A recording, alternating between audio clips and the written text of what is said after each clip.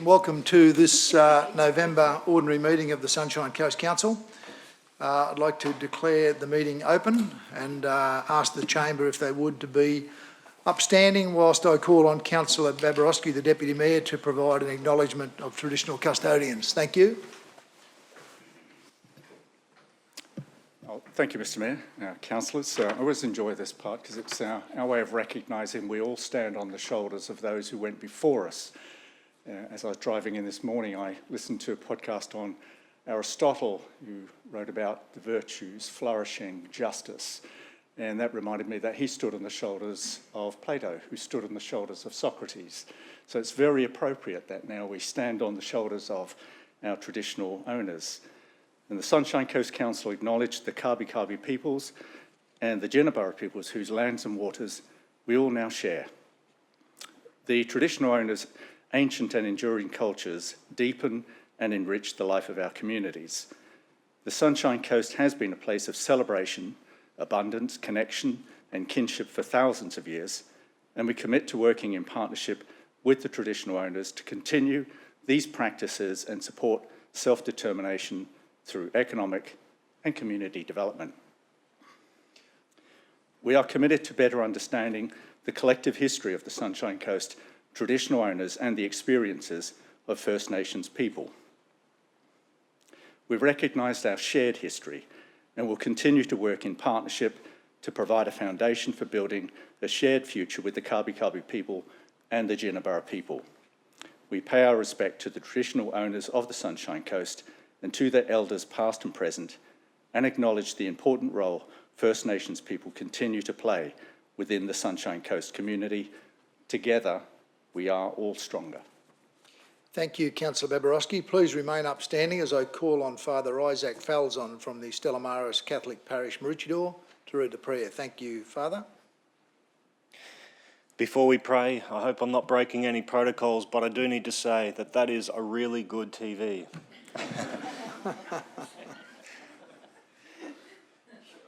So thank you for having me here today. Let us pray. Gracious and loving God, as our community leaders gather here today, we seek your guidance and wisdom for those gathered here in this meeting. Bless them with discerning hearts and clear minds as they deliberate on matters that impact us all. Grant them the grace to listen attentively, speak with compassion, and decide with wisdom. May they be inspired by your divine light to lead our community towards unity, justice, and prosperity. Help them to see beyond personal interests, understanding the needs of every individual they serve. Grant them the humility to seek counsel, the courage to make difficult choices, and the strength to stand firm in principles of goodness and fairness. We ask your blessings upon this meeting and those gathered here, that it may be filled with respect, understanding, and cooperation.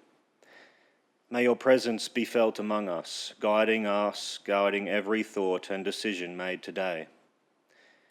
And may the power of Almighty God bless you all, in the name of the Father, and of the Son, and of the Holy Spirit. Amen. Amen. Thank you, Father Isaac. Please be seated.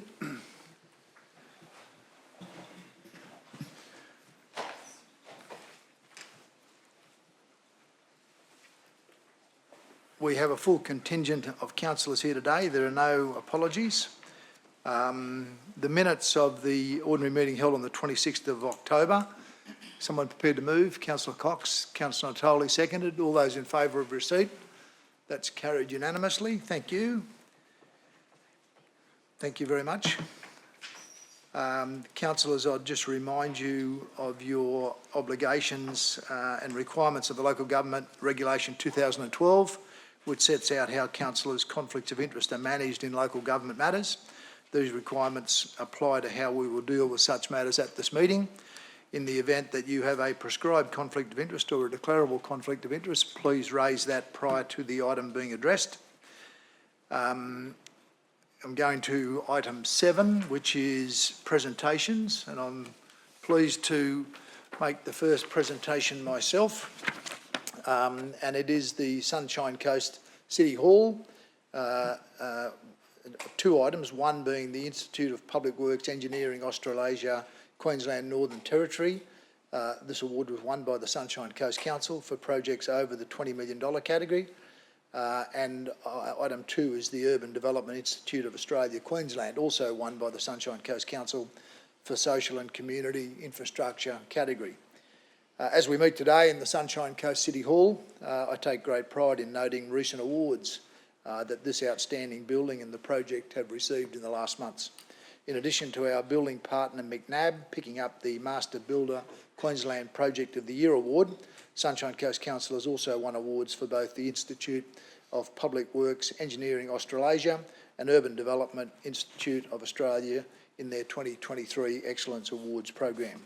The UDIA noted that the Sunshine Coast Council and their project team are commended for delivering a world-class civic headquarters. Sunshine Coast City Hall's striking design draws cues from the surrounding landscape, setting an architectural benchmark for the renewal of the Maroochydore City Centre. Its design incorporates a wide range of sustainability features, provides meaningful spaces for community use, as well as an internal layout that innovatively embraces new ways of working to support Council's organisational objectives.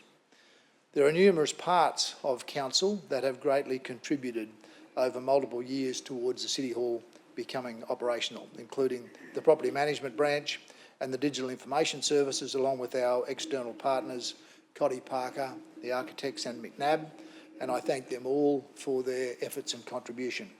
I'd also like to congratulate the project team from workplaces, former and current, for their tireless efforts in completing City Hall and the change management journey of getting our staff relocated and operating, including Zach Ross, Iona Bewley, Shelly Heathwood, Judy Bailey and Matt Dagan.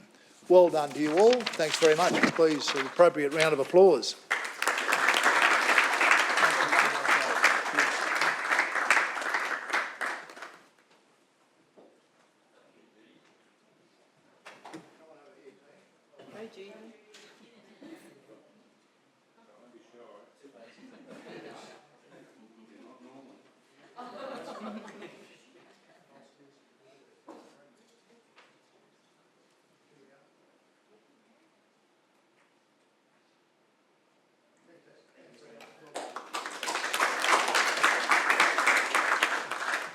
Councillors, I'm happy to move that if I can have a seconder, please.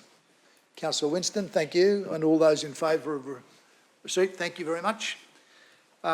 We move now to our second presentation. I ask Councillor Dixon if he would introduce the Customer Service Award, please. Good morning, Mr Mayor. Good everybody. Morning to everybody here. And on behalf of Councillor Winston Johnson and I in the portfolio, we'd actually like to present an award here this morning for our Customer Contact Unit.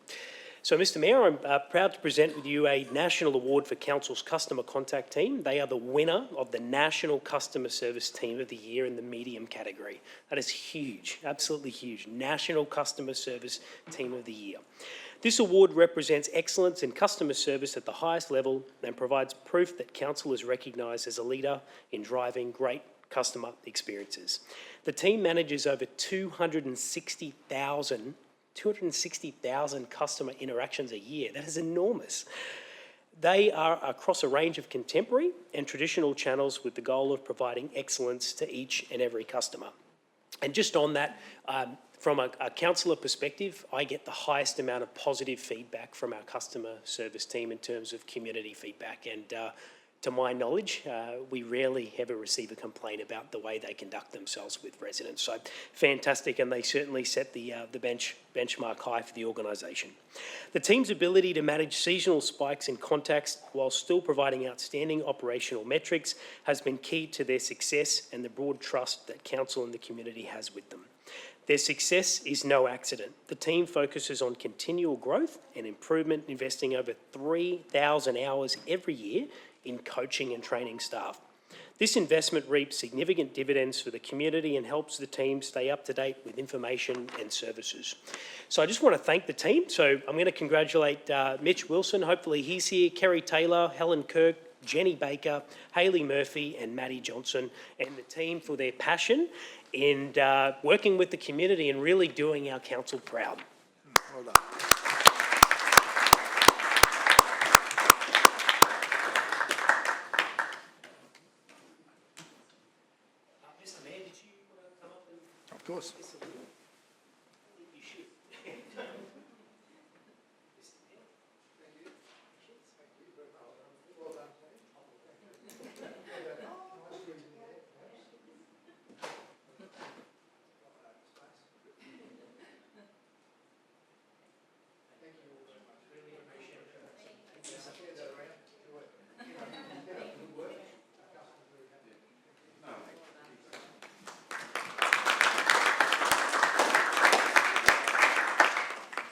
take Councillor Dixon as the mover. Can I have a second? Councillor Johnston, thank you. And all those in favour of receipt? That's carried unanimously. Thank you very much. Councillors, we'll move now on to report 8.1, the Sunshine Coast All Abilities Action Plan. And I'd like to invite Brenton Doyle. And I also want to acknowledge in the gallery Darren Buswell from All Abilities Action Plan Reference Group Gallery. Welcome, Darren. Thank you very much. Great to have you here as well. Over to you. Brenton. Mr. Mayor and Councillors, it's my pleasure to present to you the All Abilities Action Plan for your consideration today. I'm presenting today on behalf of our project team, including Anna Wilkinson and Jane Goodwin, and our supervisors Chantel Kensler, Tim Burns and Kerry Forrest. I'm also presenting on behalf of the many council officers who contributed to development of the action plan across different departments, and the many community members who contributed their ideas and feedback, including the members of our amazing reference group, made up of people with lived experience. And I'd too like to welcome one member of our reference group, Darren, who is with us today. Welcome, Darren. Okay. We estimate there are around 85,000 residents of the Sunshine Coast who have disability or are carers. This figure will increase in the coming years with strong population growth and the ageing of our population. It's also estimated that almost every one of us will experience a disability, whether temporary or permanent, at some point in our lives. Council has worked to improve accessibility and inclusion for people with disability over many years. We have highlighted some of this current work in the action plan. Some examples of current council initiatives include funding All Abilities exercise classes as part of the Healthy Sunshine Coast program, mobility mapping of key destinations, providing pool hoists and wheelchairs at aquatic centres, and beach matting and beach wheelchairs at some beach locations, funding the Council Link service, delivering new All Abilities playgrounds, and upgrading paths and beachfront areas to be more accessible. However, there is more to do. Residents told us that people with disability continue to face discrimination, as well as physical, attitudinal, and organisational barriers to access. Council's Community Connections Survey, conducted earlier this year, surveyed 1,000 randomly selected residents across the Sunshine Coast. It found that residents with disability have lower quality of life, are less likely to feel safe, and are less trusting of other people compared to residents without disability. New actions for Council to further improve inclusion for people with disability are included in the All Abilities Action Plan. The Action Plan includes 39 new actions for Council to achieve over the next 5 years. Actions relate to both physical and non-physical disabilities and visible and invisible disabilities, including, for example, dementia and severe allergic reaction. The Action Plan outlines 4 principles that will govern Council's activities: increasing disability awareness, promoting and protecting human rights, removing access barriers, and valuing lived experience. The 39 new actions in the Action Plan are organised under 5 priority areas: awareness and education, built environment and public spaces, employment and training, events and programs, and participation and communication. Some examples of actions in the Action Plan include delivering awareness training for council staff and elected councillors, delivering new Changing Places facilities, expanding Council's volunteering opportunities and promoting them to people with disability, requiring minimum inclusion standards for events that need a council permit, and developing guidelines for council information about facilities, events, programs and evacuation centres so that people with disability can plan ahead. The Action Plan was developed with input from people with disability, the whole Sunshine Coast community and many council teams. Community engagement included a survey targeting people with lived experience of disability, plus carers and disability sector workers. We also established a reference group with 14 members who have lived experience. This group shaped the priorities and opportunities that Council should pursue. I want to again acknowledge the work of the reference group, and particularly the 5 members of the reference group who provided personal stories in the Action Plan. And I encourage everyone to read these personal stories. Once we had the draft action plan, we asked for comments and feedback over a 5-week community engagement period, and refinements were made to the document following this engagement. Council engagement included discussions with council team members through online workshops, face-to-face discussions and targeted meetings. And everyone who participated in our early discussions, as well as those responsible for actions, had the opportunity to review the draft and the final action plan. The All Abilities Action Plan aligns with the vision, goals and outcomes of the Sunshine Coast Community Strategy, which emphasises the importance of inclusive communities. Inclusive communities provide benefits for everyone. They contribute to our resilience and quality of life, deepen our sense of belonging and enhance wellbeing. An inclusive community also provides economic benefits, such as increased workforce participation and tourism activity. Through the implementation of the All Abilities Action Plan, we can continue to work together to ensure that people of all abilities have equitable opportunities to live, work, visit and play on the Sunshine Coast. Thank you. Thanks very much, Brenton. Can I have someone move? Councillor Law, thank you. And a seconder, please. Councillor Dixon, thank you. Would you like to open, Councillor Law? Thank you. Through you, Mr Mayor, and thank you for delivering an excellent report to us this morning. And I just want to note and recognise the importance of everything that has been done by the whole team to engage with the community and to listen to the voice of people who have a disability, their families, carers, and everyone involved who works so hard to enable people who have a disability to enjoy the same lives and opportunities as anyone else on the Sunshine Coast. The plan that we have in front of us clearly demonstrates what is possible when we all work together and collaborate together. And one of the most important things here is the education for our whole community. Because discrimination doesn't happen alone as a result of what council does or does not do, or for that matter, what any other level of government does or does not do. So it's going to be important, and I encourage everybody to take this action plan and look at what the council is leading and directing, the education opportunities it provides for our community, that if you don't understand the impact a disability has on a person and their loved ones and the people near to them, and the way that they move and operate in our community, then this action plan will go a very long way to help you start on the journey towards creating a more inclusive, accessible place for people with a disability, whether that's your workplace, the place where you go and do sport, whether it's a service club, a restaurant, a bar, whatever it might be. This will give you an insight and a direction as to what you can do to help your part of the Sunshine Coast be inclusive and accessible to everyone.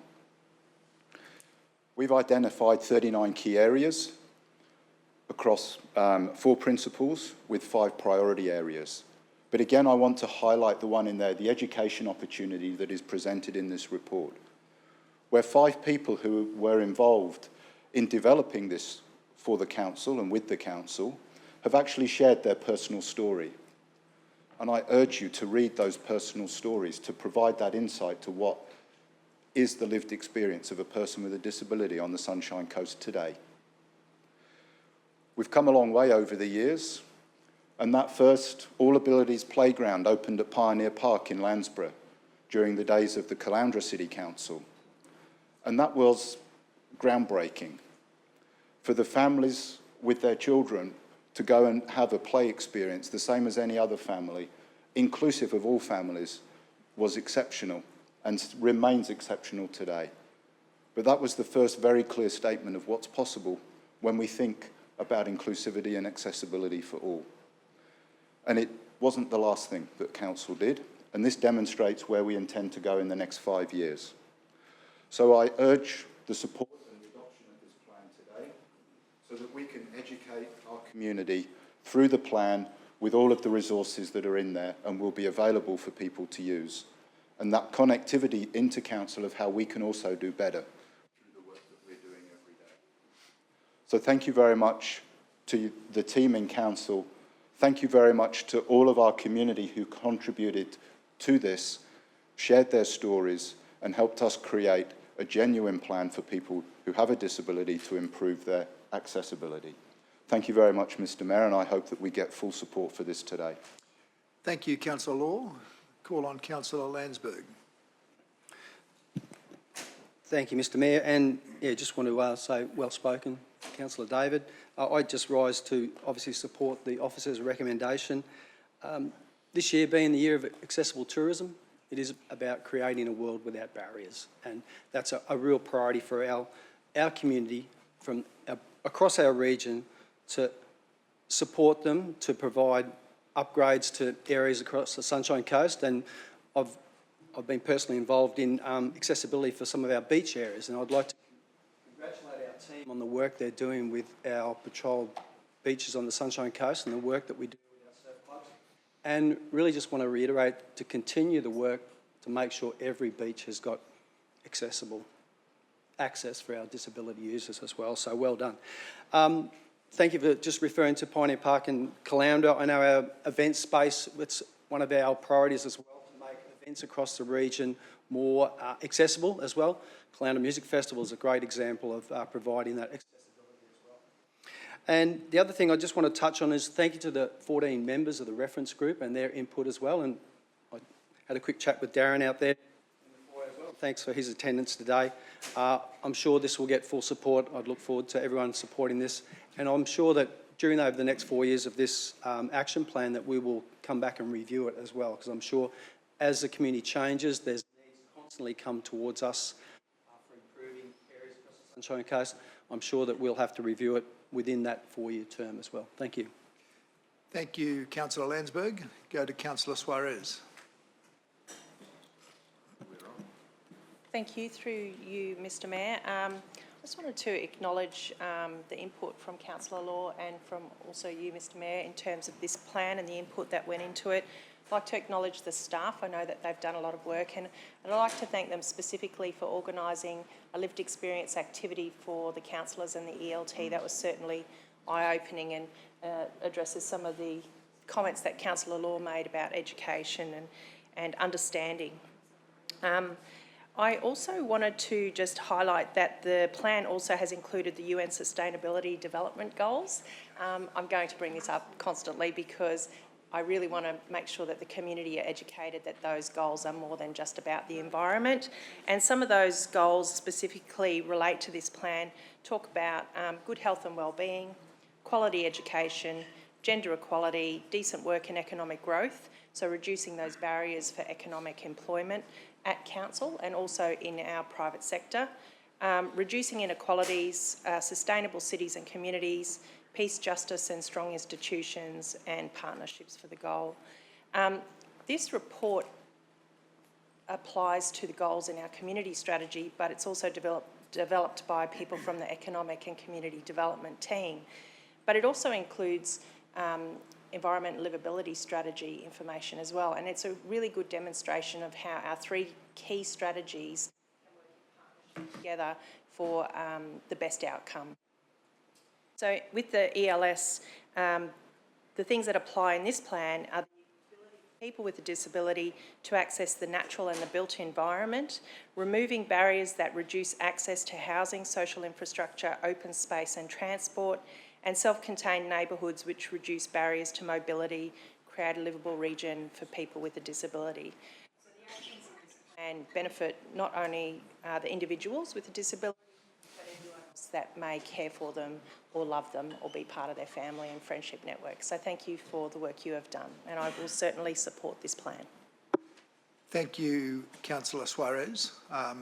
Councillors, we had a bit of a glitch there in the order, so if you just bear with me. I've actually got, I think it's the order is O'Prey, Dixon, Natoli, Cox, so I'll go in that order if that's okay. Thank you, Mr Mayor. Through you. Mr Mayor, a couple of points I'd really like to shine a light on today, and before I do that, firstly, thank you to the staff for putting this wonderful plan together, and of course the reference group that's done a lot of the hard yards and heavy lifting as well. Mr Mayor, I want to share a little bit of shared experience. I have a very close personal friend, Darren Shields, who's a triathlete who lives his life in a chair, and many years ago, one of the greatest things I think this council did was put the blue mats onto the beaches of the Sunshine Coast, and particularly down at Mooloolaba Beach. And that came about because of a conversation I had with Darren many years ago about, I basically asked him, being very much in the aquatic world triathlon, when was the last time last time he actually was on the sand, because a lot of our friends and family that live in chairs actually just go to the beach to look at it. They stand on the decks and they just look at it. They don't actually go down on the sand. So for him and about, I think it was about 50 or 60 others that day to go down on the blue mats was just extraordinary experience. And there was a lot of tears and a lot of joy that day. And Mooloolaba Beach was just on show that day. So it was an amazing experience. And I think we need to actually expand that even more. I know that this plan is so much more than blue mats. It's so much more than footpaths and amenities blocks. It's so much more. Commercial operators more involved with the 2032 Sunshine Coast Paralympics coming to town. It's so important that we get our commercial operators, whether they're restaurants, accommodation houses, anyone that's involved with can get involved with the Olympics, make sure that any new infrastructure that comes in is beyond what we're expecting. You know, it's not just a handrail on a wall anymore, it's so much more. So I'm really behind this plan. I couldn't support it enough. I think it's a wonderful opportunity for our region.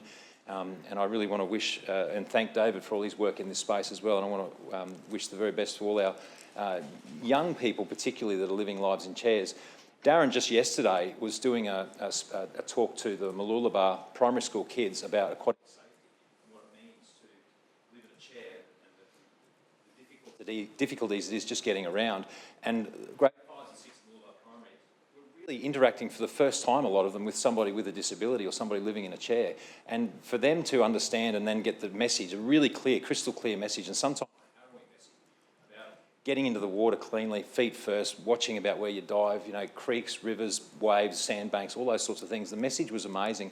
So the work that this council is doing is actually starting at the grassroots, which I'm really proud of as well.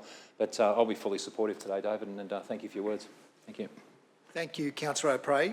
Councillors, I'm going to recommend we just take a short break while we get the system rebooted so we can solve this communications problem. Otherwise, we'll be dealing with it all morning. So if you can just talk amongst yourself for a moment. We'll be back.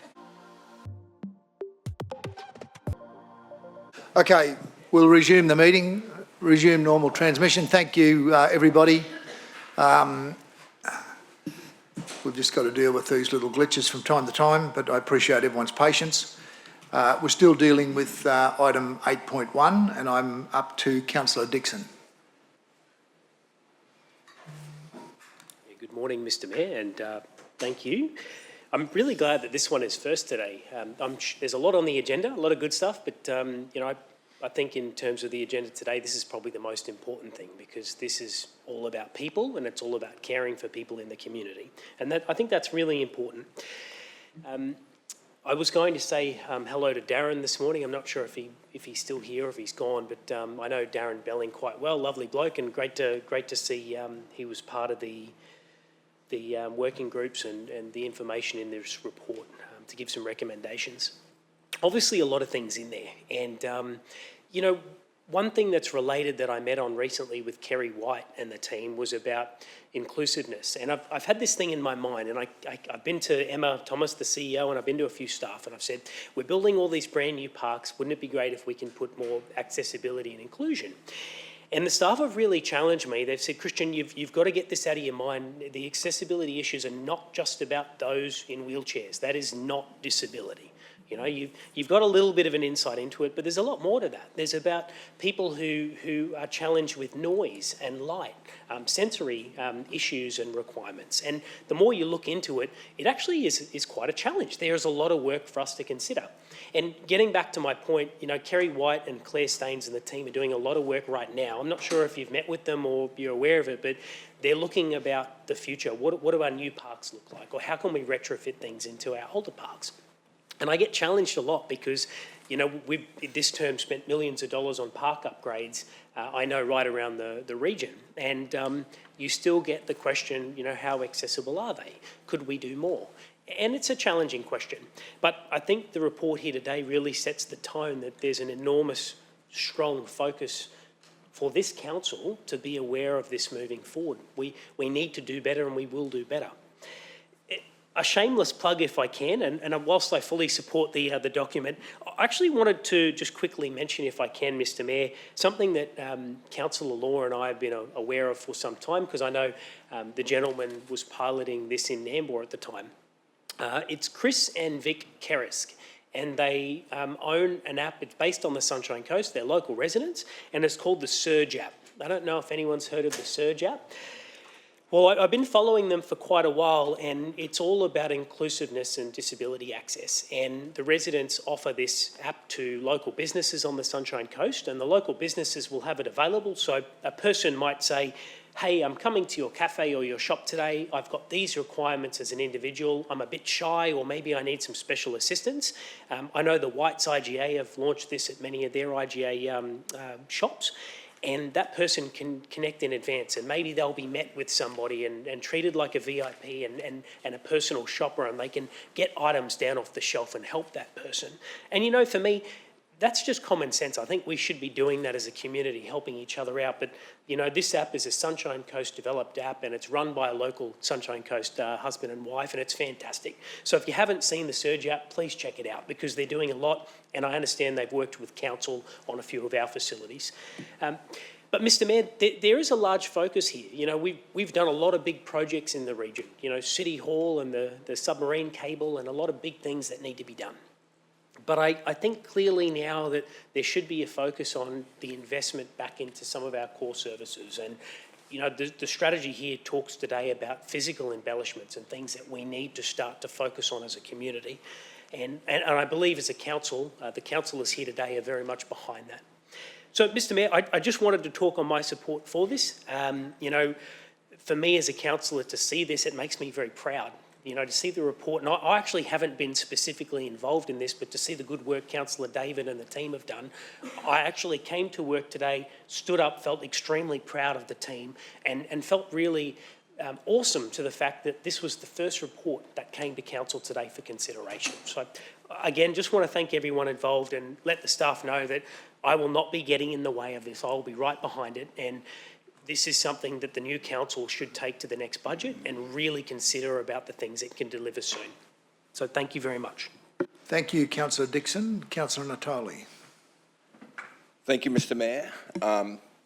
Last year, a number of councillors undertook training in terms of people with disabilities. We went through a whole range of different scenarios in Caloundra and experiencing what people with disabilities have. And I think for me that is an incredible part of learning, is experiencing what other people have. I was listening to the ABC talk back at one of the programs on the ABC where a gentleman for 9 weeks lost his entire sight, and he experienced that he went through still at university and not knowing what his future was. But the fact is, just listening to his thoughts and his processes and what he went through was insightful. So it's great to be able to have that insightfulness. This report is a really good start. There's a long way to go.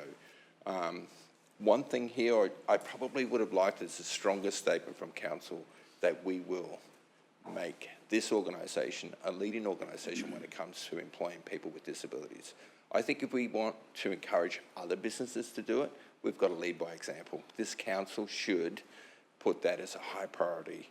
And I'm not saying people should just get employment because they have a disability, but there are a lot of good people out there with disabilities that get overlooked. And it's so important. When I had my business, young Nicholas, who was 19 years of age, never worked a day in his life, could not hear and could not speak. And we took on payment that the government had to employ him. And that went on for 3 months. I made a commitment with my family to employ him full-time. The transition in his life in that 2 years that he was with us was just incredible. And when I was Mayor of Maroochydore, I was in Brisbane one day, and after a council mayor's meeting, I went to get a newspaper in the CBD mall, and there he was. He tapped me on the shoulder, and he was working. So, you know, we can make a huge difference to people, but we need that commitment and that leadership. There's no doubt that our ageing population is a really important aspect in terms of everything that we focus. I had 2 elderly parents. My mother was so unstable on her feet. She ended up breaking both femurs over a 7-week period, 2 falls. Every time I went with her, I realised how many trip hazards there were in shopping centres around the place. And that awareness, again, is important to know that I was aware of it, but obviously we've got a lot of work to do to be able to accommodate that. And I think the one thing that I realised that both my parents also have dementia, and the fact that there's so much more work and space that can be worked on in our community to deal with people with dementia, because it will be a serious problem in our community in terms of how we deal with the number of elderly people with dementia. It wasn't that long ago that I tabled a petition that Poppy Nass, a little 7-year-old girl, and her endeavours to get the playground at Maroochydore near the surf club disability friendly. There are steps, and there are only steps that you can get in there. So she saw that triggered a morning that Councillor Prey and myself went to Stella Maris Primary School, where the students reacted and we listened to them. But the fact is that since then, the response that Council gave her has sent her backwards. I've tried to reach out to her and her mother a number of times, and unfortunately, I've lost contact with them. It's disappointing to think that, you know, that encouragement that she had, that she thought that she could bring about change by action, and the response that we had. So I think we need to be mindful that that we as an organisation have enormous challenges, because there are many playgrounds, many areas that need upgrading and work to be done. But I also would hope that in the future that her endeavours are not lost, that playground will be lost in that area with the future works that are programmed for Maroochydore. And my discussions with the CEO has been that I would love to see us actually retain it. I would love to see an all-ability playground in that location, and I would hope that one day we can call it Poppy's Park. Thank you, Councillor Natoli. I'm going to go to Councillor Cox. Thanks, Mr. Mayor. Is that on? Yep. Look, I just rising just to support the great work that the team has done in compiling this action plan. The priorities and the commitments outlined in the report demonstrate that this council is very serious about trying to be all-inclusive for our community. And it really sort of hit home when you were reading through the report and reading, you know, Belinda and Drew and the others' lived experience. And it just shows the importance of how council can actually act for every one of our community members. And that should never be lost.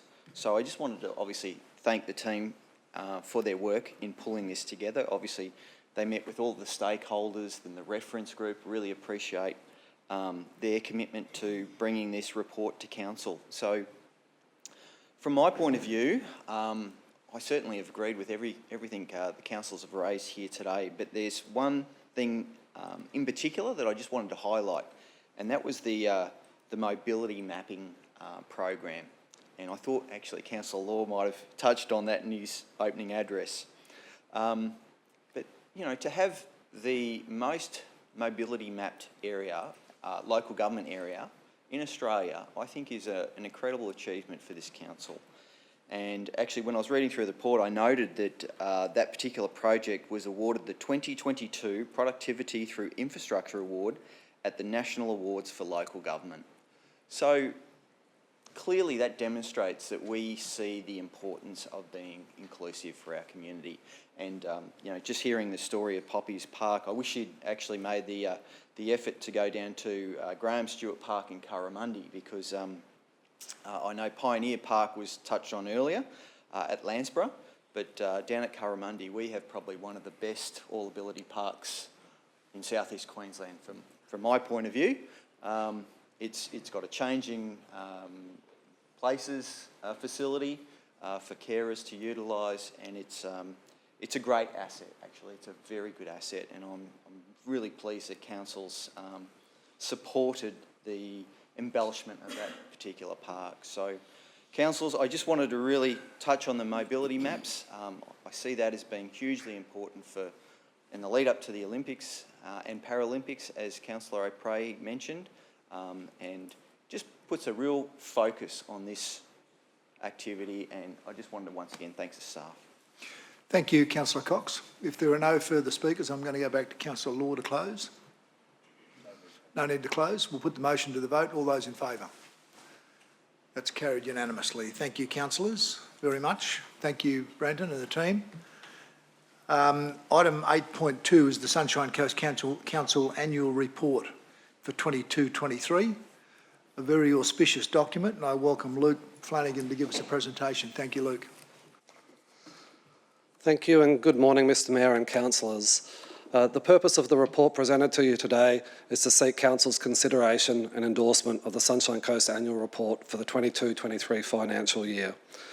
The annual report is a statutory requirement by the Local Government Act 2009, and the report presented to you today provides all the information that is required by the Act, as well as the Local Government Regulation 2012. The presentation of the annual report covers the period 1 July 2022 to 30 June 2023 and provides an important opportunity to monitor the progress towards the implementation of our corporate and operational plans. The annual report comprises of 4 sections.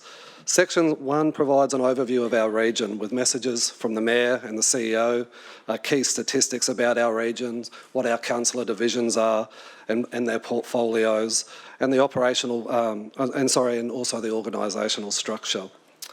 Section 2 highlights the key achievements in delivering the Operational Plan 22-23 and in doing so progressing the Corporate Plan 22-26.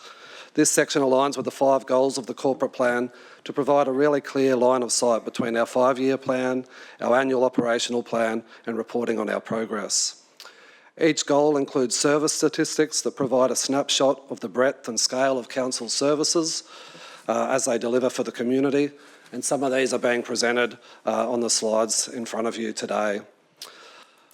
Section 3 provides the annual disclosures and presents important information in relation to Council's governance and risk management.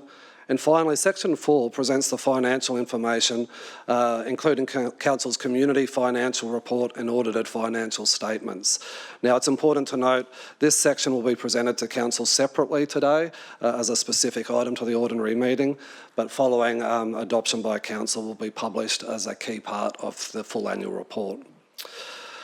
Throughout this annual report, you'll find many examples of Council's ongoing commitment to partner with our community, business and other tiers of government to effectively position the region for the future, ensuring we continue to monitor progress and adapt our processes as necessary.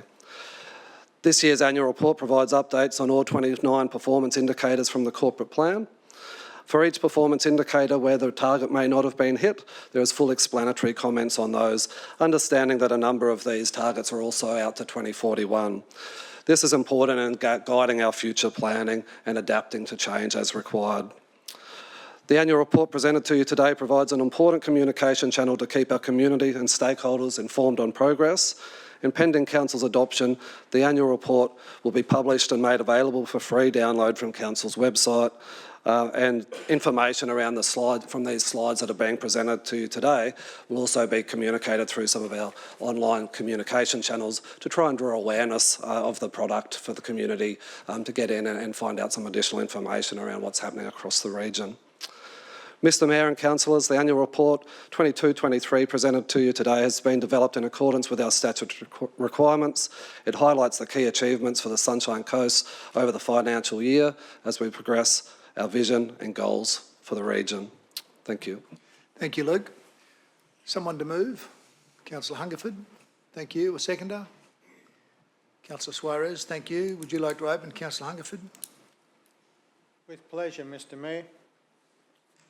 I'll just pick out just some of the few points. I'm going to leave some for others rather than go through it all. But this is outstanding. Council, and more importantly, our employees, have been both nationally and internationally recognised by receiving 22 awards throughout the 22-23 years. That's outstanding. 22 awards, nationally and internationally, received by Council and our employees. They're the ones that make it happen. And in supporting our local community, 69.5%, almost 70%, or over 314 million of Council's total available purchasing spend for the year was awarded to our local businesses. That's Council supporting our community. 105% of council's electricity consumption was offset by the Sunshine Coast Solar Farm. We're leading the way. We're the first in Australia and only local government to build its own solar farm to offset our total production, and that was rubbished at the time. We got very little support, but we've led the way Australia-wide. More than $5 million was awarded through 1,038 community grants for projects, events and partnerships that provide a benefit for our residents. That's supporting our local community and community groups.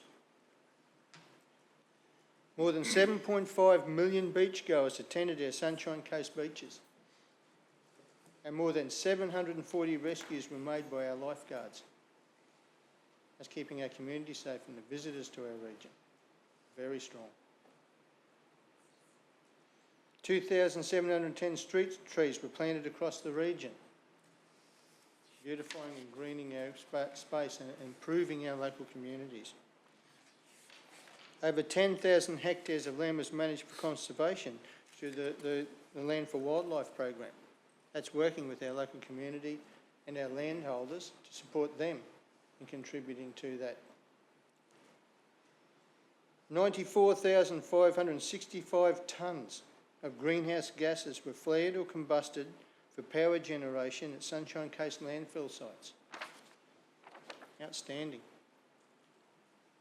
21.7 million was invested to rehabilitate and resurface 88 kilometres of our local roads over 161 road projects. That's maintaining our assets, improving the quality of life for our residents in doing that. I had relatives down from Mackay, and you're recently driving around commenting about the roads. How do you do it? He says, because we're focused on maintaining our assets and giving that for our community. As he said, in our area, the roads are falling apart. Nothing like this. He was quite amazed. And I was driving around with him. And over 13.7 million bins were collected. Waste is one of our biggest services. A lot of people take it for granted. They go missing every week. And it's done with clockwork. They were picked up on schedule collection time 99% of the time. That's outstanding. I think JJ Richards should get a pat on the back for that, our contractors that do that work. But this is shown, we show this consistently year after year. We're leading the way and we're way out in front all the time. And I think I'm proud of this, we should all be, but our community should as well. And I look forward to the next council continuing this. I know I'm running out of time, Mr Mayor, I'll leave it there. Thank you, Councillor Hungerford. I'll go to Councillor Dixon. Yeah, thank you, Mr Mayor.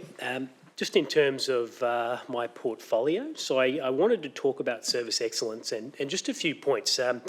One that I get quite regularly from people is about pet registration. They say, hey, pet registration's gone up. How do you justify it? What's the increase? What does it mean? Well, I've got some interesting stats here today that people would be interested in, and the actual team. So if we talk about education for pets and reg services, they've gone out to 132 public events. They've had 12 community education sessions, and they've been to 14 schools. So if you want to know where some of your money's going, not only is it regulation, but it's education. The team are actually getting out there, and I see it all the time. I get the invites that pop up in my diary. I see the other councillors go to them, where they actually turn up in the community and have a chat about regulation for your pets, find out what the rules are, and they actually give away some freebies as well to the community. So that's really great that we do that. Want to also talk quickly. We had some stats earlier about the customer service team winning a national award. Well, if you talk about customer service and planning services together, they've actually dealt with 287,000 inquiries through the council, which is enormous. That could just be your general roads, rates and rubbish questions, but it could be planning questions too. I want to lodge a development application. I've got a complaint about something that's happening in the community. They are part of those 287,000. And of that, I've actually noticed a trend here. We've got 39% of our customers now contacting us through digital means. So that's Facebook, your text messages. It's not all just simple counter and phone calls. So they are getting online and using those digital services, which we need to stay ahead of, and I know the team are working very, very hard at. Just one other interesting stat that Councillor Ted would be very happy with, and I know this is in your area. Council's actually finished off the Budrum Village Park. So I will actually acknowledge this council and previous councils for not only, one, buying the land in Budrum, because it was an enormous exercise at the time, but we've now seen the park complete. And I know it was celebrated, might have actually been yesterday or today on Council's Facebook page, but we've actually just been recognised for all the work that the team have delivered up on that park. And I know, as someone who grew up in the Budrum area, that park is seen as one of the best things that's happened to the Budrum village. So just want to acknowledge that, and acknowledge that we've done a lot of other local playgrounds as well this term, and thank our state and federal colleagues and levels of government for their assistance in grants to the community to deliver those parks. So all in all, pretty good outcome, and I think the way we're tracking in terms of response from the public in customer service and service excellence is actually quite high. So we've got a very high number of positive interactions and feedbacks from the community in terms of that engagement. So from Councillor Winston and I think we're very happy to be in this portfolio, and I would not just acknowledge the council team and the CEO, but Deborah Robinson, Scott Taylor, and I'm going to single Shanna Jacobs out. I'm going to do it because every time I go to Shanna with a problem, she finds a solution. She's one of council's best assets, always engaging with a team, but not afraid to go see the customers either. Very happy to pick up the phone and organise a meeting to come out with the councillor and be on the ground and have those meetings. So all in all, I'm proud portfolio councillor, and thank the team through the CEO. Thank you, Councillor Dixon. Councillor Natali. Thank you, Mr. Mayor. Councillors, if you go to page 84, 317 and see that there is one section of the annual report that talks about the conduct and performances of councillors, and you will see that I am the only councillor that was found guilty of releasing confidential information in regards to a meeting that we had early in our term, where I had raised the issue about the sale of the Brisbane Road car park, and at that meeting, having received a 1,000-page electronic document the night before, and stayed up till 4 a.m. to have a look at that document, and realised that maybe councillors weren't aware that we had another offer of 9.5 million, settlement over 30 days, and that we were selling the land for 2.3 million less with the 5-year settlement. Now, I accepted when the Office of Independent Assessment brought it to my attention. I accepted that if you do the calculations, I accidentally and inadvertently released that information. I accepted I was guilty. 2 years, the Office of Independent Assessor took me through this process to try and resolve whether I was guilty or not. I said I was guilty. I stuffed up. 2 years. I think, Councillor, where you're going is probably exactly where you've been in terms of releasing confidential information. So I'd probably urge you not to continue down that path. I mean, if you're looking to justify your action, consider it done, but this is not the group who found you guilty. No, but it's I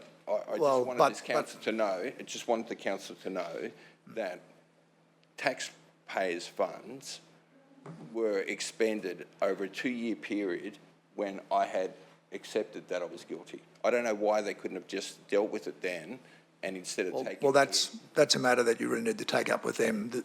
We aren't in a position to make a decision on that.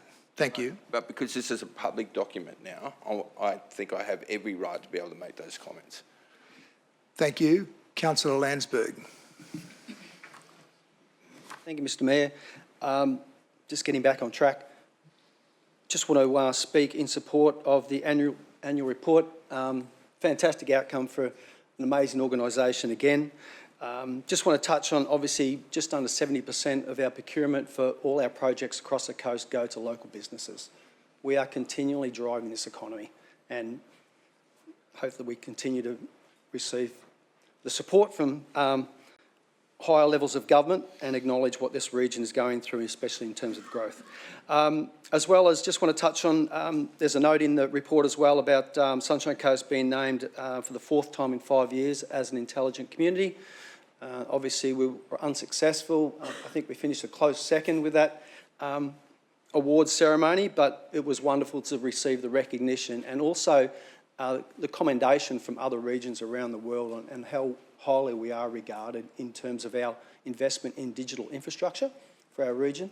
And also, just want to touch on as well the great work in terms of relocating our data to Next DC. I think our community can be confident in regards to cybersecurity and our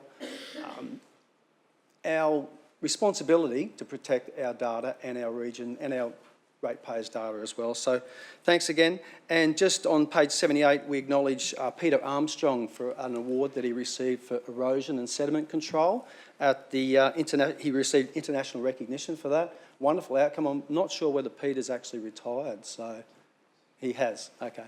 Anyway, so I wish Peter all his best in retirement. So thank you. Thanks, Lou. Thank you, Councillor Landsberg. Councillor O'Prey. Thank you, Mr Mayor, and I'd like to reiterate a little bit on what Terry said in regard to our portfolios. Firstly, congratulations on a wonderful annual report, Madam CEO. Probably the best one I have seen since we've started in 2012. It's amazing. In fact, that role that we had earlier that wasn't really spoken to, the did you knows, there was a whole lot of did you knows that come up. I reckon we need to get that out there because that was just amazing. And a lot of those numbers actually blew me away. It was really good. And Teddy's words saying outstanding all the time is just that. So a couple of highlights in regard to the economy. And Councillor Terry made mention of it, that there's just shy of 70% of our ability to spend money goes back into our local community. So that's our mum and dad businesses right across the region. 70% sounds like a lot, but to put it into reality, it's $314 million. $314 million bucks a year is going back into our local suppliers, so that's pretty cool, right? And our whole gross regional product sits at just shy of about $21 billion, so we're well on our way, Mr Mayor, to getting to that 33 million that we've been talking about for a long time. Of course, we've got the holiday parks now. Our holiday parks always kick above their weight. We always see them in our financial reports doing better than we ever expect, with $22 million in revenue generated from I think there's only 6 holiday parks.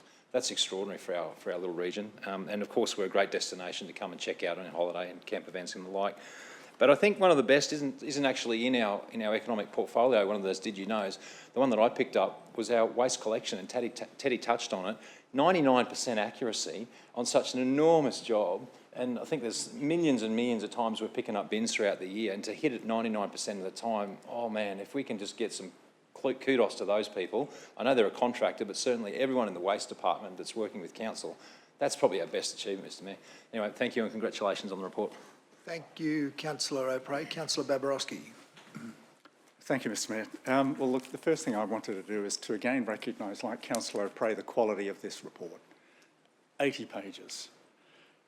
It is a legislative requirement, but I'm sure that we could have achieved it in a lot less than 80 pages because our priority is not to comply, it's to inform. And this is an amazingly good document if a member of the community or any interested stakeholder wants to get an insight into how the council expends its funds. And the scope and scale of the projects is just really impressive. So a sincere thank you to the team who put heart and soul into producing this report, probably knowing not enough people will read it. But just to let you know that we certainly appreciate it. And it does go on the public record, and the did you knows are on the public record. I'd like to just take the opportunity to point out this is a very important document, and it highlights probably the most important document was our planning scheme. And it does give an initial report on the engagement process that we engage with. Over 8,000 people engaged. And really to some extent that was an early engagement. It was to some extent our choice to say, look, we're going to help the community understand what this is about. And we're going to get your early feedback. And I loved the fact that it was clear that they came back and said, guess what? We're a values-driven region. We really want to protect our environment. We want that to be balanced out with our rural and our urban development. And two things it points out, page 35 of the actual report, the interurban break. My goodness, how important that is. We must never blink, never step back from the pressure we put on to the state to say that we want that legislated as a protected area. And it also reminds you that, well, even between the townships, in the country towns, the intra-township breaks, which are rural, have to be protected in our planning schemes so that they don't become rezoned for urban and turn us into suburbs. Nobody wants that. We want our country towns to be part of the mix in perpetuity. Future generations will be incredibly grateful, not only for the supply of rural land and the food that can produce, but also in protecting our character as a region. So I'm very proud that this annual report highlights those 2 points, and I certainly support the officer recommendation. The other quick point I wouldn't mind touching on, because transport is probably the second biggest issue, and it does in the report mention that we did make a small improvement in active transport, a couple of % higher than in 2018, but that's a long way short from the 20% we need to be at in 2040. And it also pointed out that we are still utterly wedded to our cars. 86, 87% of trips, 1.2 million trips a day, is in our private cars. And we all know that that will not change until the state and the feds come with the public transport infrastructure that gives you an alternative that is convenient, frequent, and utterly reliable in trip times, as well as some other things. So stay tuned for the announcements that have to come from the state and the feds on transport. But this report does a good job of educating the community on what they need to know. Thank you, councillors. Thank you, Councillor Babarowski. Councillor Suarez. Thank you, through you, Mr Mayor. Yes, congratulations, Madam CEO, on another great annual report, to Luke for compiling it all, and to the ELT and all the teams underneath you for the work that they've contributed, which is documented in here. I know we've got a lot of agenda items. I'm not going to labour on individual items that are in here. I know they've been reported in previous quarterly reports, and we have another quarterly report coming up as well. The one issue that I did want to touch on was with the environment and livability goal measures, and it's about providing our quantum of land per 1,000 residents for sport and recreation. It was a target that we didn't meet this year, and we recognise the challenge of that with our region being so desirable, and the influx of people coming to our region has skewed that quantum of land that we can provide for the people that have moved here. And it's going to continue to be a challenge. I do note that the ELS refresh, which we endorsed last month, made note of those challenges, and particularly in the areas that are going to receive that the bulk of the future growth. And in that ELS refresh, it acknowledged that challenge, and it acknowledged that special planning was required to make sure that those areas receive their quantum of sport and recreational land. So I just wanted to highlight that. I'll leave the rest for the quarterly report, and I encourage people to read it if they want to, because there's a lot of good stuff in there. So thank you, Luke. Thank you, Councillor Suarez. Councillor Johnston. Thank you, Mr Mayor and councillors. Thank you very much for the report. As always, it's an exceptional report, but these exceptional reports don't come by accident. There's a lot of hard work that goes in, there's a lot of planning, a lot of decision making, not just by councillors, but by the staff. And under your very capable administration, Madam CEO, and the heads of the department, the ELT, I'd like to thank you all on behalf of the ratepayers for the hard work that you've done, and for the great leaps forward that you've taken this council, particularly during the last 4 years that almost 4 years I've been a councillor. But having said that,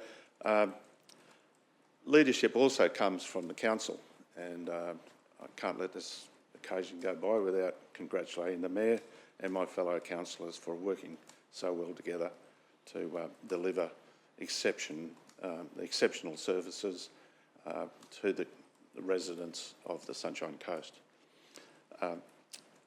I'd endorse everything that's been said by the other councillors. They haven't left me much to talk about other than to say, well done, and let's make sure that next year is just as great as this year, if not better. Thank you. Thank you, Councillor Johnston. Councillor Cox. Thanks, Mr Mayor. Yeah, councillors, I will certainly be supporting the annual report that's presented here today for us to deliberate on. It obviously follows on from the Regional Economic Development Strategy annual report last month, the Environment and Livability annual report also last month, and the Community Strategy. So those annual reports obviously form a huge basis of what we have in front of us here today to endorse. Council is here to serve the community, and we have got thousands of employees that turn up to work every day and do their best for the entire Sunshine Coast to prosper and enjoy. So, Madam CEO and ELT, all the way back through this organisation, through to our frontline staff, I'm just hoping you could pass on our sort of thanks for their participation, because without them turning up every day and doing their job, we wouldn't be able to celebrate some of the successes that are mentioned in this annual report. So, yeah, if you could convey that on our behalf, that would be much appreciated. Now, just touching on something that Councillor Praise said earlier with the digital presentation we had with the Did You Says. Last week, I actually put them up on Facebook, just trying to sort of promote the fact that we had our annual report coming out. And I'd certainly encourage, if we can, through our media and comms branch, if we could maybe roll those out through social media, just so people get a bit of a taste as to what council does on their behalf. I think that's hugely important, because when I turn up to community group meetings, I can tell you no one reads the annual report, which is really disappointing because there's some absolutely incredible material contained in here. So I just wanted to rise now and speak on a couple of points just from a portfolio basis, because I think it's really important to celebrate some of the successes that we've endured. The Mooloolaba Foreshore, the Northern Parklands project, it actually received 2 awards at the 2022 Institute of Public Works Engineering Australasia. So we actually won the Project of the Year, as well as the project from the $10 million to $20 million category. So that, to me, is such an incredible community asset. It has been really well received by the public and is enjoying some phenomenal usage. Every time I go through Mooloolaba, there's people everywhere enjoying that aspect. And I think that's incredible money that's been well spent on our ratepayers' behalf. And obviously, we're looking now at doing the central meeting place in the coming sort of financial year. And I'm sure that we'll replicate an equally excellent project there for our community. And the other thing I just wanted to touch on too was that our urban design and architecture team received the regional award for urban design architecture in the 2023 Australian Institute of Architects Awards for the Sunshine Coast Design book and the education campaign that went with that. So I think that they're really great to just acknowledge, because they align with the environment and livability portfolio that Councillor Suarez and I share. And I'll be certainly supporting this here today. Thank you, Councillor Cox. Councillor Law. Thank you. Through you, Mr Mayor. Clearly a report that needs to be supported today, and congratulations. And as Councillor Peter has just said, it demonstrates that as an organisation, whatever our role is in the organisation, we're here to serve the community. Completely agree. And while the report reflects what we've done over the last 12 months, the way that we see this acted is there are far more people choosing to come and call the Sunshine Coast home than those who are choosing to leave and go somewhere else. But that indicates a certain range of concern in that it creates issues and difficulties around affordability of housing. And during last year, we had a whole range and a team of people who worked very hard on creating the homelessness action plan, which we endorsed in July this year. Absolutely vital that we have that tool for us to use, to talk to other levels of government whose responsibility it actually is to do something to address the lack of affordable housing. Serious concern on the coast. And if you look at the data in our strong community section, where people are asked about and talk about the livability of the Sunshine Coast, we know people come here because the Sunshine Coast is a very desirable place to live. So much so that it's making difficult for people to choose to live here unless you do have significant economic means to do so. So that is a challenge ahead of us, but the report demonstrates the work we did last year to prepare for and make a difference, to support other levels of government to make a difference. We also worked really hard last year to develop the plan that we endorsed in the previous item, the All Abilities Inclusion Plan. The work was done last year, it's been finalised, and today we endorsed it. And that sort of demonstrates the process that we go through to get things to make a difference for our community. We also had a very successful and award-winning program called Shine a Light on Racism last year, where we're working very hard to create the community that has made such a desirable place that people want to come and be here. We've also gone even further and said we're going to be a welcoming city. And we're going to have actions in place that will mean that we are able to welcome people, again, vulnerable, disadvantaged people who want to come here from other cultures, that this will be a welcoming place for them. But it also identifies that we've got challenges around our housing, and particularly our housing affordability. And the other thing that impacted on the livability score was congestion. And again, we've got plans in place to do something about that. But we need our whole community, the community that we serve, we need everyone on board to make a difference there and start choosing to travel differently. Have a look at the Think Change programme. And all of us need to make different choices. Can we do these journeys in a different way to reduce the number of trips that happen on our roads in vehicles, that creates the congestion that make the Sunshine Coast a less desirable place to be? And it's no good just building roads, because the roads will be filled with the vehicles. We have to change our behaviour. We've got a plan, it's in this document, and it's easily accessible, the Think Change plan, and we've got to start making changes. Yes, we need better public transport, and hopefully that will come in the near future. But we have public transport today that we just need to use more. There's no good complaining about empty buses, but not using the bus network. And we can choose to use active transport trips. If you think about the trips you make, most of them are probably quite short trips. Can you do them differently? Could you walk? Could you cycle? Could you skate? The options are there, you have to choose to do it. Sometimes it's harder, but sometimes it can be done if you just stop and think and don't jump in the car.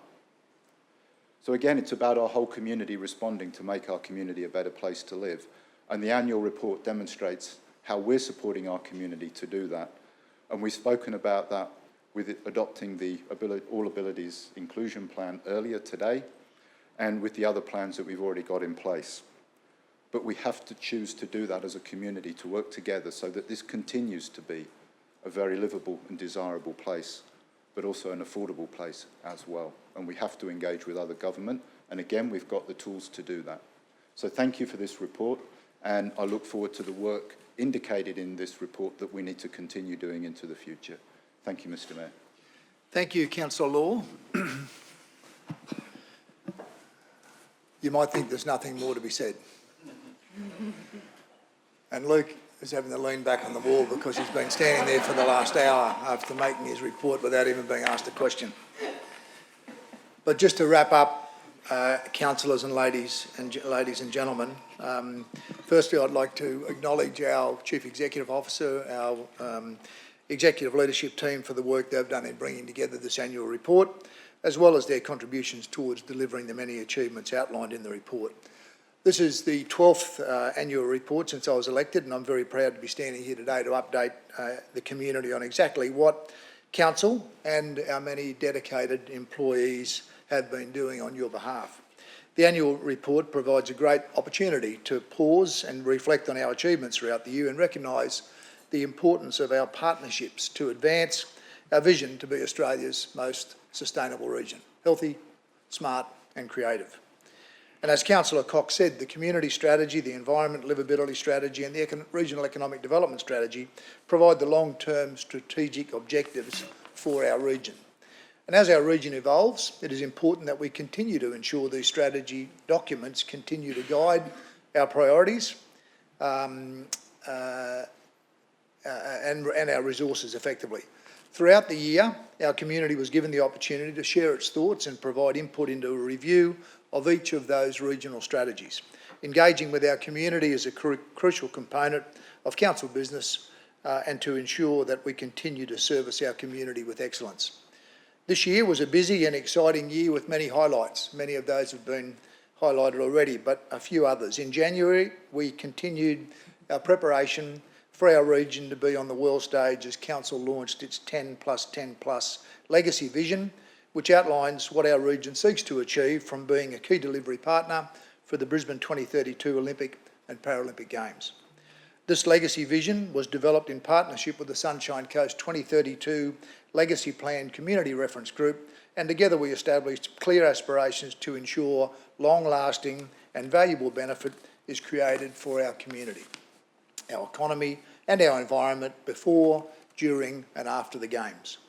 Significant planning and works to activate our region in preparation for the Games is already underway and includes achievements like the release of the concept design for a new 11-court indoor sports centre within the Kiwana Sports Precinct, and planning for the Sunshine Coast Stadium expansion and, of course, the Parklands Mountain Bike Centre. We continue to build a strong community through the goals outlined in the Community Strategy 2019 to 2041.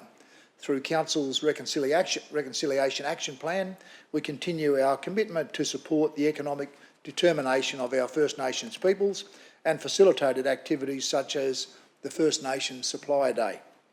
We strengthened our commitment to cultural diversity and inclusion by signing on to become a member of the International Welcoming Cities Network, signifying we are a region where everyone can belong and integrate into our society.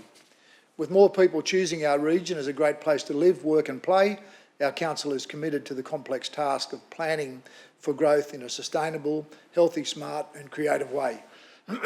Pardon me, more than 8,000 people voiced their thoughts on the proposed region-wide and local planning directions of our new planning scheme. This is one of the largest and most successful community engagements ever undertaken by the Sunshine Coast Council. As our region grows, Council remains passionate about preserving and enhancing our natural environment and the livability of our region.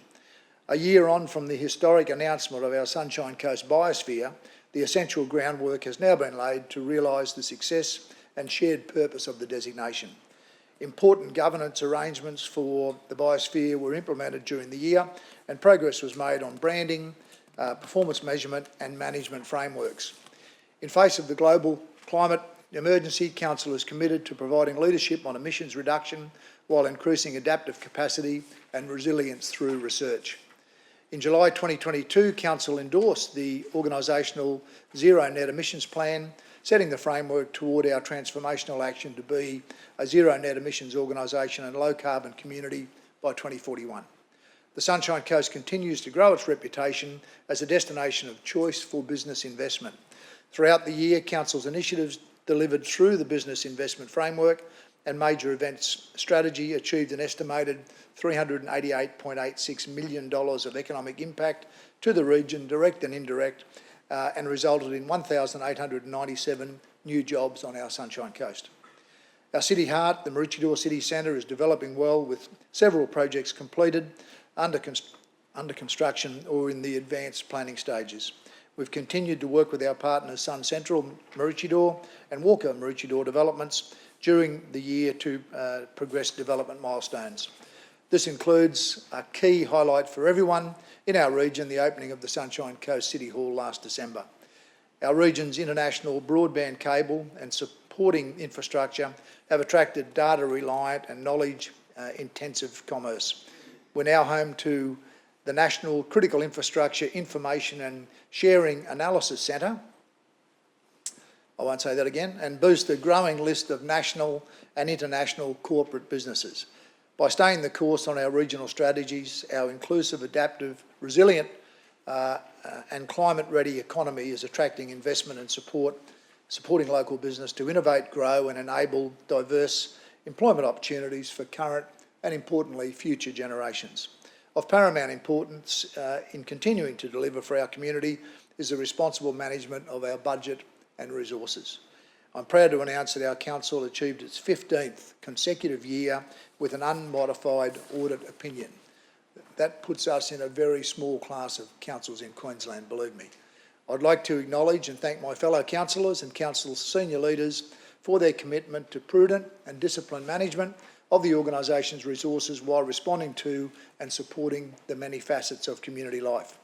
On behalf of my councillor colleagues, I want to thank all of our council employees, our partners and community volunteers who help make our region the special place that it is today. Councillors, I commend this report and provide my support.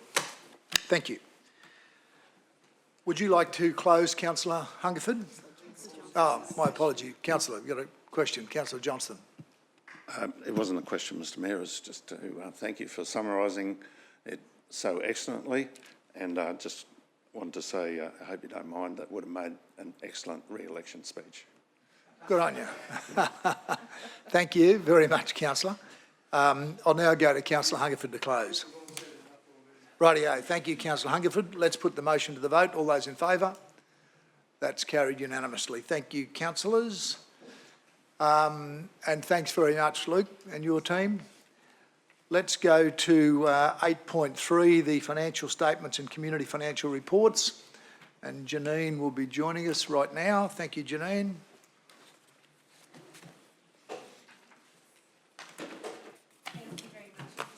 And good morning, everyone. I'm very happy to be here to present our audited financial statements and community financial report for 22-23.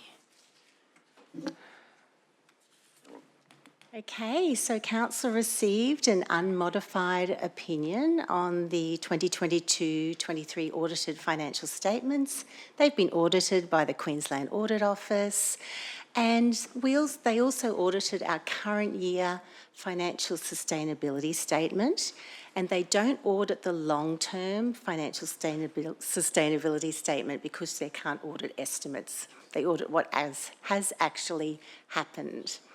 Our council's financial results will be included in the annual Auditor General report to Parliament on the results of local government audits, and that's published usually early in the new calendar year. We've also presented a community financial report, which is an easy-to-understand version of the financial statements. That's also audited by the Queensland Audit Office, by the way. That will be included in the annual report that you've just seen, along with our audited financial statements. Now, Council has 3 controlled entities: Suns Central Maroochydore, Sunshine Coast Events Centre and Sunshine Coast Arts Foundation. They've also been audited by the Queensland Audit Office, and they've also all received an unmodified audit opinion. A special mention to the Sunshine Coast Events Centre. They had to complete a full set of financial statements for the first time this financial year, so that was a great achievement for them. Previously, they weren't required to. All of these financial statements will be published on Council's website following the meeting today, and once the annual reports are available for those entities, they'll also be published on Council's website. Thank you. Thank you, Janine. Somebody to move the report, please. Councillor Hungerford. Seconder, Councillor Natoli. Would you like to open, Councillor Hungerford? With pleasure. So the purpose of this report is to present the Council's financial statements for the financial year 30th of June 2023.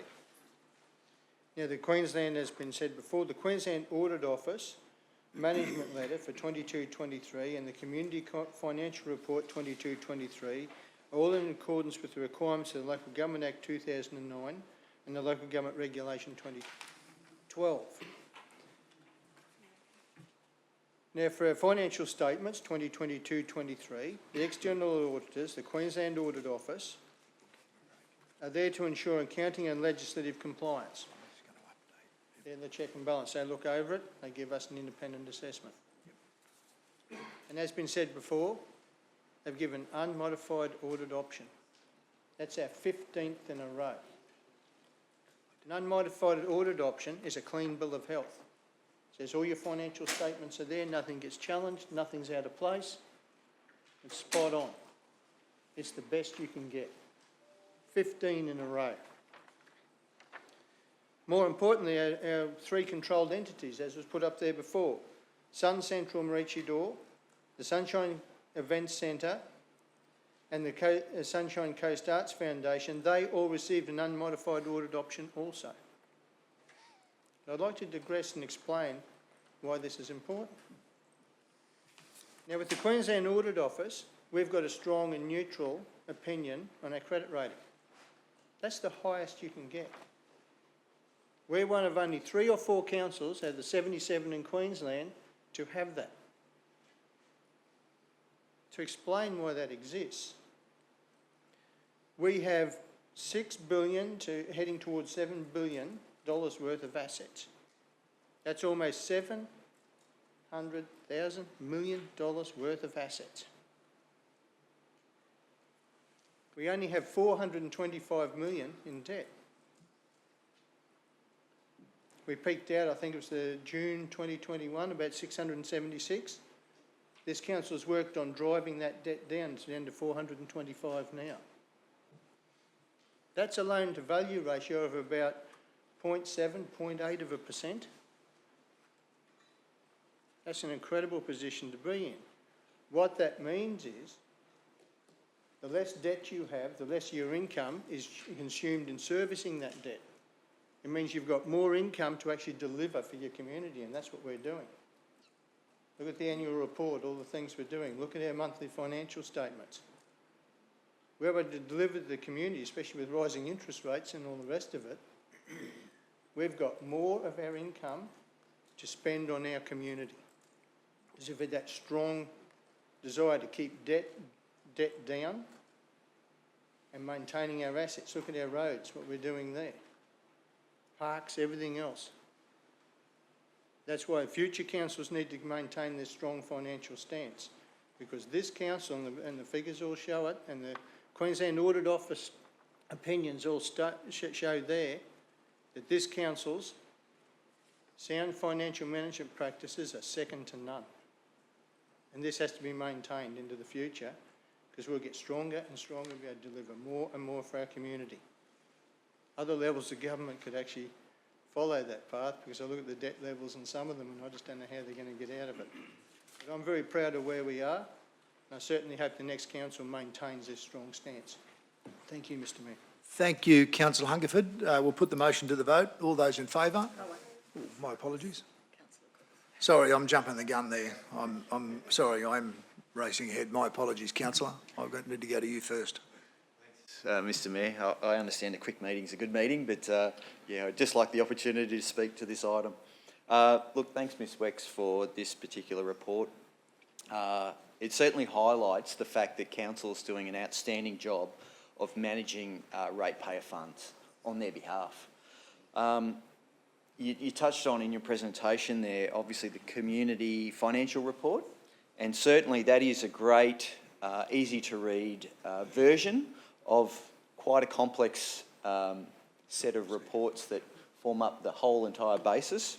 So for the community to particularly read that one, I think they would find great benefit in understanding just how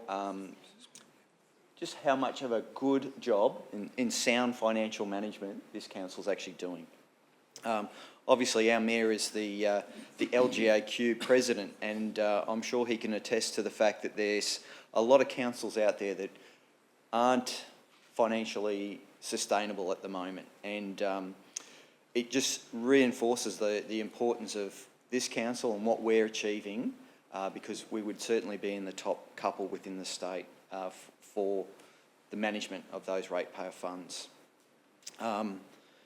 When I look at that community financial report and I then look at the community equity section, and there's a great little pie chart in there which demonstrates, and I know Councillor Hungerford spoke to our assets and our liabilities, but when you really drill down and have a look at that community equity, it is significant.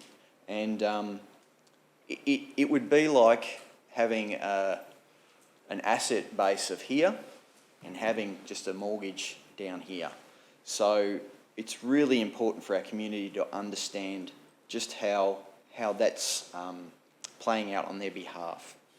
And I noticed that I think that currently stands at community equity at about 6.7 billion as of the end of last financial year. So that's impressive. One thing, I did have a question actually for you, Ms. Wex. I note that on Facebook, this time of year we often get a lot of, I suppose, conspiracy theory things about how debt-riddled council is. And I note that there was a recent comment by a former mayoral campaigner, actually, and he was stating that this building, which the mayor announced that we'd won an award for earlier today, they'd quoted something like 120 million plus for this building, and I know that that's incorrect, but I'd just like to have that confirmed if it's okay. And I know it's probably outside the scope of this annual report because we've only just finished the fit out of level 8 and 9 just in the last couple of months. So I was just keen for you to understand and maybe share with our community just how much that the project has cost ratepayers, if that's okay, because I just want to dispel some of those mistruths that are out there. Through Mr Mayor, yes, the City Hall building, including fit out and beautiful Altitude 9, has come in just under $98 million. Well, thank you very much for that. If there are no further speakers, do you need to close, councillor? Not necessary. We'll put the motion to the vote. All those in favour? That's carried unanimously. Thank you. Thank you, Janine, very much. Councillors, I'm just going to ask now if you'd accept a procedural motion to suspend standing orders so I can give you an update on some breaking news out of Canberra around transport. Is someone prepared to move that? Councillor Cox, thank you. Seconded, Councillor Babarowski. All those in favour? Okay, so I'll just give you an update. We've received some material this morning regarding an announcement by Minister Catherine King around various transportation projects that have been the topic of conversation for some time and probably will be for some time into the future. There's quite a significant list here of Queensland projects which we've been seeking to go through and highlight them in respect of their impact on the Sunshine Coast. I don't intend that we go into any debate around this or commentary. I just want people to get a handle on what's happening and then we can deal with the individual items post this meeting. So under the heading of the following projects will be built, we have the Beerburrum to Nambour rail upgrade, $390 million. The Glasshouse Mountain Road, i.e. Steve Irwin Way and the Caloundra Street intersection upgrade, $3.85 million. This is Australian government funding. The Mooloolaba access upgrade, $12 million. Under the next heading, which is the following planning projects will continue as planned. Beerburrum to Nambour duplication study, $5 million. The North Brisbane Bruce Highway Western Alternative, $10 million. And the Southern Sunshine Coast Roads Improvement Study, $5 million. Next heading, the following projects will proceed through planning with remaining funding reserved for construction. The direct Sunshine Coast rail line, $160 million with $1.44 billion for construction. So that's confirming the 1.6 million is locked in. And that, we're led to believe, represents half of that particular project. Under the next heading of the review process found that there are projects that do not demonstrate merit, lack any national strategic rationale, or do not meet the Australian government's investment priorities. Listed in there is the Mooloolah River interchange. Again, I think we agree that the pressure will come back on the state government because that is an essential piece of infrastructure, and the Nicklin Way 3rd Avenue connection at Caloundra, which again is also very disappointing. Next heading, the following road corridors will be established. Bruce Highway, Pine River to Caloundra Road Smart Motorway Stage 2, and the Bruce Highway, Pine River to Caloundra interchange planning. And then it also refers to a couple of items that, for all intents and purposes, are already done, they being the Bruce Highway, Maroochydore Road, Mons Road interchange upgrade, and the Bruce Highway, Caloundra Road to Sunshine Motorway. So that is hot off the press. Some good outcomes, some not good outcomes in that, and we'll get more information for all of councillors, but particularly those impacted the greatest as promptly as we can. I think that might be a good opportunity to break for a morning tea break. So if we can break now and be back by 11, I'd be grateful. Thank you.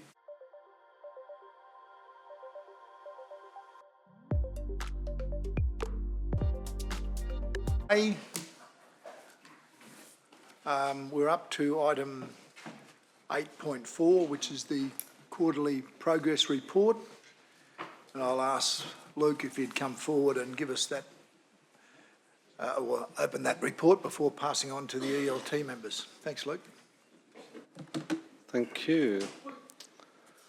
Good morning again, Mr Mayor and councillors. We've been looking at 2023 for most of the morning at the moment, where this report is for Q1 23-24, covering the period 1 July through to 30 September 23.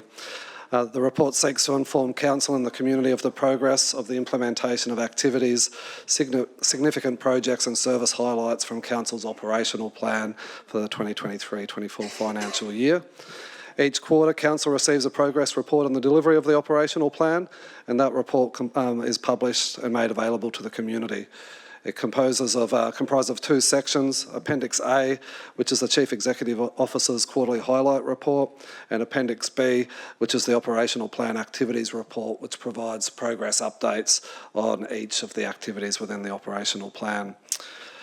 The operational plan outlines 87 activities to be delivered over the financial year and key elements around how we're going to progress the vision and goals of our organisation and for the region. I'd now like to invite CEO Emma Thomas to provide an overview of the highlights for the quarter.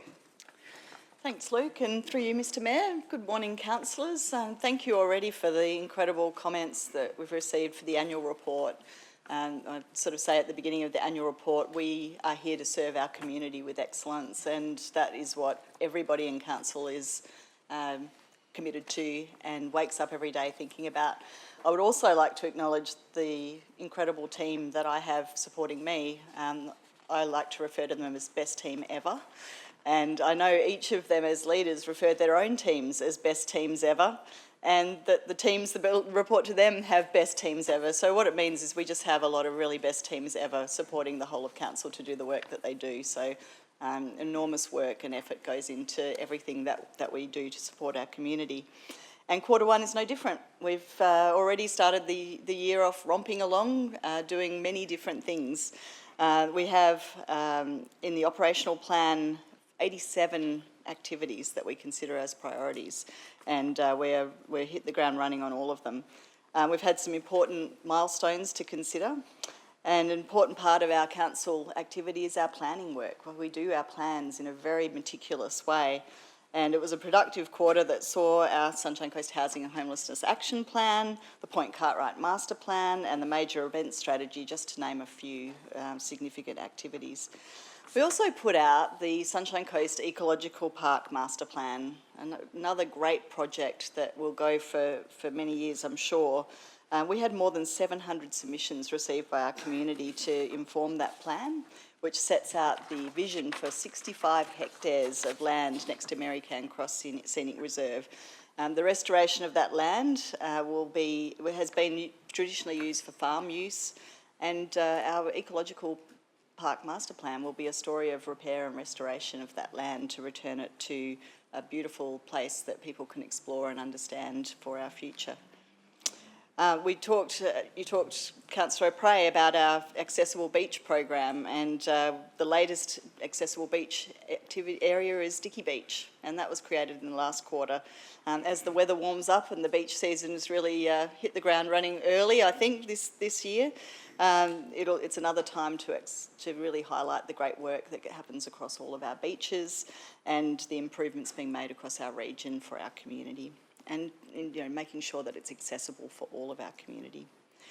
Our Capital Works program continues to deliver, and again, our Capital Works program has had some really big challenges, like every infrastructure deliverer across Australia, with increased inflation, increased difficulty to access materials and services.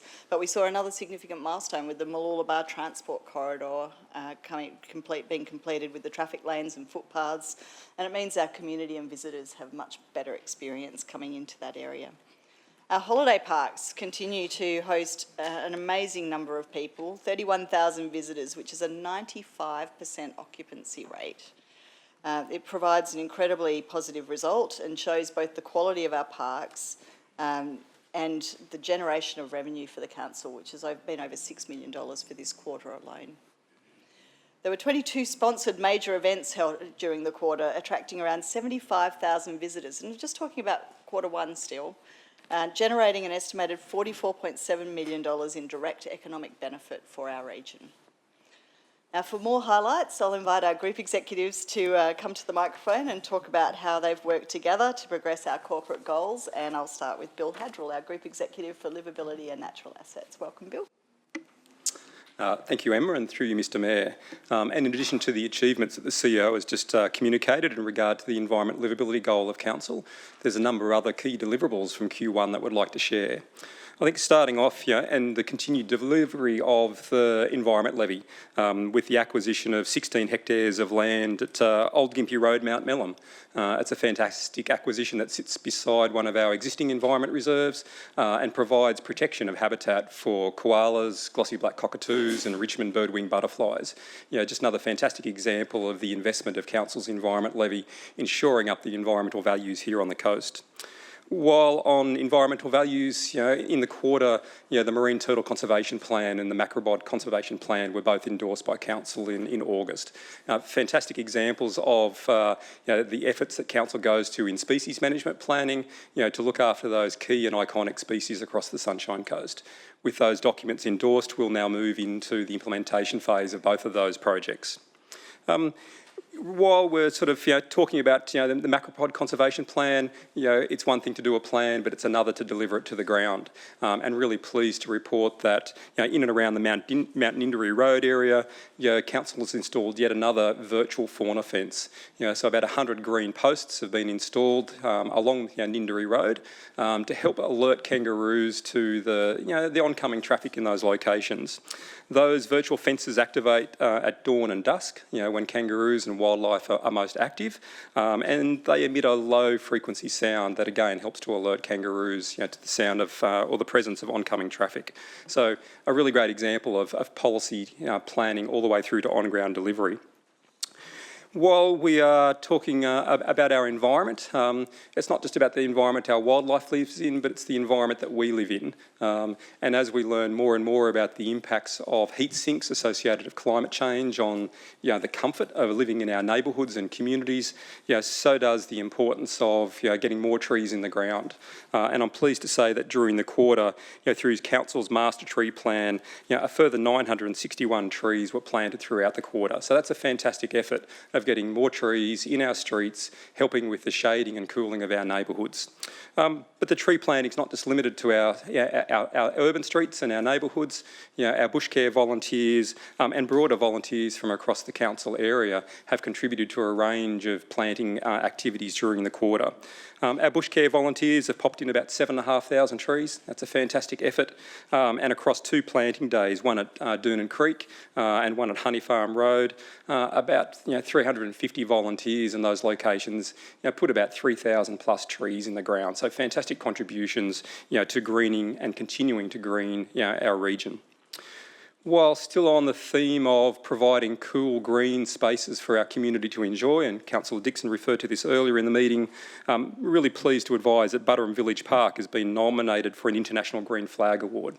Council's previously won of those awards, down the Caloundra Way, I think it might have been, and the International Green Flag recognises the provision and management of high-profile parks. So yet again, it's the outstanding recognition of the quality of our parks and the quality of the ongoing maintenance of them. Turning our attention to waste and the ongoing modernisation of our waste resource recovery facilities, really pleased to say that the construction of the new material recovery facility at Nambour is continuing, with completion of that facility due for completion by the end of this calendar year. So that'll be a really exciting facility to have online and a great boost to the way that commingled recyclables are managed within the region. While waste is one thing, turning our way to the much-loved waterways and the provision of access for our community to those waterways is something that we are continually seeking to improve. And in this quarter, we were pleased to announce that the construction of the new easy access boat ramp at Outrigger Park at Minyama has commenced. That facility will provide not just a boat ramp, but about 36 car trailer parking spaces at that location. Once online, it'll start to relieve a bit of pressure off the Park and Parade and the La Bolsa Park boat ramps, which are pretty popular to our community. So that's a fantastic effort. And finally, on the placemaking front, we've progressed a number of initiatives in the last quarter, probably a couple to mention. The first would be the Maple Street Stage 2 consultation process, and the next one would be the Ocean Street initial engagement, which has kicked off. And both of those are providing really critical community input and direction on what those streetscaping outcomes will deliver for those communities. Thank you, Mr Mayor, and I'll now pass over to Greg Laverty to provide an update on our resilient economy. Thank you, Bill. Thank you, Bill. Mr Mayor, starting with our goal of a resilient economy, from the Big Apple to the Big Pineapple was a move made by New York-based company Genpack when they announced the location of their Australian headquarters being the Sunshine Coast. The announcement followed a competitive nationwide search, and their investment is expected to generate 250 jobs in the region over the next 5 years. Season 3 of our international award-winning Vitamin SC Investment Attraction campaign launched on the 1st of September. The campaign this time around has 3 prongs to the approach. It will focus on the region as a smart city, as a thriving business community, and will ask the question, why not in paradise? As part of the campaign, the Sunshine Coast Investment Prospectus has been updated and will be available as a downloadable e-book throughout the campaign. One of the highlights of the Forward Fest event was a panel comprising successful local export businesses, Advanced Aquarium Technologies, Grease Boss and Radar Targetry. It was a very engaging session where local businesses were really interacting and asking questions about their success stories in relation to export. Sticking with trade, we saw the final webinar in relation to the Trade Export Capability Series with the AI Group, which included in-market briefings for the Malaysian and Japanese economies. The Study Sunshine Coast tender was let with a local company winning it, so Growy Education won it. That involves industry development and industry engagement across 4 sectors being international education, talent development, marketing and youth innovation. The Maroochydore Multisport Complex held the Brisbane Lions Academy, State Academy. We had the AFL Masters as well as local AFL and netball grand finals. The Nambour Showgrounds had the Queensland Garden Expo, the Sunshine Coast Caravan and Outdoor Expo and the Collector Armour Fair. If we move to the Sunshine Coast Stadium, we held the England Lionesses training camp. We saw 2 Matilda live sites there.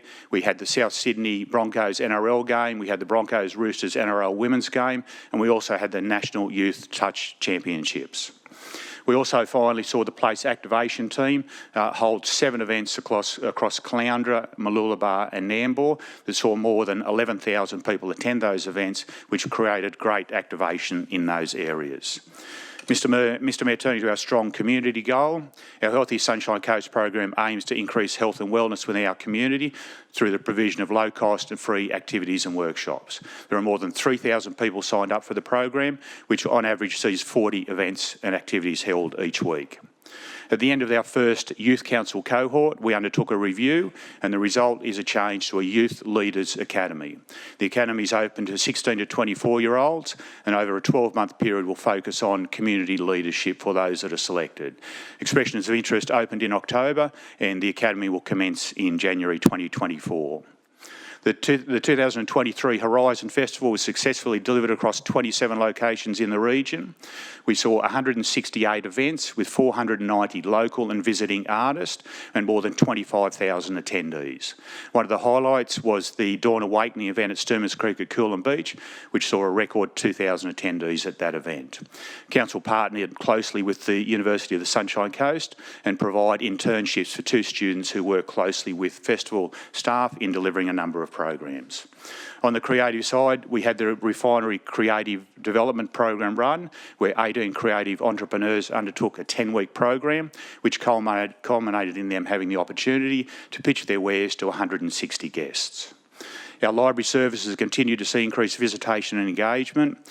We saw the number of members grow to over 114,000, visitation up by 8.5%, and digital loans up by 30%. One of the most popular activities was a lifelong learning, where we saw an additional 18 sessions held during the quarter.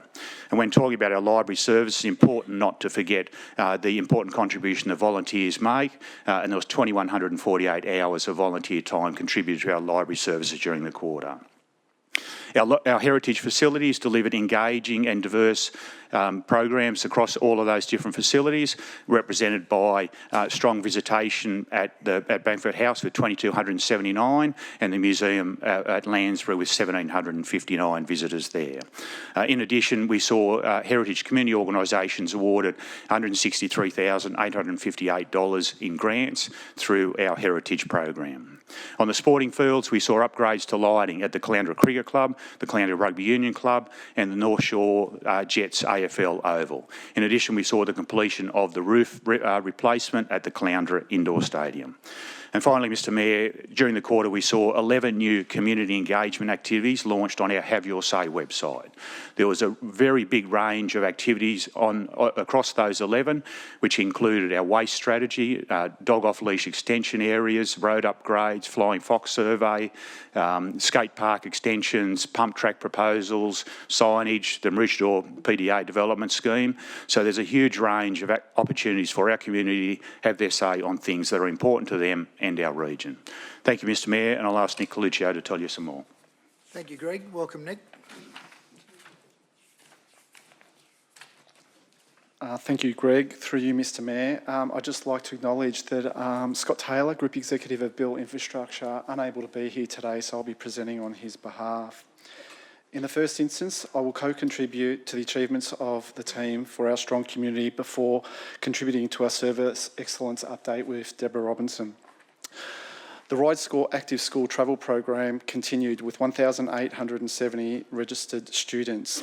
Bike cage counts demonstrated a 20% increase in the number of students riding and scootering to school over the last financial year.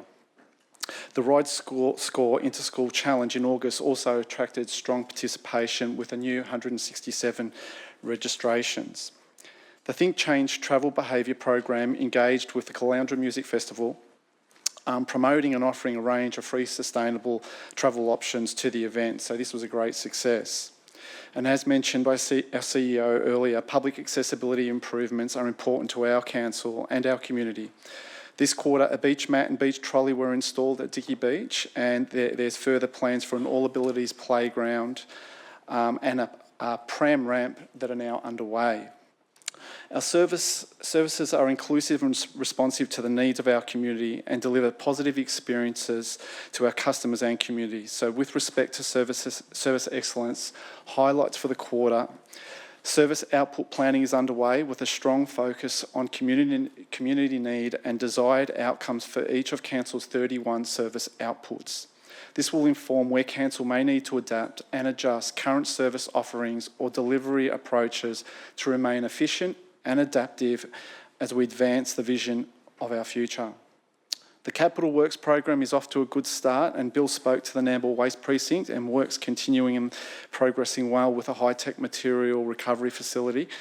And in addition to that, community sports and recreation program, as Greg mentioned, the Caloundra Indoor Stadium roof replacement, the Kawana Waters Aquatic Centre upgrades, and the North Shore Multisport Clubhouse are all on track for completion. There were 4 councillor free tree giveaway days this quarter, which represented 961 trees, which will be included as part of our tree canopy and greening our region. And on top of the Budgeon Green Flag nomination, I can proudly announce that we were successful with that award, which Bill mentioned also recognises high maintenance and management standards for best practices across our globe. This quarter, the disaster management team focused on training and exercising the local disaster coordination centre, where we had a number of key staff and ensuring we have a large pool of staff available for the upcoming storm and fire season.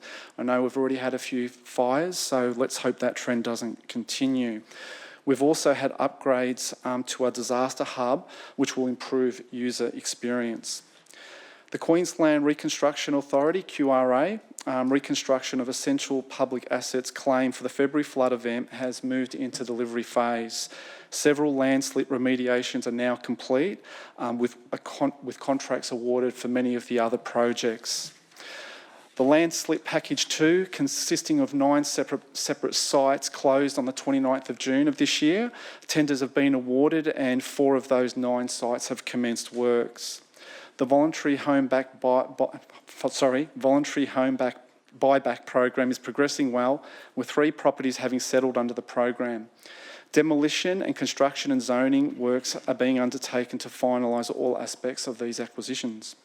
Finally, I'd like to thank all Sunshine Coast staff, officers, contractors, and importantly, volunteers for contributing to our region and community through service excellence. I will now hand over to Group Executive Customer and Planning, Deborah Robertson. Thanks, Nick, and welcome, Deborah. Thanks, Nick, and through you, Mr Mayor. On behalf of our Service Excellence Portfolio Councillors, Councillor Dixon and Councillor Johnson, and my colleague Nick Lucci on behalf of Scott Taylor, it's my pleasure to provide our community a further update. Today, I wanted to firstly highlight how Council is supporting our homeless and vulnerable community members. As we know, homelessness can affect anyone. Every day and night, our homeless community are facing challenges across our region. Council is committed to making a difference. This includes working with our teams directly with our community and our community each day.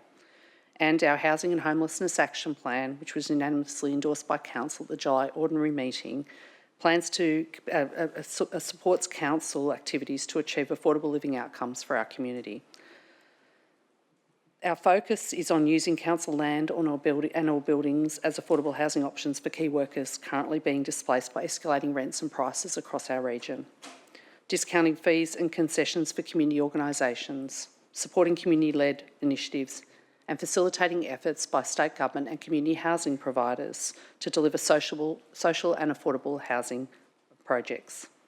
Work to strengthen our customer-centric culture and development of the customer experience roadmap has continued. Our unwavering focus on culture and organisational alignment will assist us to optimise customer experience. In Q1, our customers rated Council 6.5 out of 10 in customer satisfaction with Council services. Each month, Council's leadership team reviews service performance and customer experience survey results. Insights are then used to inform key decisions and service delivery improvements, and results in key areas are being actively addressed to increase service outcomes for our customers.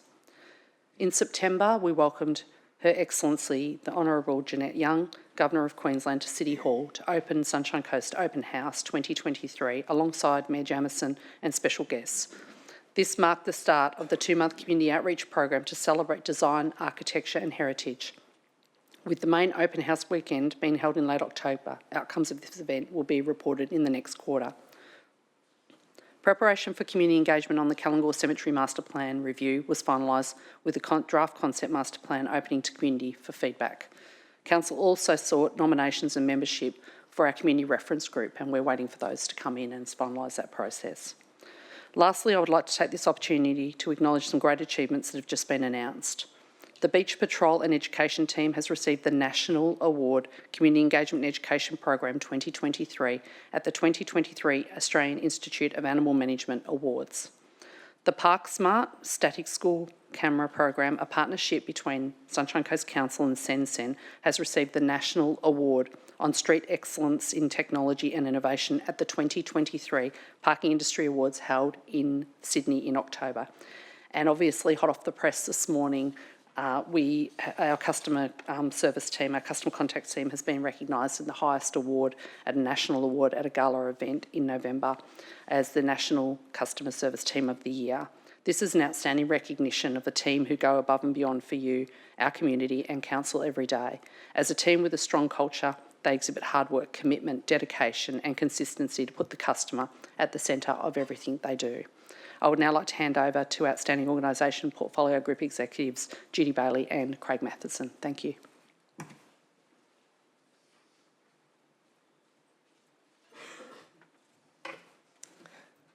Thank you, Deb, and through you, Mr Mayor. Firstly, as already mentioned in previous presentations today, and noted in the annual report update, Council received an unmodified audit opinion for the 21-22 financial year, which is our 15th consecutive year. So although we've mentioned it a lot today, it's good to celebrate. That highlights our strong governance and financial sustainability. Council's 23-24 adopted budget provides a strong financial outlook, maintaining Council's financials within the recommended financial sustainability metrics, while also delivering services and key infrastructure for the region. The biannual rate run was undertaken in July 2023 to assist ratepayers. Council continued to offer interest-free payment arrangements for those who made appropriate arrangements by the due date. Council has delivered a new enterprise digital plan 23 to 27, supporting our outstanding organisation by maintaining a sustainable organisation that is well placed to respond to the needs of our growing region. The digital plan is also an enabler for our service excellence by optimising our services through operational excellence, digital enablement and agile delivery models. The Smart Cities team continue to assist many areas across Council with data capture to enable evidence-based decision-making. A new data acquisition trailer adds to the technology that we have available to capture the data. Examples of the work to date include people number counters for the Caloundra Music Festival to enable better allocation of security resources, reduce costs, along with fire detection cameras that enabled smoke detection. Employee relocations into City Hall and Maroochydore have been completed, with level 8 and level 9 being occupied during the quarter. Staff movements and relocations continue across our other locations as buildings are repurposed and refurbished, with Nambour looking pretty smicky at the moment. Procurement continues to support business activities and delivery of significant council projects. 11 tenders currently out to market, with a further 13 under evaluation. Of the 16 significant contracts identified for this financial year, 11 either currently have a procurement process underway or have been awarded. We've talked about spend with local contractors, and the quarter, as reported in the annual report, and is 87 million, 68% of total spend local. I can now say that we've upped that, and there's 120 million currently, representing 70.4% of our local spend. I'd ask to congratulate all the groups for awards won, the many of these presented at Council over the quarter. These demonstrate our achievements in taking the journey to being an outstanding organisation. I'll now pass over to GE Civic Governance, Craig, to continue. Thanks, Judy. Welcome, Craig.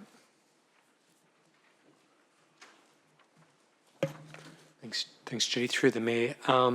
Good morning, councillors. It's certainly been a fairly intense quarter from civic governance perspective, and much of the work that we've done over the course of this quarter has either come to fruition before you in council meetings in the last council ordinary meeting and in the ordinary meeting today.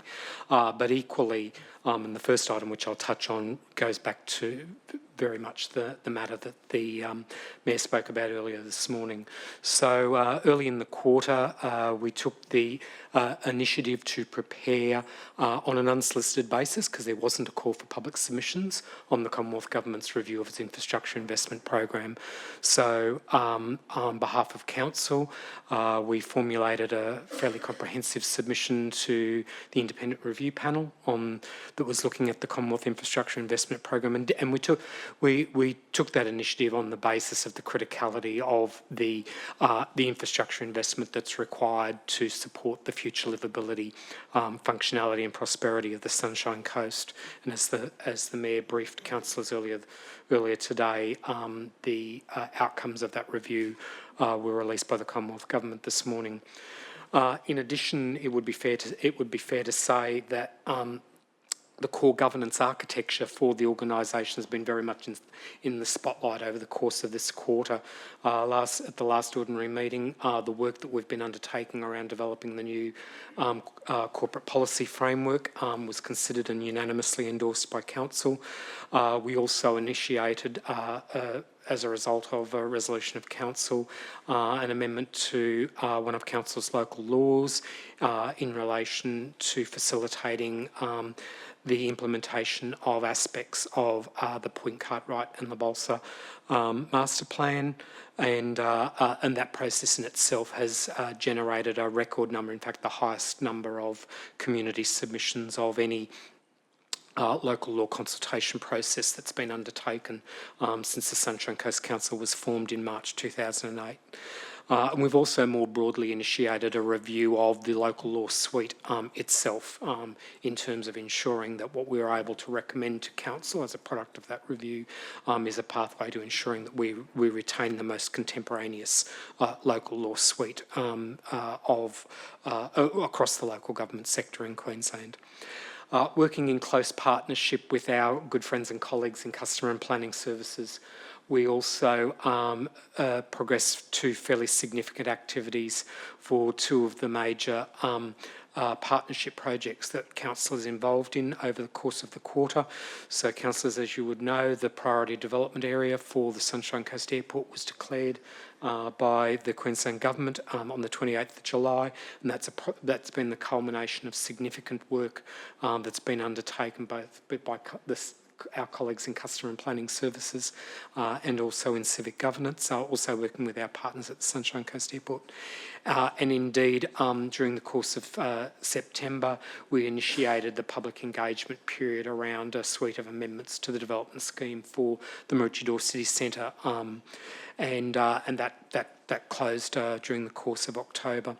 What you also will have seen before you here today is the product of significant work over the course of that quarter in the context of the preparation of the annual report, which you've considered this morning, and also the update to the corporate plan, which you will consider at a future meeting. We successfully supported Council's participation in presenting three motions to the annual conference of the Local Government Association of Queensland, and through the efforts of our councillors who attended as delegates to that conference, all three motions were successful in being supported at the annual conference. And we also conducted the second industry roundtable in early September, which is informing the shaping of the 2050 prioritised infrastructure plan for the region. So quite a lot that's happened over the course of that quarter. I'll finish, as I always do, with just some key stats to keep you informed of the bread and butter of what we do in civic governance. So over the course of quarter one, 2023-2024, just for your awareness, we received 5 less integrity matters that were open during that quarter than in the previous quarter. There were no privacy breaches reported compared with 4 in the previous quarter. There were 13 conduct complaints finalised during the quarter compared with 11 in the previous quarter. There were an equivalent number of administrative action complaints initiated and reviewed during that quarter to the previous quarter.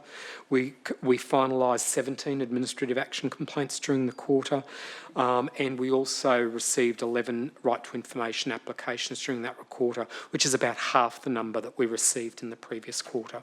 So on that note, I should finalise by acknowledging that this is not the work of me, this is the work of a highly professional, competent and dedicated team in civic governance, and it's really to them that I extend the acknowledgement and tribute for their efforts over the course of the quarter.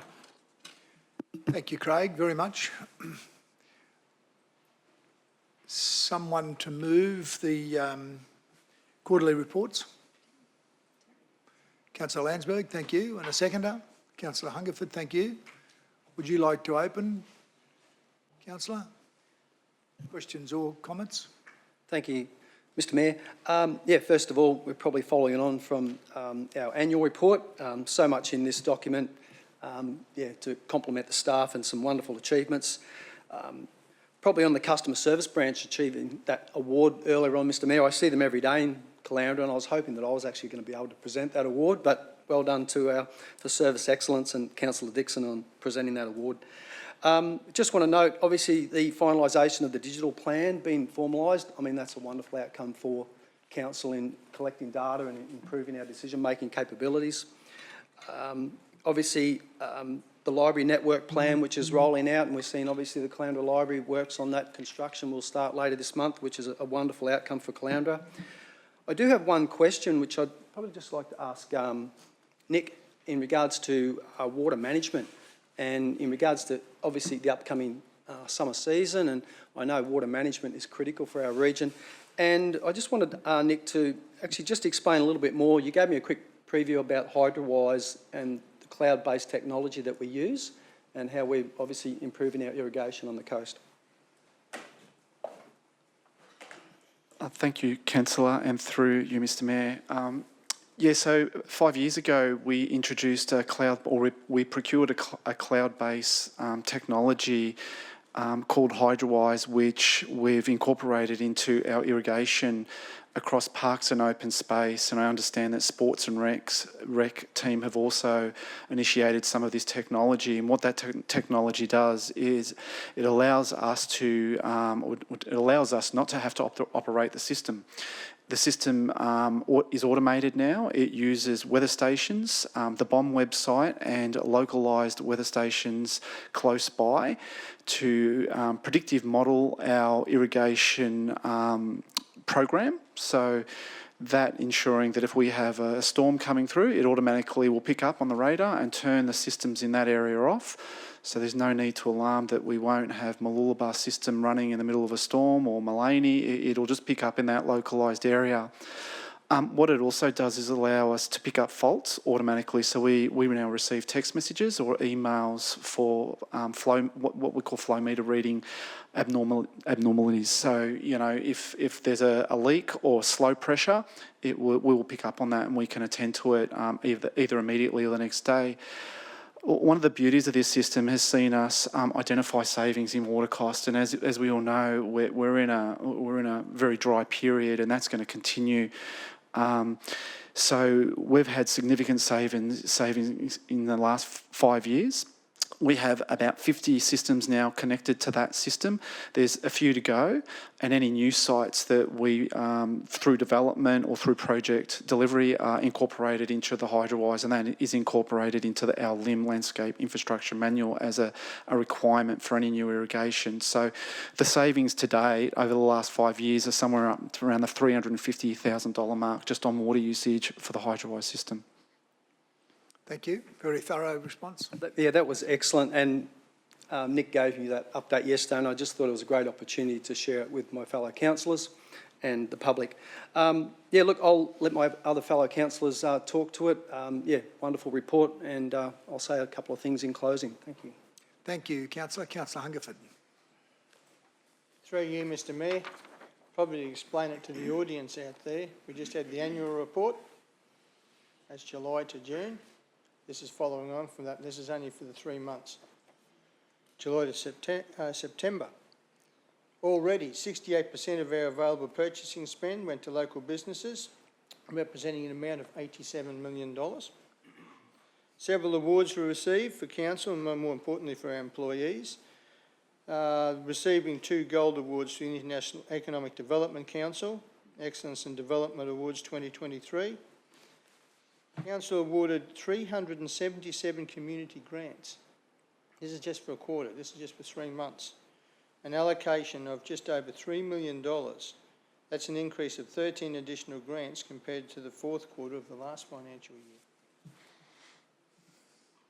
1,767 megawatt hours of power were generated from converting waste to electricity at the Caloundra Renewable Energy Facility, in addition to a reduction of 31,304 tonnes of greenhouse gas emissions were saved from power generation and gas flowing at Caloundra and Nambour. 6.7 million has been invested in our road resurfacing, another 7.2 kilometres, for a total of over 60,331 square metres. 906 volunteers gave 3,536 hours of volunteer time through the Bush Care Sunshine Coast program. And 4,275 Sunshine Coast businesses access specialist advice, information, workshops and events that support the economic development of the region. This is only the first 3 months of the year. I think at this rate we're going to eclipse our excellent annual report that we just had this morning for the last financial year, so it shows how strong this council is and how it's projecting to the community and strengthening our community business and our community groups through our grants program. Thank you. Thanks, Councillor Hungerford. Councillor Suarez. Thank you. Through you, Mr Mayor, the CEO and Bill Hadrill highlighted most of the items in the quarterly report, but a couple of ones that didn't get a mention were the Kids in Action Conference, which is part of an Environment Levy funded program, which I'll talk to in another agenda item, but that conference was held recently and it has a number of kids presenting their projects from their learnings. The updated flood mapping, we endorsed the updated flood mapping. I spoke about that at a previous ordinary meeting as well, about the importance of that flood mapping. It informs emergency preparedness, land use planning, and it also provides regional resilience. A lot of chatter has been in the community about insurance premiums. This flood mapping actually gives people in the community the ability to challenge their insurance premiums should they have to, because they've got the best available data at their hands. Bill Hadrill also talked about the tree planting. I tallied those up. So that equates to about 11,500 trees. But I'm not sure if it includes the Land for Wildlife program plantings. And if I quarter that, the annual amount that's been planted, that's another 7,000 trees. So across our region, with council programs and with individuals, we are planting a lot of trees across our region. Also doesn't include the councillors' free tree days that we hold, and if the other councillors' free tree days are as successful as Division 9's one, at about 100 trees a event, that's another 400 on top of that as well. So they're the ones that I wanted to touch on in terms of the environment and livability strategy. Just specifically to Division 9, I just wanted to thank the team for the Lifeguard Services Plan, which showed an increased service at North Coolum. And the Ride Score program, which was mentioned before. The other day I was at Peregian Springs State School and their Ride Score cage is full to overflowing at the brim. So they've really adopted this program, and that was one of the schools, when I came into this council in the first term, showed that 80% of students who lived within 1 kilometre of the school were being driven to school. So that's a significant improvement over this term. The last thing that I'd like to just also add is Greg Laverty mentioned the Horizon Festival and also the Dawn Awakening at Stewmers Creek. It was nice to see you there, Greg. We also had a second event in Division 9, which was also a First Nations-led initiative. So I was really pleased that 2 out of the 13 First Nations initiatives were held in Division 9. So thank you to the team for that festival. Thank you. Thank you, Councillor Suarez. Councillor Johnston. Thank you, Mr Mayor. I'd just like to congratulate council officers on another excellent report. There's quite a bit that's occurring in Division 5, so I should mention a few things that I'm quite proud of. The 65-hectare Sunshine Coast Ecological Park, council adopt that as a project. It's an adjunct to Mary Cancross Park Recreation Reserve, Scenic Reserve, sorry, which is, once it gets done, will be an absolutely magnificent project. There was mention of the cemeteries in there. I should just report to council that unfortunately in the couple of days prior to Remembrance Day last weekend, there were a couple of despicable individuals who visited a couple of remote cemeteries, one in Councillor Babarowski's division, the Beerwah Cemetery, and one in my division, the Peachester Cemetery, and they stole, they levered off and stole 16 plaques for returned veterans from the First and Second World War. Fortunately, they've been caught and have appeared in the court, and for anyone that knows any additional information about it, the Queensland Police Service would love to hear a bit more. For that to occur on Remembrance Day, or just prior to Remembrance Day, is unforgivable, never mind it normally being unforgivable. The tree planting, as Councillor Suarez has talked about the tree planting, in my division there have been some hundreds of trees planted in the streets, which the community is eternally grateful for, and the free tree days during that of recent months. There's been one in Palmwoods, one in Woombye, which was Woombye was 156 trees, and the Maloney one, which was over 200 trees, and we've got more to come. So there you go. The skate park was finally finished at Palmwoods, the cover for it, which will make it a much better facility for young people or anybody who uses the skate park, and the adjacent car park has been sealed. The Woombye placemaking team did an excellent job, and that project is now finished. So I invite anybody who's at all interested in seeing what is being delivered by council in relation to placemaking in our country towns to visit Woombye.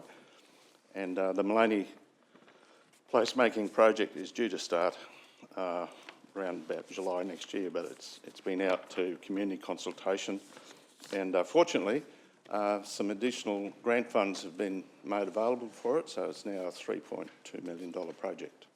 So I thank council officers for their work on that.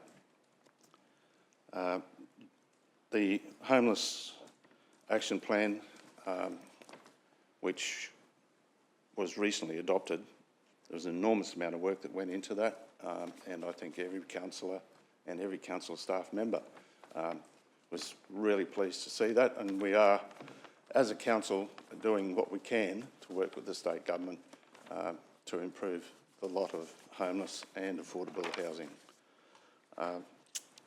Now, there's another project that I'd like people to go and have a look at, because it is an absolutely magnificent project, and that is the reconstruction of the slip area in Brandenburg Road at Malula, between Malula and Bald Knob.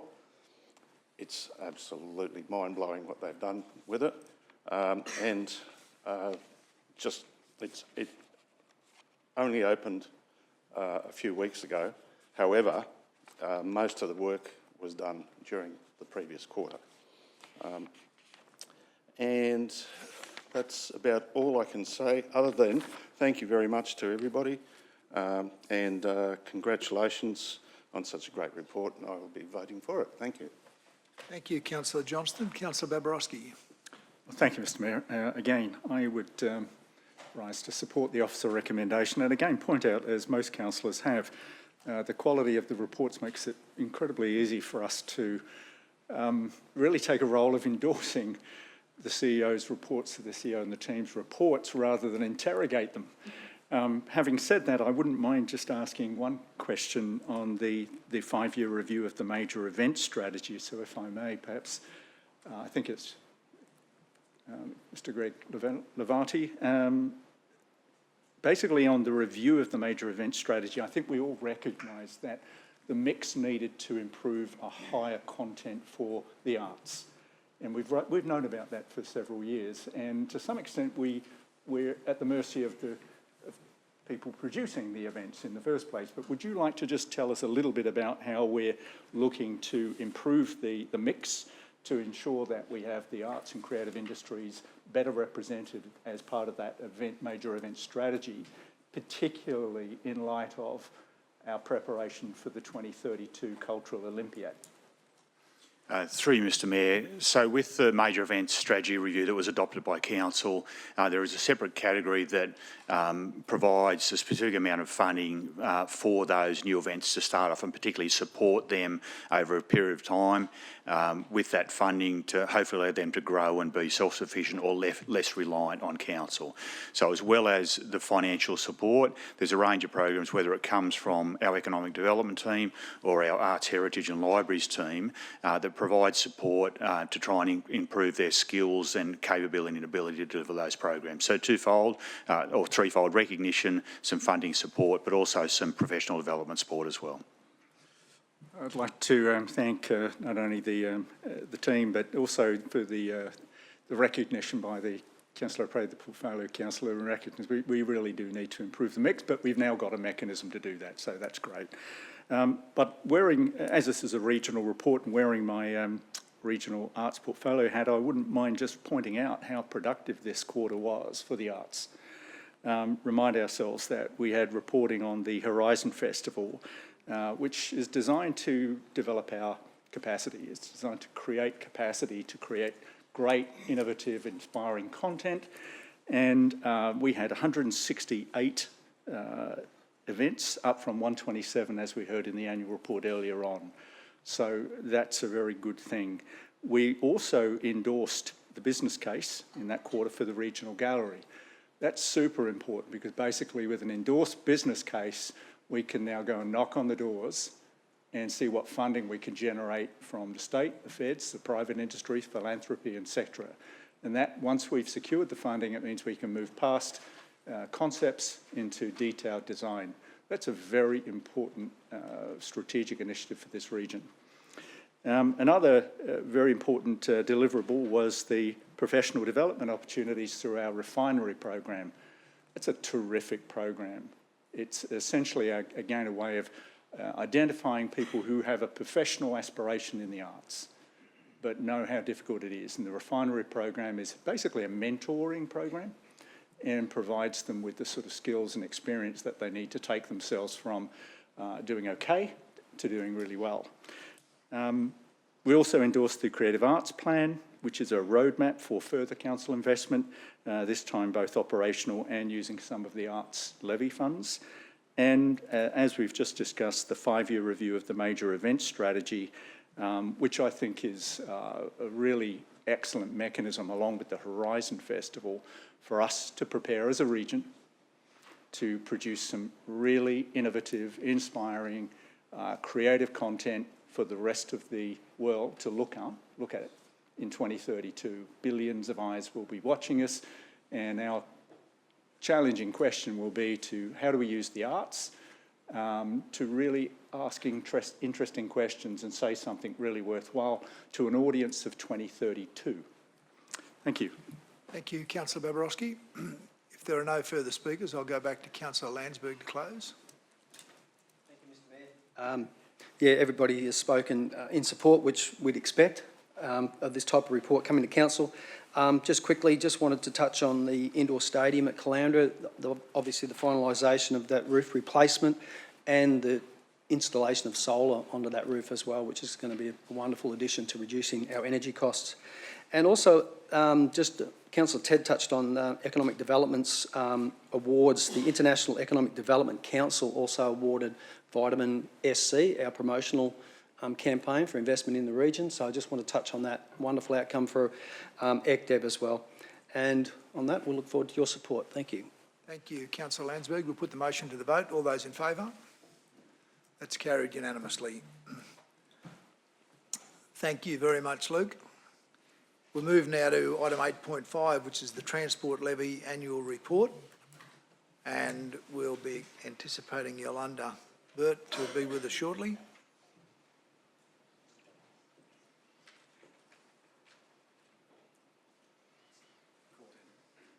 Caught in traffic, but might be. That's in the lift.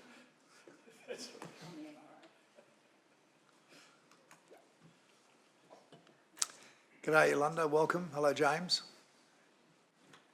We're in your hands. Thank you. Good morning, councillors. This agenda report provides a summary of the 2022-2023 Transport Levy Annual Report. This report is included in Appendix A and will be published on Council's website for the community to reference. The purpose of the Transport Levy Annual Report is to provide an overview of the levy's achievements during 2022-23, its financial status, and increase awareness of the levy within our community. The Transport Levy is a special levy applied to all rateable properties and has the primary aim of enabling council to achieve strategic transport outcomes which will benefit both the community today and in the future. It is not intended to fund core business. For 2022-23, the levy was set at $45 per rateable property and raised just over $6.8 million. It also leveraged almost $300,000 of external funding to give a total of $7.1 million in revenue. At the end of the financial year, the Transport Futures Fund balance stood at just over $24.6 million.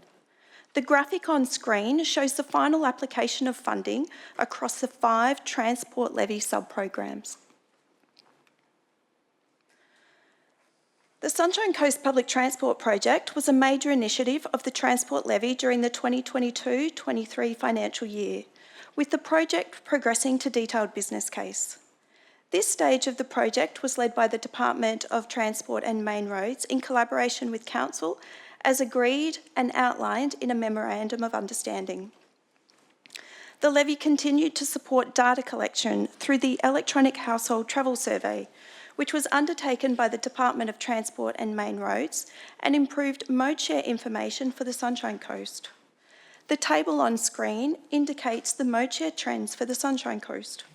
Please note that the 2021 mode share percentages, which are represented by pooled data for 2020-21 and 2021-22, reflect the impacts of COVID-19. A trial evaluation of real-world vehicle movement data was also undertaken. It found that there is valuable information to be gained from this data. However, a bigger sample size of vehicles connected to the internet is needed. This data source should be monitored for potential re-evaluation in the future. In 2022-23, the Transport Levy continued funding a number of transport service trials. These included the continued operation of 2 FlexiLink services and the Council Link service. The levy also supported the community in continuing the Kenilworth Community Transport Service. Some statistics for each service are shown on screen, and all have returned to levels of use matching or exceeding pre-COVID levels. A trial bus service route realignment also began in partnership with TransLink and aims to provide better connections to the Ginger Factory and Yandina Industrial Estate.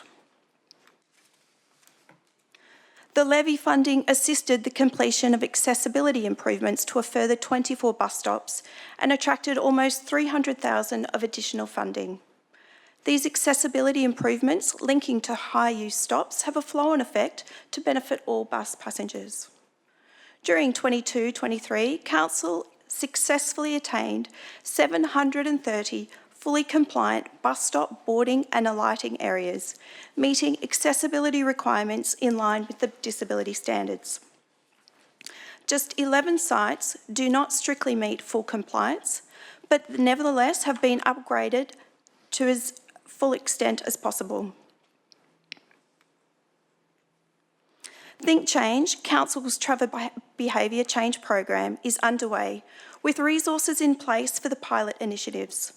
An early focus was the delivery of a workplace travel plan for council employees redeployed across council offices and depots. In 2022-23, the Transport Levy continued its support of the trial Ride Score Active Schools program. There are now 10 schools participating in the program and it has been well received. The Levy supported the trial of the Move Safe program in the area between Aruna and Watala. Move Safe aims to identify existing transport challenges and highlight locations where active transport improvements can be made. It is recommended that Council receive and note the Transport Levy Annual Report 2022-23 at Appendix A, following which it will be made available through Council's website, and that Council acknowledge and thanks all partners who have contributed to delivering these levy initiatives. Thank you, Yolanda. Happy to move. Councillor Babarowski. Councillor Law, second. Thank you. Would you like to open, Councillor Babarowski? It would be my absolute pleasure. Thank you, Mr Mayor, councillors. Over the years, we've seen the reporting on the Transport Levy continue to develop to a point where it's just really, really easy to understand. And I think that's really important because I think we're all incredibly aware of how fortunate we are that we have a community that's willing to support a transport levy. That's genuinely remarkable. And it does give us the resources to play a significant role in what I think we all realise is in terms of infrastructure, the most important aspect of development for the whole of the region. It underpins the lifestyle offer of this region. If we do not get the transport network right, the spiralling congestion will literally choke the quality of life out of this region. And we all understand that. And the Transport Levy report really just gives the community confidence that we are working progressively, intelligently in the research and planning space, as well as the service improvements. And we're also developing a very, very important future fund so that we have skin in the game, can put money on the table to be involved in the capital. Not that it's substantial enough to make the decision ours, but what it does do, it gives us a voice in order to make sure that the design of and the type of transport delivered in this region is really the best that we need. So I'd like to, again, thank the team, Yolanda, James, for the amount of work and preparation you put into this and make it look so simple. It isn't. It's a very complex subject. But again, I'd like to recognise that the community have a very big stake in this. It's probably worth reminding ourselves that the bus network is really substantial. It may have been almost the first time that you've seen that figure, 730 bus stops. It's a big number. And it basically means we've pretty much got there on compliance. There's 11 yet to go, but they're physically so difficult located and so on that they can't be fully compliant. But essentially, we've used the levy now over the last few years to bring our region up to disability compliance standards. So I'm very proud of that, as I think we should all be. So councillors, I won't go on anymore, save a little bit for the closing and any responses to any questions you might have. But I really implore you to unanimously support what is a very important levy report. Thank you. Thank you, Councillor Babarowski. Councillor Dixon.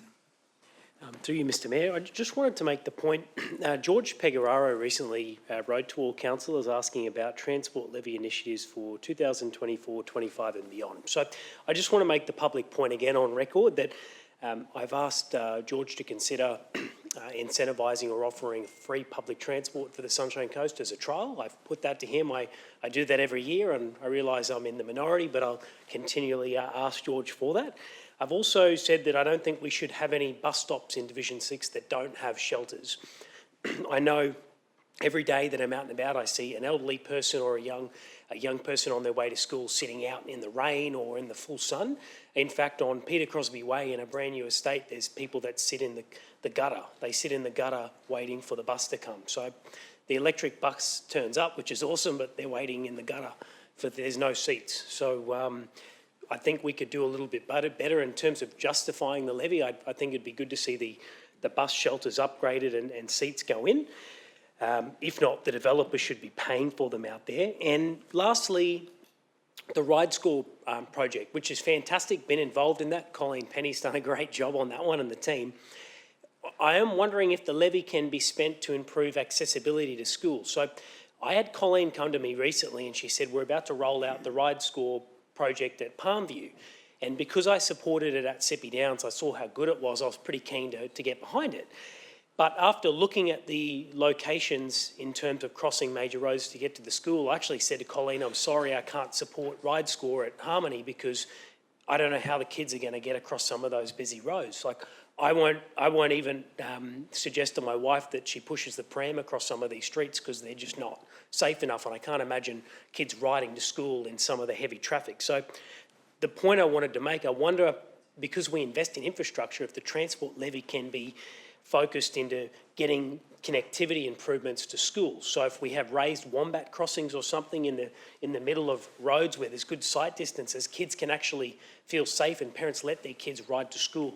And I think Harmony is a good example of that, when there's probably only 2 roads that you could improve and that'd get everyone to school without any issues. So, you know, I know I said last year I was a bit on the fence with the levy, and then we got buses at Palmview which got me online, but I am still feeling a bit nervous. I think there's room for more investment in Division 6 with some of the items that I've suggested today. So I'm on board, but would like to see shelters and seats for people so they're not sitting in the gutter. And also, if we can invest in road infrastructure improvements to get people to ride to school safely, that'll keep me supporting the levy. Otherwise, thank you to the staff involved in the levy. I've been supporting this since we brought it in many, many years ago. And don't get me wrong, there's a lot of things that we do well. I just think there's a little bit of room for improvement in Division 6. Thank you, Councillor. Councillor Natoli. Thank you, Mr Mayor. And I totally support everything that Councillor Dixon just said. I have been very critical, I suppose, of the fact that, you know, we have a public transport system here that doesn't seem to encourage people onto these buses, and they're probably the most expensive mobile billboards going around. That's basically the function of these buses, is to take billboards around, because occupancy has gone down in public transport and buses, and it's less than 2%. And what concerns me is that we do some great stuff, and the levy does some wonderful stuff. Mentioned Ride Score is a fantastic initiative. The upgrades of bus stops, especially covered bus stops, is a fantastic initiative and great outcome. But the Think Change project, you know, is going to be incredibly difficult unless we find incentives for people to get into public transport. I've talked to a lot of people about free public buses, and everyone thinks it's a great idea. Don't actually have to find something to pay for and just get into the buses. It's worth a trial, but you know, we've had nothing but resistance in regards to wanting to go down that path. I heard Mayor Claire Stewart recently talk with the Government and Business Forum, where she said it's a fantastic initiative that Noosa are now rolling out every weekend and during school holidays, and it's taken up in Noosa, free buses. So if it's good enough for Noosa, you know, you would think that that's something that gives us an indication that maybe on the Sunshine Coast we need to do more. Because I can't see how we can get ourselves out of this congestion mess that we've got at the moment. We heard today about the Mullewa River interchange. That's not even fully funded, only partly funded, and yet, you know, the state government's now going to have to find more money for that project when they're struggling to pay to build You know, we don't get a widening of Quina Way all the way to Mooloolaba. It's still going to be 2 lanes. And that traffic we get stuck in every morning, Christian, is only going to get worse. And so, you know, my concern is that, you know, we have $24 million sitting in a future fund, and it's there purely as an incentive to be able to ask the state and federal government to fund whatever mass transit solution that we have. And it's no secret, I asked how much Gold Coast has had to contribute, and to date, their contribution is $285 million to build what will be 40 kilometres, but the last 13 kilometres still, they don't know what that figure is. So pretty much they've built 27 kilometres and their contribution is just under $300 million. We've got 24 million. We were told that light rail was about 1.6 billion. Rapid bus was slightly below that. So, and that was before the cost of construction went through the roof. So if we're talking about $1.6 billion and Gold Coast contributions 12%, we're talking about $184 million that we're going to have to fund. Every ratepayer has to pay for this, not just those that use it. And yet, I'm not sure it's going to be of any benefit to get people on public transport in Nambour or in the Range or from Biwa or from Sippy Downs or from other parts that won't have a mass transit. So I think we need to do a lot more, and you know, my concern is that, you know, we're building up this fund, but in the end, you know, our desire to get people using the buses, taking cars off the roads, and we're nowhere near achieving the targets that have been set. I just don't know how we're going to do this. I just don't know, and I'd love to think that we could have a crack and follow Noosa's example and at least start to consider maybe for 12 months, do it as a trial, run free public buses, use the Think Change program, look at some better connections and see whether we can actually encourage people out of their cars, especially now with the cost of living, the cost of running a car. Wouldn't it be the best time for us to actually have a crack at it? Thank you, Councillor. Councillor Law. Thank you. Through you, Mr Mayor. Prior to speaking, a few questions, if I might. Just to firstly bring us back within scope of what we're talking about, which is a review of the transport levy of the previous year, which does include the allocation of our future fund, but not what that might be used for in the future, because we're looking at a review. We're not talking about a future.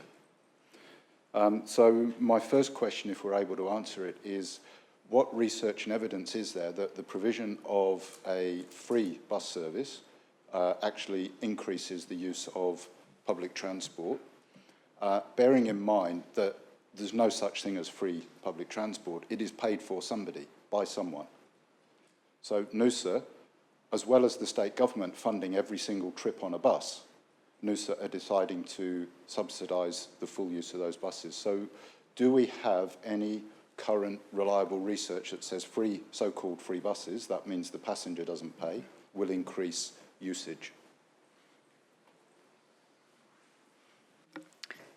Through you, Mr Mayor, I think we would have to take that question on notice, Councillor. I think there has been a number of pieces of work over time, but I don't know what the most current work is, so we would have to get that for you and provide it to you.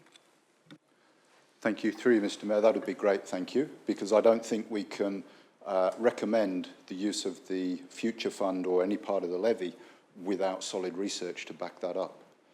The use of public transport for the regular user, as others have commented, is cheaper than running a car.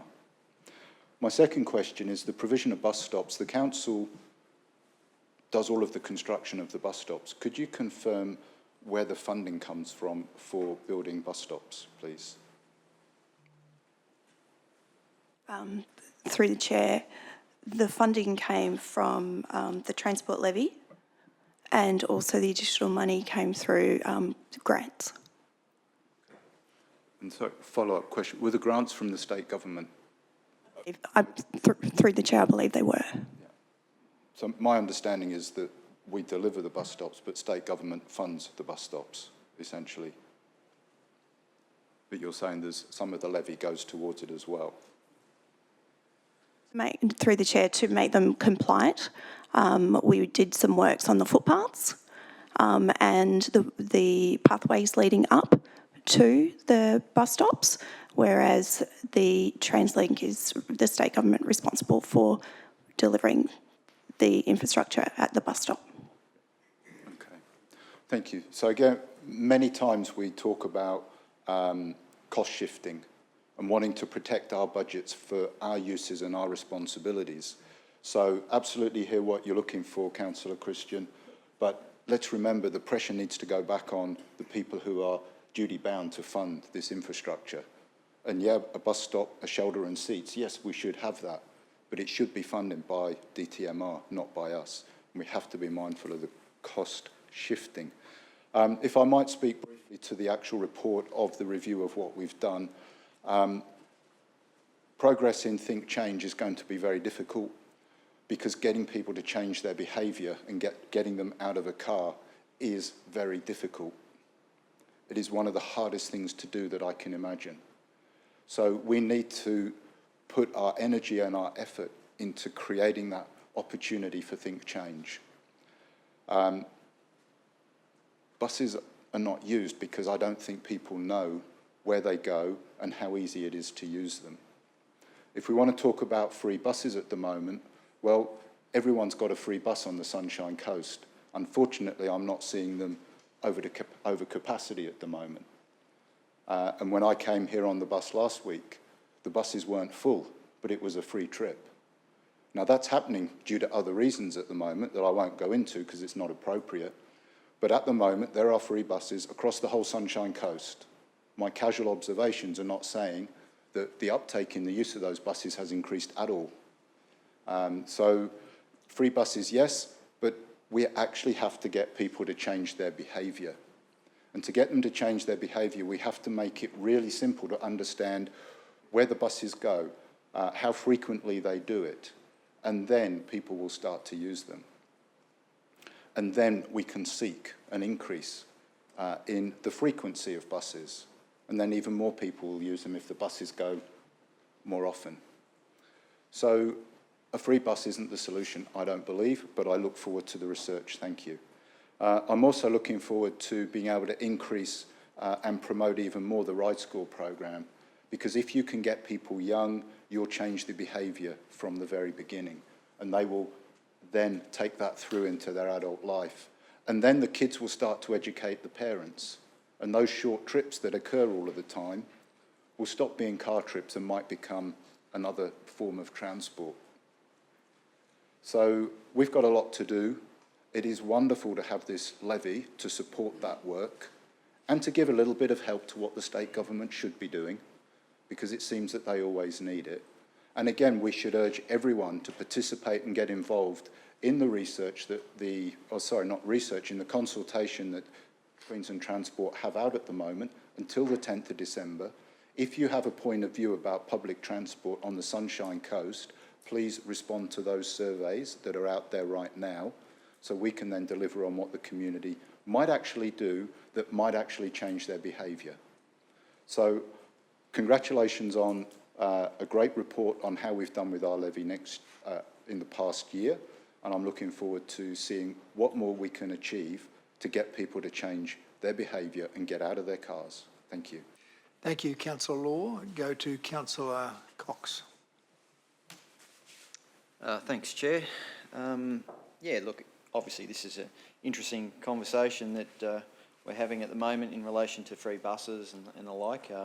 I'll probably defer to Councillor Babarowski. Maybe in his closing he might be able to address some of the findings from the free bus service we did many years ago over the Christmas period and the learnings from that. I have been up at Noosa on the weekends and seen the people disembarking from the buses, and I can honestly say my personal observations have been that it's no more busier than our 600 service here that we have in the Sunshine Coast between Caloundra and Maroochydore, from just the numbers of people getting off the bus. That's my personal observations. So I don't believe that we should be going down that particular avenue. But the reason for me putting on my my button and speaking to it is actually to talk to the Move Safe pilot project that we did in April, May this year. And it was for Division 3. I know the slide sort of, and the report sort of said it was between Aruna and Watala, but it was actually for the entirety of Division 3. And it was basically just to gauge the community's perceptions on some of the safety and accessibility challenges that were within the division. So I know that in speaking with the staff that ran that pilot program, we were anticipating probably between 200 and maybe 250 comments, and we got nearly 600 pieces of commentary back from our community, which I thought was just an absolutely brilliant measure of success.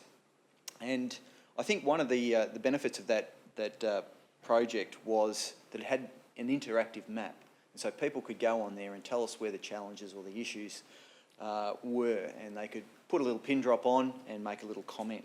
And that's then since allowed our staff to go back and start reviewing some of the hotspots where clusters of comments came in, and we can then work towards including some of these quick fixes or longer term projects into our capital works project. So that to me was one of the standout initiatives of this transport levy from last year, and I certainly would encourage staff, if we can, to consider rolling that out through other divisions, which I know that we will over time.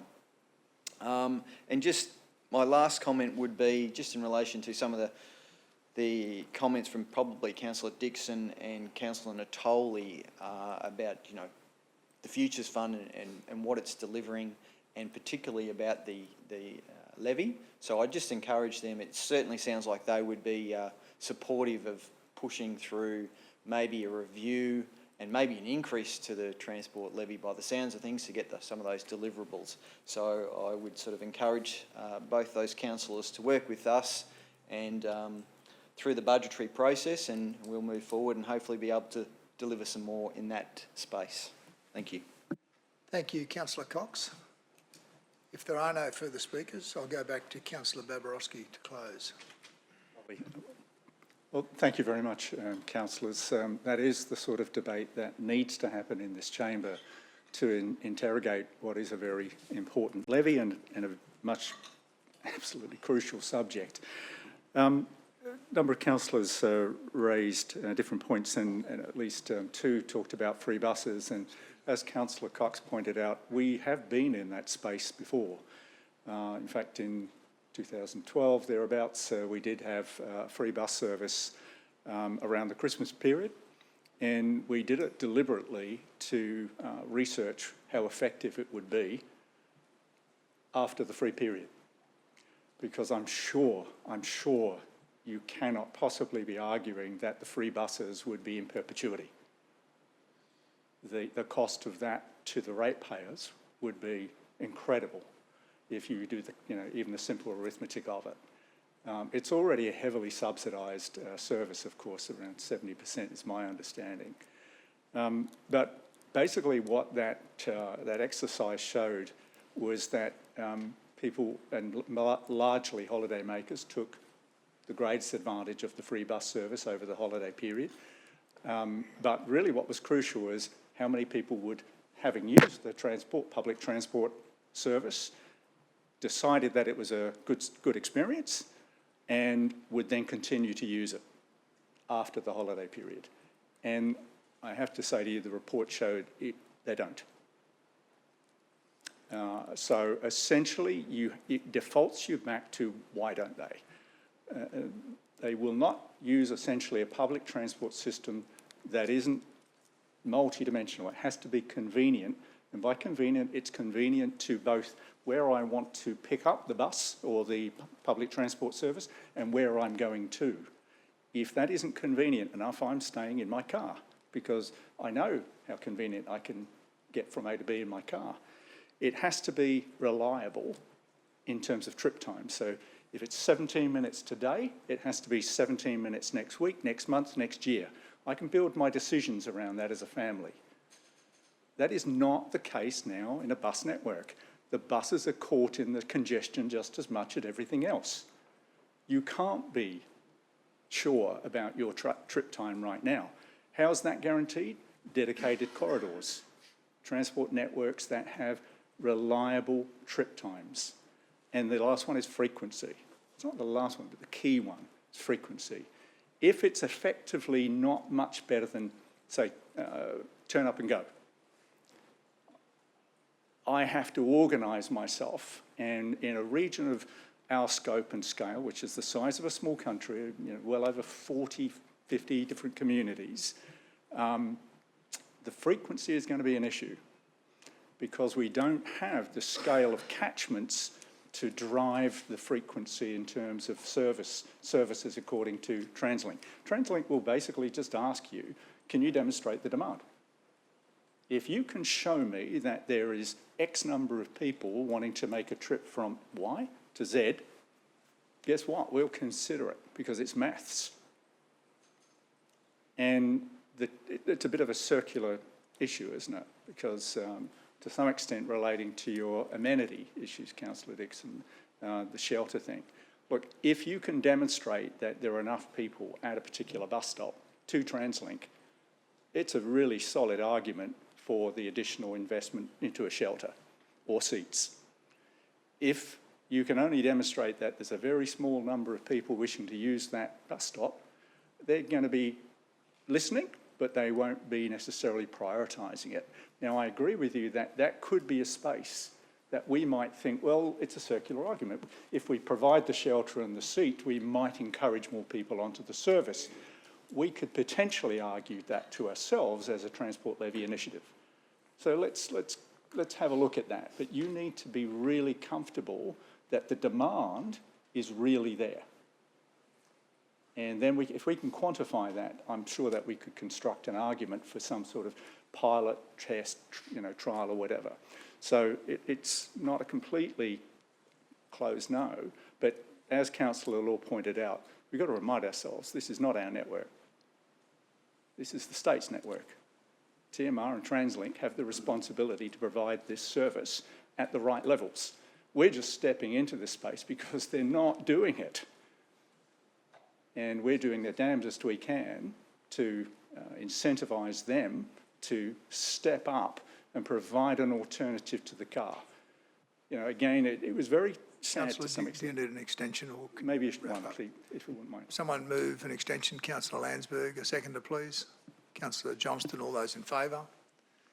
Carry on, but you might wrap up. I certainly will. Thank you very much. I just wanted to finish because it was, the point was made and it is very obvious through the report that public transport dropped during COVID to less than 2%, 1.6% in fact, and hasn't recovered. The pre-COVID 2016 was 3%.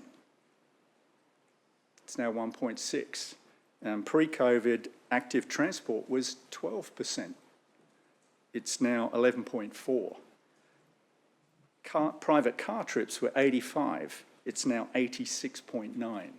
So despite our investments, essentially the network, the public transport network is not good enough. That's the key concept. It's not a question of attitude. It's, can it give me a reasonable service to go from A to B? And right now it's nothing close to it. So that's why we've got to put all the pressure we can on the state and the feds to invest in that infrastructure. And you've heard today that at least the Sunshine Coast Direct has preserved some funding.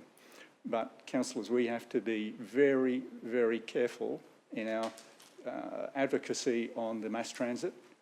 As I'm very pleased Councillor Law again prompted us to, as a community, let's respond to the survey on BRT, LRT, that's out right now, and give them our opinion. And I'd ask you to ask yourself, what system would you want that will be still working in 2080 when we're a much larger community? What system, what public transport technology is scalable so that as we grow, it grows? And you don't find yourself in going with a technology that's cheaper now But in 5 years, 10 years' time, you literally have to circle back because you're now at 600,000 people and it reaches its capacity, and you now have to circle back to another technology. Let's try and build it once, build it properly. So ask yourself, what is that technology when you look at that survey? Thank you very much to the team. A brilliant job. I really do appreciate the amount of effort you put into this. Thank you, the councillors, for their questions, and I ask you to support the officer recommendation. Thank you, Councillor Babarowski. We'll put the motion to the vote. All those in favour? That's unanimous. Thank you. Thanks very much, Yolanda and James. 8.6 is the Environment Levy Annual Report, and I invite Craig Doolan, Dave Moore for their presentation. Good commentary. Thanks, Craig. Good morning, Mayor and Councillors.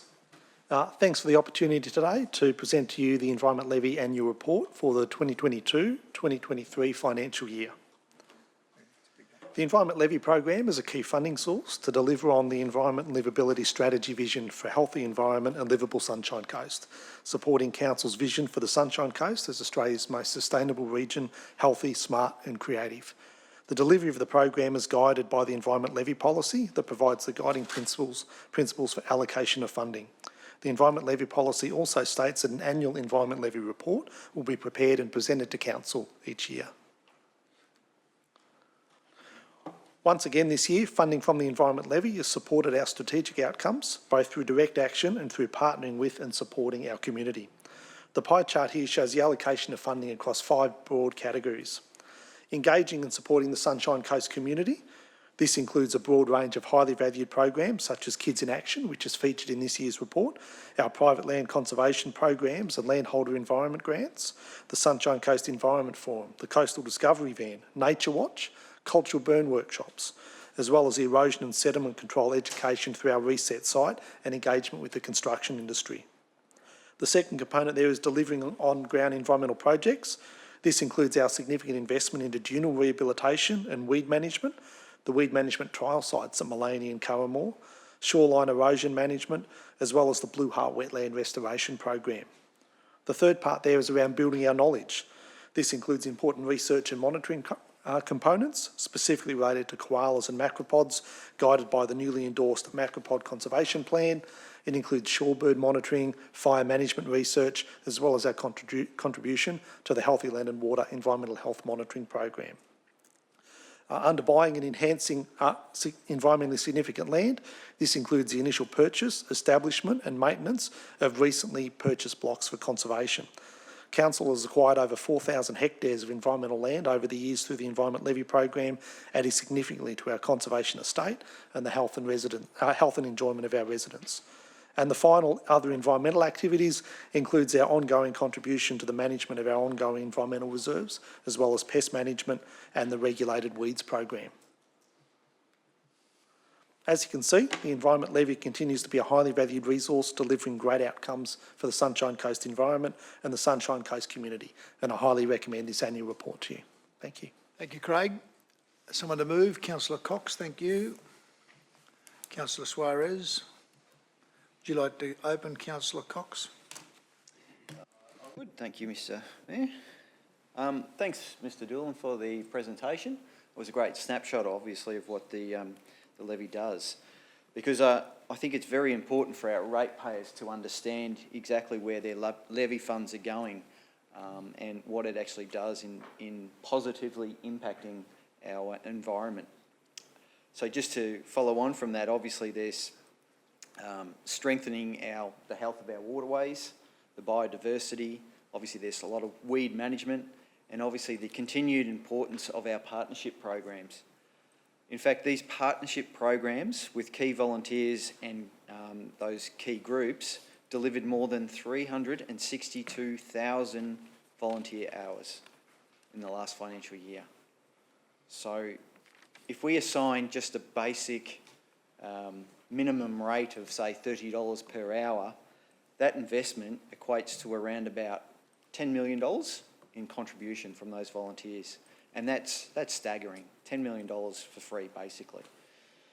Actually, two Saturdays ago, I had the opportunity to thank some of our volunteers at the Environment Forum, which was actually funded by the Environment Levy, and there was a number of those volunteer groups in attendance, and they were members of obviously the Bush Care, Turtle Care, the Marine Debris Cleanup Program, the friends of both the Maroochydore Botanic Gardens, the Mary Cairncross Scenic Reserve, the Maroochydore Wetlands, and obviously the Land for Wildlife program as well. So there was a vast number of people in the room. And when I think of from the hinterland to the coast, their collective achievements resulted in about 58,000 trees. 58,000 trees planted, around about 1.8 tonnes of rubbish that was taken and cleaned up from our beaches. There was countless bags of obviously weeds removed from our journal areas and some of our environmental reserves. And that's really impressive. When you start looking at those numbers, that makes a significant contribution to the health of our environment for our future generations to enjoy.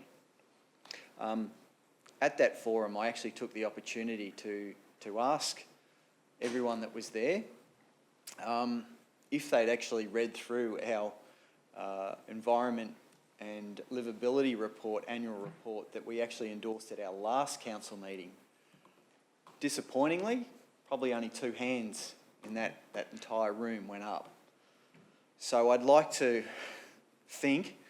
hope that maybe a few more people can read this Environment Levy report, because this is for obviously all the ratepayers.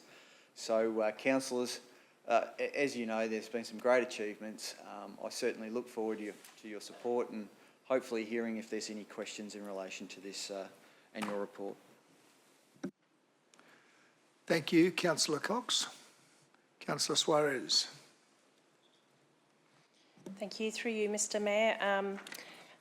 I've obviously got to speak to this program. I love the Environment Levy programs that we deliver. Councillor Cox spoke about the volunteers and the significant contributions that they made. We may not have as many volunteers participating in a lot of these programs were it not for the Environment Levy. They wouldn't be able to do it off their own back. We know that our community values our environmental assets pretty much above everything else. When we do our annual surveys amongst the community, environment consistently becomes their #1 priority. So this levy enables them to participate and contribute to what they love about our region. I spoke earlier about the Kids in Action program. So in the quarterly report we had the conference, but prior to that we have the project day. And at the project day there's quite a significant amount of First Nations involvement, and I know that the students who participate, as well as the teachers and parents who come along to that, say that the project day is probably one of their favourite aspects of the Kids in Action project. But the conference which recently just happened, I was fortunate enough to be able to spend some significant time at that conference, and the projects that the students themselves put forward really were extremely diverse. A lot of them focused on fauna, butterflies, bees, frogs, marine life, black glossy cockatoos. A lot of them focused on plants, the importance of seeds, native foods, and a number of them were greatly concerned about the impact of pollution on our natural environments. I am really, really pleased with the Kids in Action project, because these kids are our future leaders and our future decision makers, whether or not they do that in a professional capacity or whether they do that when they vote for our future leaders in state, federal and local councils. I also just wanted to talk about, previously we talked about the tree planting. Councillor Cox talked about how many plants gets planted across the region. The Land for Wildlife project, I know, Mr Mayor, you've been a massive advocate of that, and in recent years awarded certificates or plaques to people who have participated in the program for a significant number of years. Our region, the Sunshine Coast Council, has the largest number of participants in the Land for Wildlife program against any other South East Queensland council. We don't have the largest area. We have other councils who have lesser number of participants, but obviously greater land holdings. But the fact that we have so many people who want to sign up to the program also endorses that our community really values the environment in which they live. A little bit about the Land for Wildlife program. It started in Victoria over 40 years ago and came to Queensland in about 1998. Apart from the number of people who have participated in the program, the Land for Wildlife South East Queensland division has 35 Land for Wildlife officers. Now, these officers are employed by their local councils. Out of those 35 Land for Wildlife officers across South East Queensland, our council employs 8 conservation partnership officers, as well as 2 managers who oversee those officers' works. And I'd just like to give them a little bit of acknowledgement because I don't think they really get the credit that is probably due to them. So we have Denise Linden, who is the Community Catchment Partnerships Manager, Kylie Gordon, who's the Senior Conservation Partnerships Officer, and then the 8 Conservation Partnerships Officers, Alan Wynne, Deanne Attard, Michael Reef, Nadia Joyce, and a special shout out to Nadia. I know she does a lot of work in Division 9, and I hear really great feedback from the community members who work with her. Nick Clancy, Rhonda Bordenaro, Stephanie Wubnick, and Stephanie Keys. So I just wanted to highlight the contributions that those officers make, and if you could please pass that on to them, Bill, I would appreciate that. The other thing I just briefly wanted to touch on was the erosion and sediment control program. That was an initiative that is funded by the Environment Levy and is delivered by the Service Delivery team. That program has been so successful that it is being mimicked by other councils, which is a fantastic thing. I think, you know, to be mimicked is probably the highest form of flattery, and we should be endorsing other councils to take on the initiatives that we've put in place that have been highly successful. Do you need an extension, councillor? No, I'm finishing, Mr Mayor, if I can have just a minute. Yep. So that's pretty much really it, and I hope that the rest of my councillors would support the program. Thank you. Thank you very much. There are no further speakers, so I'll go back to Councillor Cox.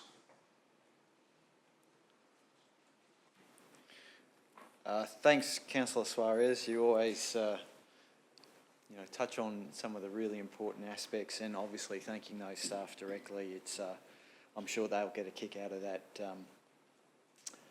because part C of the recommendation up there was what I was touching on earlier about our community volunteers. So we really need to ensure that they receive the acknowledgement as well. But I understand obviously our staff play a huge role in providing the opportunity for them to come along and participate in any volunteer opportunities. And as you've said, that we've got great staff, and when I was just looking through the report, we touch on everything from bats to marine turtles, shorebirds, macropods.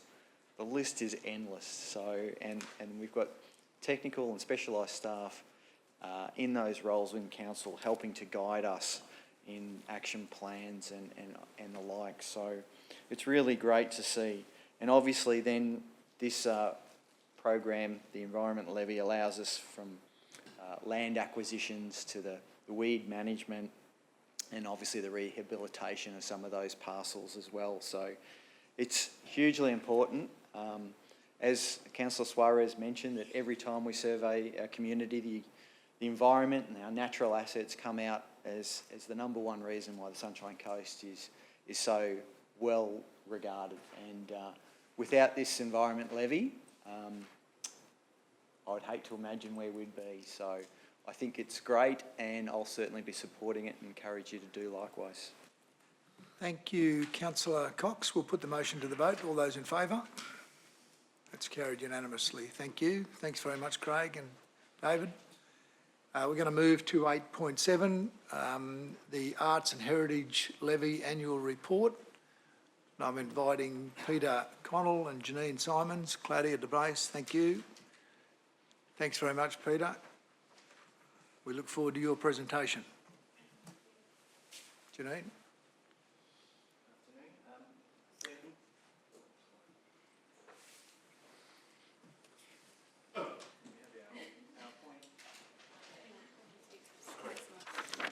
Mr Mayor. Sorry, okay. Snuck up on you, Councillor. Yeah, that's right, yes. I, Councillor Winston Johnson, notify I have a declarable conflict of interest in item 8.7 Art and Heritage Levy Annual Report to be considered at the ordinary meeting today.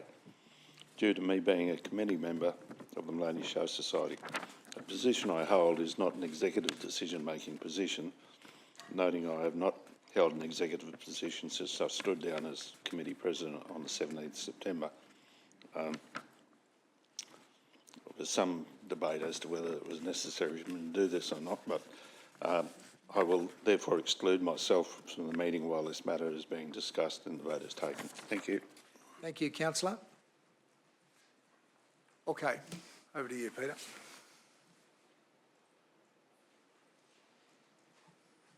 In 22-23, the Heritage Levy, paid by all rateable properties as part of the annual rates payment, was expanded to include the arts. It was renamed the Arts and Heritage Levy and increased by $3 to $16, with $3 going directly to achieve the vision and goals of the Sunshine Coast Arts Plan 2018 to 2038, and $13 directed to the Heritage Program, which achieves the outcomes of the Sunshine Coast Heritage Plan 2021 to 2031.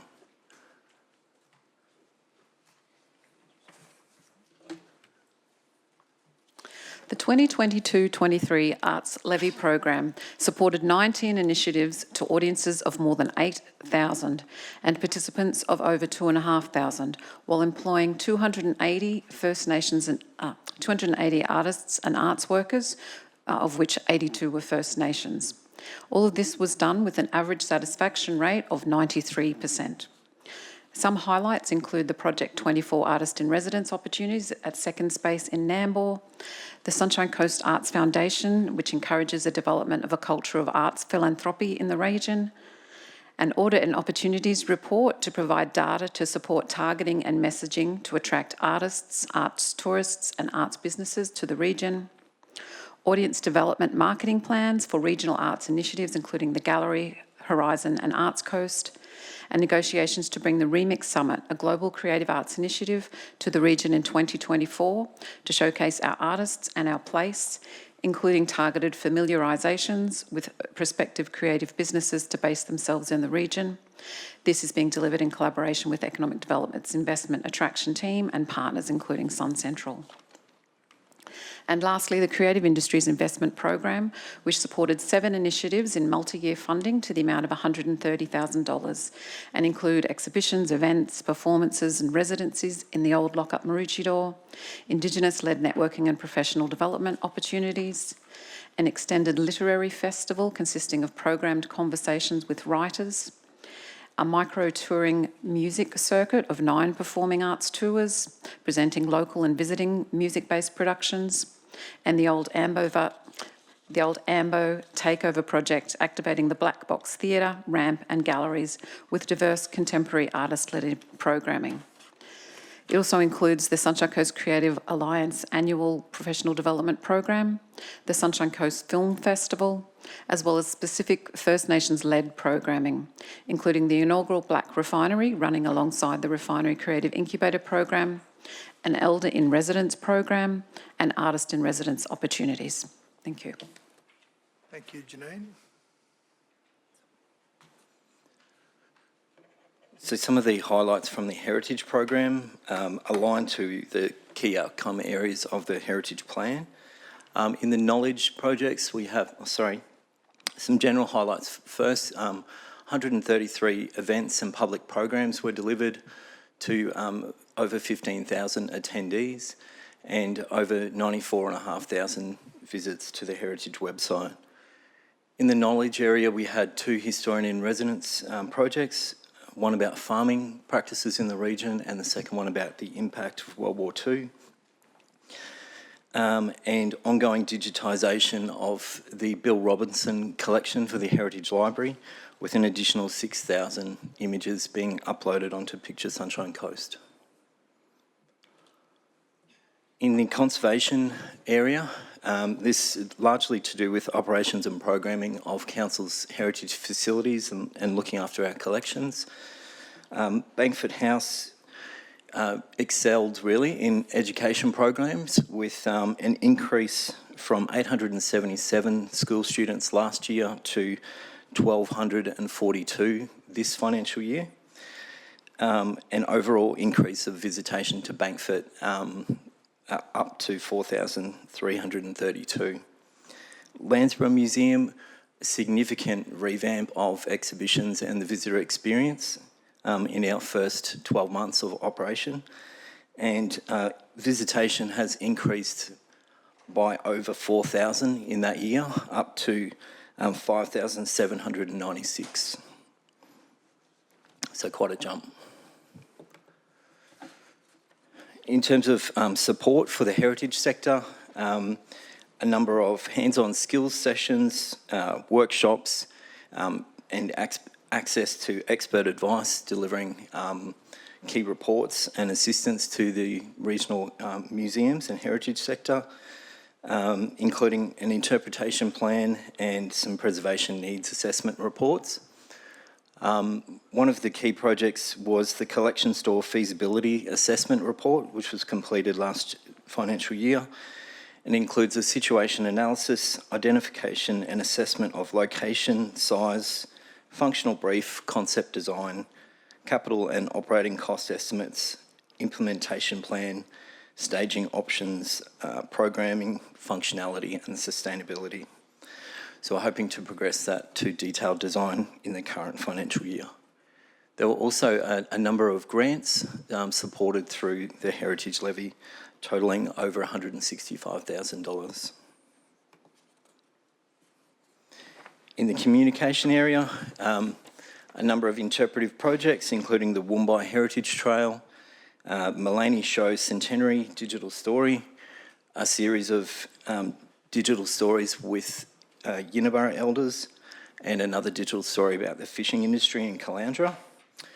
A series of major events through the region, including the First Nations Family Fun Day at Bankford House and the Landsborough Museum Street Festival, those 2 programs opening and closing the month-long Heritage Festival for the Sunshine Coast, and a number of film screenings in association with Harmony Week, Reconciliation Week, and in partnership with local film festivals. And of course, the Sunshine Coast Open House sponsorship.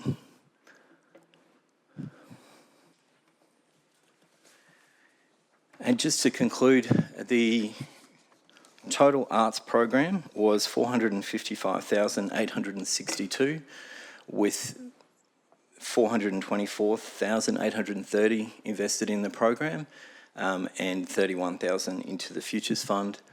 The Heritage Program in total was $2,019,833, which included the levy amount plus some donations and calendar sales. And the Heritage Levy Futures Fund has increased by $419,000. The Built Heritage Conservation Fund increased by $79,000.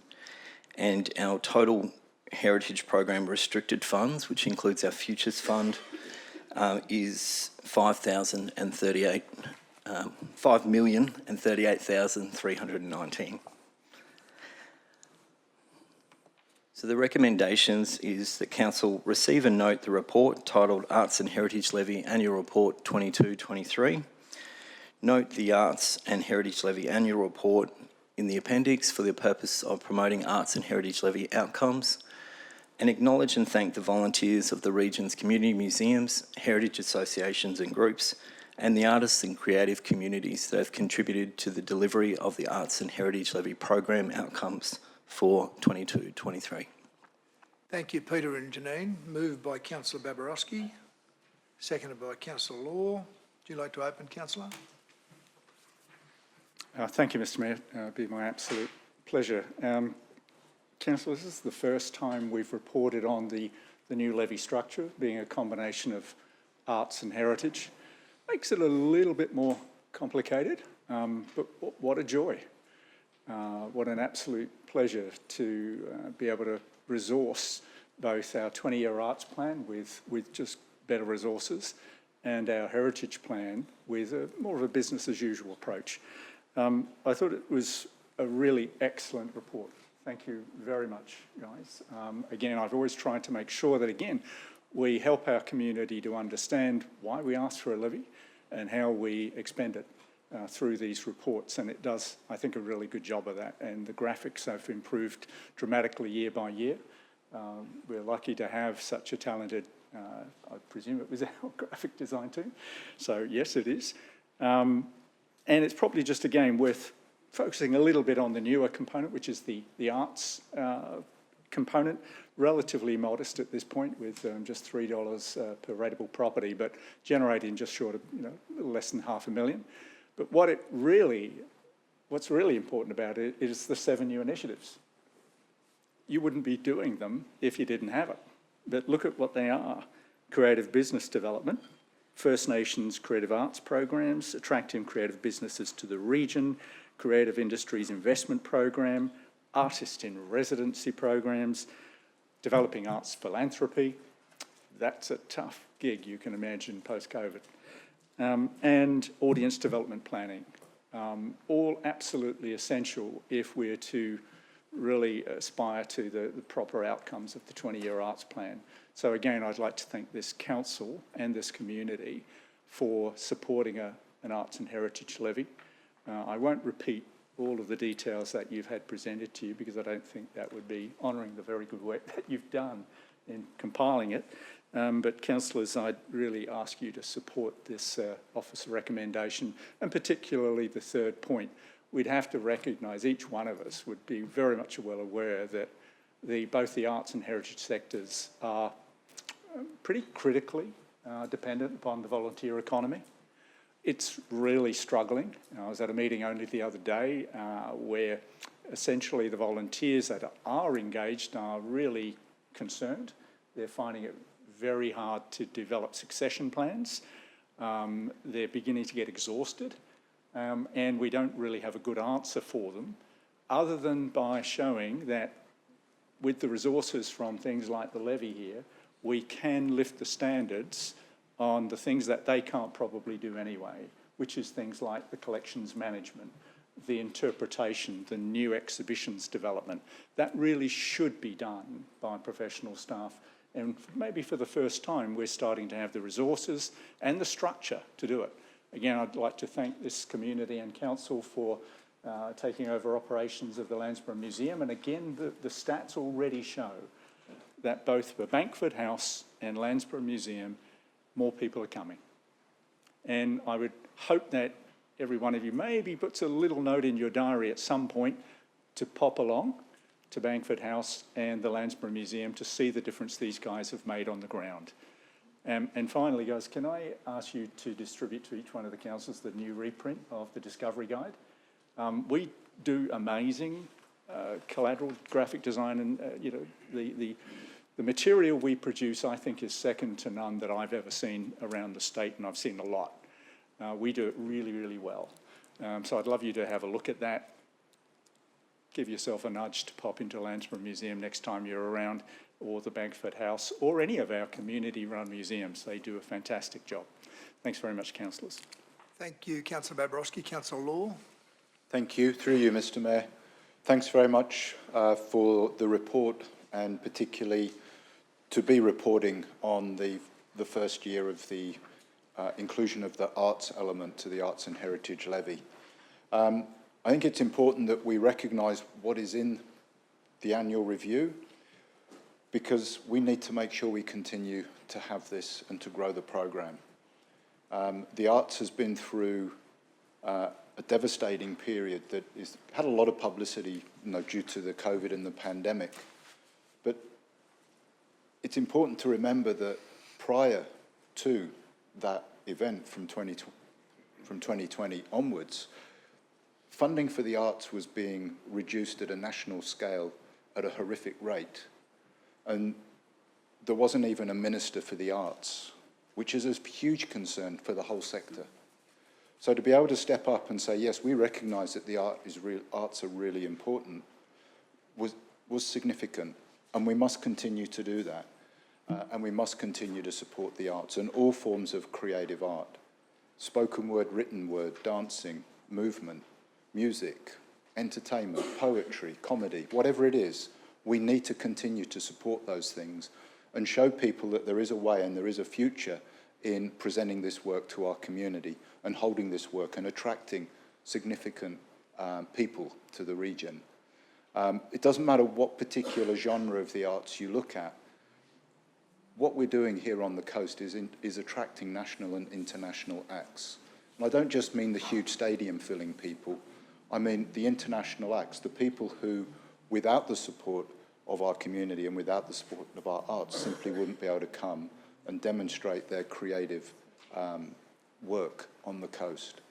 So, yes, I'll be supporting this. I hope we have support today, and that it also signals ongoing support for this to be included in the Arts and Heritage Levy going into the future. So thank you very much for what we're now doing, because we've added this small amount of contribution through the levy to our overall work. It's great. Thank you.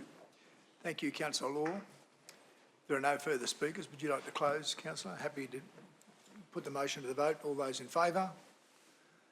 That's carried unanimously. Someone might like to get Councillor Johnston back, but we're going to take a break now until 1:30 for lunch. Thank you.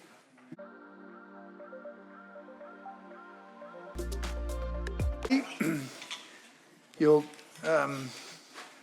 please excuse me while I have a bite of lunch while we're talking, but let's go to our next item, which is 8.8, the Creative Industries Investment Program Funding Recommendations 24-25. Councillor O'Prey. Thank you, Mr Mayor, through you. I need to declare, Mr Mayor, I, Councillor Jason O'Prey, notify that I have declarable conflict of interest in item 8.8 to be considered at the ordinary meeting today on the 16th of November, due to Ralph Devlin is an event organiser for the Sunshine Coast Chamber Music Festival. As outlined in item 8.8, Sunshine Coast Chamber Music Festival is recommended as a successful recipient in the Creative Industries Investment Program 24-25. Mr Devlin is a lifelong friend and made a donation of $2,000 to my 2012 election campaign. Now, notwithstanding the value of the donation, it was received outside of my relevant term as is defined in Schedule 4 of the Local Government Act 2009, and therefore it is not a prescribed conflict of interest. Therefore, nonetheless, I will exclude myself from the meeting as a matter of consistency while this matter is being discussed and voted on. Thank you, Mr Mayor. Thank you, Councillor O'Prey. We'll send for you shortly.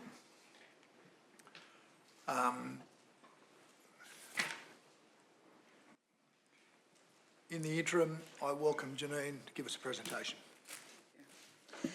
Good afternoon, Mayor and councillors.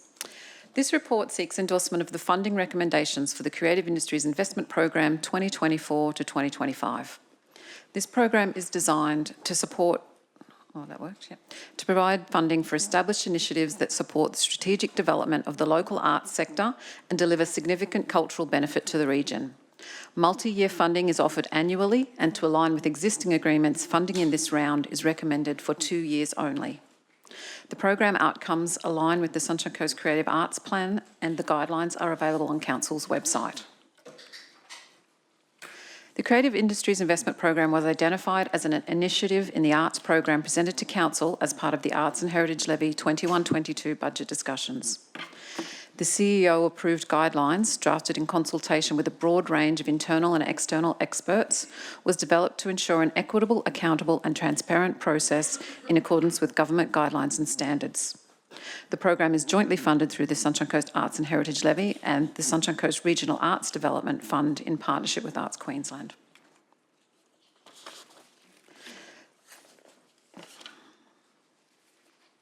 That's gone way too far. The program, widely promoted across various channels, received 5 expressions of interest, with 4 invited to submit a full application. Officers provide assistance through all stages of the process to seek to manage expectations regarding potential funding in line with the endorsed budget. Council received a total of 3 applications requesting $58,600. Assessment of applications includes pre-assessment to determine eligibility before assessment by the Regional Arts Development Fund panel made up of external industry experts.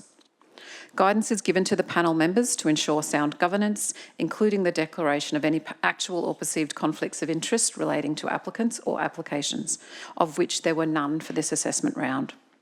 The panel referenced the priorities and assessment criteria within the guidelines, and also consider the extent of reach into the communities and the sector, alignment with Council's broader priorities, diversity of initiatives across the program, availability of other revenue sources, and the funding amount requested in relation to the overall initiative costs.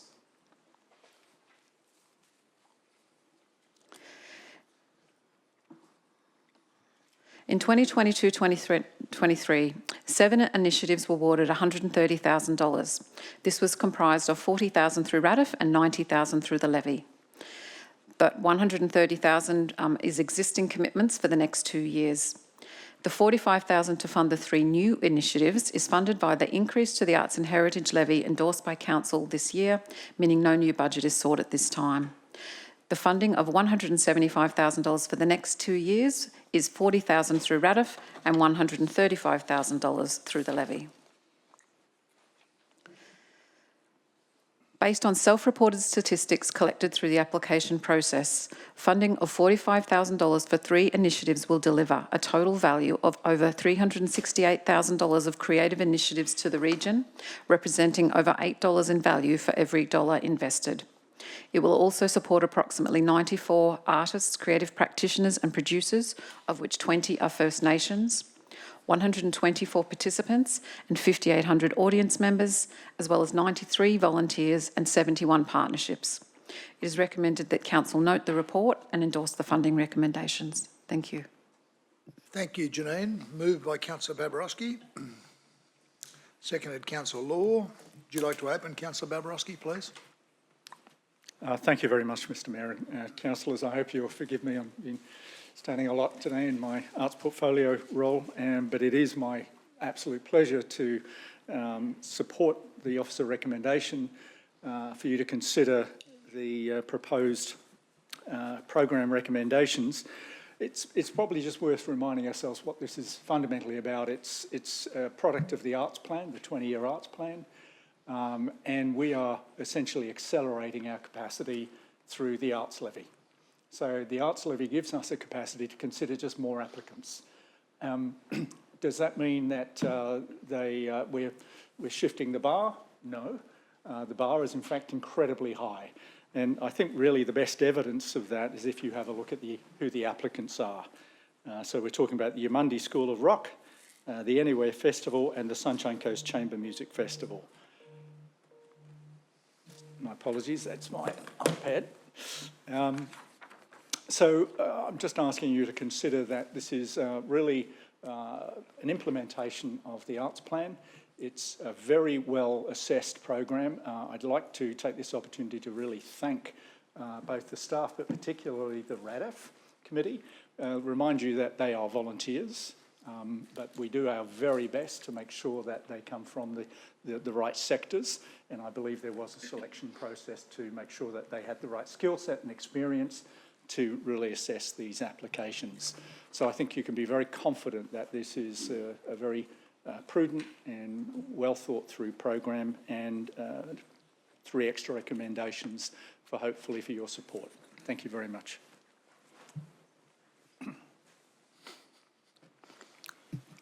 Thanks, Councillor Babarowski. If there are no further speakers, put the motion, you don't need to close, put the motion to the vote. All those in favour? That's carried unanimously. Could we get Councillor O'Prey back, please?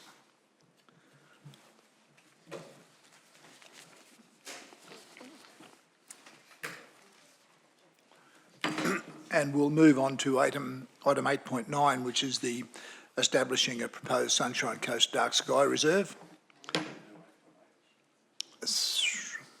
Yeah, you just did that. Oh, yeah. No. 8.9 we're up to now, and I invite Simone Bright to give us a presentation on the Sunshine Coast Dark Sky Reserve. Thank you, Simone. Thank you, Mr Mayor. Good afternoon, councillors. Thanks for the opportunity to present an update and the required next steps to progress a proposal to establish a Sunshine Coast Dark Sky Reserve for your consideration and support. Through implementation of our Environment and Livability Strategy, Council has sought to investigate and implement mechanisms that enhance livability across the region and attain national and international recognition of our natural assets and environmental initiatives. Our international designation in June 2022 as a Biosphere Reserve provides an example of such a mechanism and recognises a special place where we are striving to live, work and play sustainably, including responsible development. To complement our Biosphere designation, Council has been considering potential mechanisms to recognise the values associated with our night skies. Our night sky is an important aspect of our valued Sunshine Coast landscape and character. Light pollution is the excessive use of artificial light, and the amount of light pollution on the Sunshine Coast could be expected to increase as our population increases across the next 20 years and beyond. Council's Environment and Livability Strategy includes strategic directions to recognise, protect and celebrate dark skies as part of our approach to preserving our distinct and diverse landscape, including supporting transformational activities. The image on the screen is of the dark sky taken from our Kirby's Road Environment Reserve. Planning for our dark skies has been progressing for a number of years and started in 2019 with a notice of motion brought to Council at the time by Councillor Jenny Mackay. Council resolved to support further investigations with targeted input to scope potential Sunshine Coast Dark Sky Place designations through the International Dark Sky Places program, including associated locations, requirements, benefits and report back to Council for consideration. Investigations have been progressing across the last 2 years, with outcomes forming the basis of this report today. This includes a designation assessment. The International Dark Sky Places program seeks to preserve and protect dark sites through responsible lighting policies and public education. There are now over 200 certified international dark sky places globally, of which 4 are within Australia. A review of the program and its 5 designation types and associated guidelines, eligibility and minimum requirements, as well as existing lighting pollution data, was undertaken in the context of the Sunshine Coast local government area. The assessment identified that a dark sky reserve or park would be the most applicable dark sky place. However, the reserve provides the best opportunity to support the protection and maintenance of existing night sky quality in a hinterland setting and to encourage community participation. Following a preliminary feasibility assessment and technical analysis against the certification guidelines, including lighting management and eligibility criteria, achieving a dark sky reserve is considered feasible. The development of a lighting management plan in collaboration with relevant participating governing agencies such as Energex would be required for a dark sky reserve area as a requirement for the nomination process. Furthermore, how a proposed lighting management plan for a dark sky reserve area could be best incorporated into the local planning framework was also identified as required. Advice, input and data was sought from key stakeholders including Energex and the International Dark Sky Association.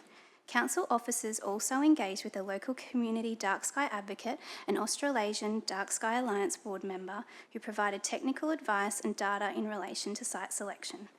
Based on the investigations, a dark sky reserve is considered the most appropriate designation to pursue and would provide the best opportunities to recognise, protect and celebrate the Sunshine Coast night sky, subject to International Dark Sky Association's assessment and community feedback. The map on screen identifies the spatial extent of the proposed dark sky reserve area, which is within the Mary River catchment and adjoining state protected areas within the Sunshine Coast local government area. The area is around 873 square kilometres in total, with a core area of close to 3 square kilometres. As part of an application, proactive steps being taken to manage the night sky, public awareness and education in the reserve must be demonstrated for the previous 12 months. To support this, a review of existing activities was identified and included the expansion of the identified core area of the proposed dark sky reserve through Council's acquisition of 68 hectares in Witter, which is now located within the Kirby's Road Environment Reserve.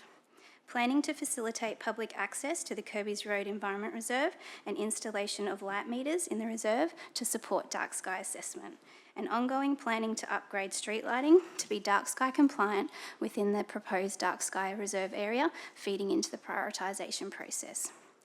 Recognition of dark sky lighting principles in Council's adopted urban lighting master plan, and the drafting of an electrical and public lighting infrastructure manual to provide technical guidance governing lighting infrastructure in our public open spaces. Commencement of investigations to identify opportunities to incorporate provisions into the new planning scheme, and whilst the implementation of Council's Marine Turtle Conservation Plan is not directly within the proposed dark sky area, a number of great initiatives have been undertaken to minimise light pollution and support dark skies more broadly, including shielding of street lighting, retrofitting of street lighting, turtle-sensitive luminaire trials, lighting studies, community education and awareness. Informed by these investigations, a briefing paper was then submitted to the International Dark Sky Association earlier this year, seeking an assessment of the eligibility of proposed dark sky reserve. The International Dark Sky Association acknowledged that the information provided a thorough overview of the proposal and provided sufficient information to commence an application when ready. Feedback also restated the need for a lighting management plan and the adoption of lighting policy for the proposed dark sky reserve. With the completion of investigations, support is being sought to commence a phased community engagement process during 2023-2024 to seek feedback on the proposal to establish a reserve designation under the International Dark Sky Places program for the identified area, and the preparation of required technical documentation to support the project. Outcomes of this engagement would then be presented back to Council, and if supportive, the preparation of an application with the guidance of the International Dark Sky Association would be progressed. To progress this, it is proposed that the community engagement and supporting technical documentation phase of the project would include the provision of information on Council's website about the proposed reserve, including the map, eligibility assessment and some frequently asked questions, commencement of engagement with and participation from our First Nations people, establishment and maintenance of critical partnerships to support a successful application, and the ongoing administration of governance of the Dark Sky Reserve, including written support and commitment from our key partners and the broader community. The preparation of a lighting inventory and lighting management plan, and community engagement on the proposed reserve, and a demonstration of proactive action to manage light pollution and promotion of community participation in managing and increasing the awareness of night sky quality. This report seeks Council's support to progress Phase 2 community engagement and preparation of supporting technical documentation as part of a phased approach to establish a proposed Sunshine Coast Dark Sky Reserve. Thank you. Thank you, Simone. Happy to move, Councillor Johnston. Councillor Law. Would you like to open, Councillor Johnston? This is a fantastic project, and something that I desperately would like to see declared. I follow on from the previous councillor, Jenny Mackay, who was also passionate about this particular issue, and I thank Councillor David Law for him coming on board very early, and also being very, very supportive of the whole thing. I can't let this opportunity go by without, first of all, thanking Ken Wishaw, who has tirelessly promoted this reserve to council officers, to councillors and to the community. Ken is absolutely passionate about the whole issue, and fortunately we've been lucky to have ELT members and also people like Dave Dr. Dave and his team who've come on board and are actually pushing the whole issue finally to council for us to accept it as a proposal. It's important to note that if we pass this today, what we're doing is we're saying to the CEO, you go out and propose to public submission in relation to the whole issue and see what we get back before we make the final determinations. However, it is great to see that certain actions have already been taken, and that is, for instance, in the conversion of the normal street lighting programs in certain areas of the coast. We're spending through a grant some almost $4 million in converting them to LED. I just have a question to ask of Dr. David in relation to that, or perhaps, well, Scott's not here, but in the dark sky area, are they going to be properly shaded so that the light is thrown down and not out? Through you, Mr Mayor, as part of that light upgrading project, they're going through an assessment of what lights are in scope and what type of light would be retrofitted. And so, yes, for the dark sky, proposed dark sky reserve area, they would be seeking that they'd be dark sky compliant to align with what we're trying to achieve. That's excellent. And my next question to you is, are you confident that we can have this completed in time to make the final application to the Dark Skies, what's it called? International Dark Skies Association, and also have it included in the advertising program for their town plan? Through you, Mr Mayor. So the first question, in terms of next steps and can we achieve this, what this report does is outlines the steps we propose to take from now into 2024, acknowledging that early next year there is a council election and state election as well, so we'll be looking for the right time to undertake that conversation with the community in regards to this proposal. And work has already started in relation to the new planning scheme in terms of what could provisions look like in terms of text, map, etc. So that if this was supported, it's something that we're already starting to prepare for as part of a new planning scheme. Thank you very much. It would be a tragedy if it wasn't included in the new town planning scheme. However, having said that, this Dark Sky Reserve is bounded on the north, on the northern part of our local authority, from Belli Park area, and on the Noosa shared border with Noosa and Gympie councils. It is in the Mary River catchment. To the west is our local authority border. To the south is Stanley River Road and Mountain View Roads, Maloney. And to the east, it travels along the Blackall Range Road between Montfort Turnoff on the Lansdowne Maloney Road right through to Mapleton and north up to connect with our border on the northern side. So basically, what are the benefits of us having a dark skies reserve? Well, there are numerous benefits, apart from livability, because you don't have so much harsh lights. For people who are interested in looking at the stars and the planets, etc., it's essential, because if you don't have it, you get light filtering in and you can't see the full potential of the skies at night time. And obviously it has to be at night time, because in the day the sun is so bright that it makes it almost, you can't see the stars.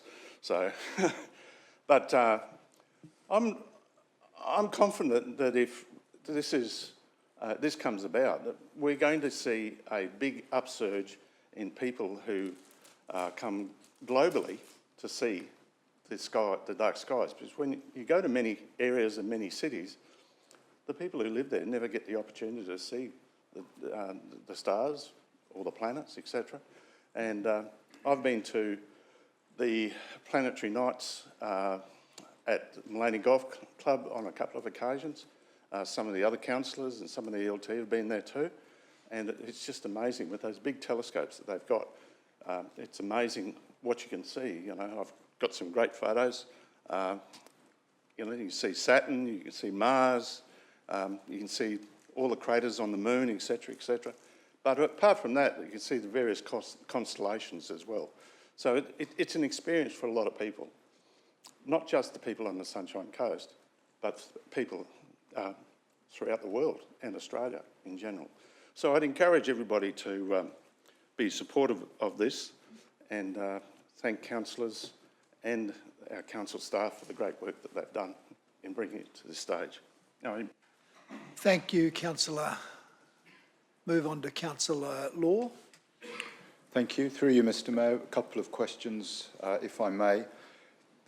In relation to the timeline that we've already touched on a little bit, it notes that we're going to go to the phase 2, assuming that this is supported today, that we would go to phase 2, which is community consultation, which is a very important part of the whole process. It says 23 to 24. Given we've got very little of 23 left, when might we be ready to start, and will we get it done by the end of 24 to then be able to review all the input from the community to consider whether we go to phase 3? Through you, Mr Mayor. So the intention is the start of engagement will be a web page on Council's website, so hoping to do that if supported today. And then following that, the aim is to do community engagement probably mid-2024, with wrapping that up towards the end of 2024. Thank you very much. And the second question is, assuming the community are supportive and we move forward, is the next step that we have to come back to council to go to phase 3, or does this allow us to move to phase 3 subject to that consultation and engagement? Through you, Mr Mayor, the intention will be to come back to council, report back on the findings and what the community has advised, and seek endorsement to then go to a formal application phase. Thank you. Final question. Do we know how long that final phase could potentially take? Through you, Mr Mayor, the International Dark Sky Association state that it takes between 1 and 3 years, but hopefully having done a lot of the background work, we can move it along a bit faster if supportive. Okay. Thank you. That's great. Thank you very much for that. And if I might speak briefly to support the motion. It's been quite a journey to get to this point, but thank you for persevering and getting us here. Dr. Dave and the whole team, appreciate what you've done. Encourage support today, please, so that we can progress this to test what the community think of implementing an international dark sky for our community. Councillor Winston, you've already made some really great comments. The only piece I will add to that commentary of why we should progress and see this, there is nothing quite as spectacular as seeing stars come up over the horizon at ground level. You can't do that in many places because of what humans have done across the planet, but to be able to watch stars come out of the horizon is astonishing. This will give us an opportunity in some places to get that experience here, obviously on a clear night with no clouds, but to have the opportunity for our community and our people to see those things and then encourage others to want to come here as well, and to have a tourist experience, an international attractor that is not based on the beach and the coastline will be tremendous. So I urge your support, and I look forward to being able to get to the next stage so we can find out what our community think about this. So thank you very much. Thank you, Councillor. I'll go to Councillor Suarez. Thank you. Through you, Mr Mayor, just because this is being delivered under the Environment and Livability portfolio, I thought I should say a few words. I agree with all of the points that Councillor Johnston and Councillor Law have raised. It will be an experience that will be unforgettable for people who don't get to experience a dark sky, and it will be an international attractor of that, I am sure. Simone, I just wanted to personally thank you. I know a lot of work's gone into this report. It feels like we discussed this a very long time ago, so I know a lot of work's been done in the background, and I actually don't have any questions for you because you've certainly addressed this initiative from all angles, and I absolutely support your recommendation to progress this initiative. Thank you. Thank you, Councillor Suarez. Councillor Babrowski. Thank you, Mr Mayor. Can I ask a question? Could I get you to bring the photograph back up? That would be fabulous. And what I was hoping is that you can just reassure me that that photograph is approximating what you would actually see with the human eye, or has it been filtered in some way as a photograph? Do we know? Through you, Mr Mayor. So Ken Wishaw, who is the dark sky advocate who we've been working with, we went out on a site inspection to Kirby's Road with his camera, and he was able to take that. And so that's why we've sort of seen that, and it's something that we should be celebrating. Okay, so you did actually see what we're seeing up there? Yeah. Lovely. I just wanted to establish that because do we happen to know if Dr Wishaw's doctorate is related to astronomy or a related subject or not? We don't know? Never mind. Look, obviously, again, a skill set that we've really valued anyway, and his commitment. So thank him and Jeff Simon. When I saw this again, it reminded me that I grew up in a city, and just like Councillor Johnston said, I had literally never seen a sky, one or two stars occasionally, until I was in my 20s and travelled. And I think when you look at that picture, now gone, it is quite remarkable that you think you're looking through a galaxy to try and look at the universe beyond. And there's possibly, I don't know whether that smudge to the right-hand side might be another galaxy that you're looking at. But what I find profound, and why this is profound, it's incredibly humbling as a human being, at the same time as incredibly inspiring, because if you think about it, when you look at all of that sky, we're the only high-functioning sentient known species in the known universe. Before, Councillor Johnson, I'll exclude myself from the high-functioning sentient species, all right, before you get in and say you maybe should exclude yourself. But if it just reminds you just what an amazing phenomenon it is to be a human being on planet Earth looking out at a slice of the galaxy. And I think that's why it's so powerful and so useful to bring people to our region to say, look, as a human community, we need to be reminded sometimes, one, how small we are in terms of a life species, but also how incredible it is to be part of the only phenomena of sentient, high-function sentient species in the known universe, which is, to me, a fabulous thing to perceive and understand. So I'll be certainly supporting it today. Thank you, Councillor. I'll go to Councillor Cox. Thanks, Mr Mayor. I echo the comments that my fellow councillors have already said. I just wanted to thank, obviously, once again, the team for bringing this to council.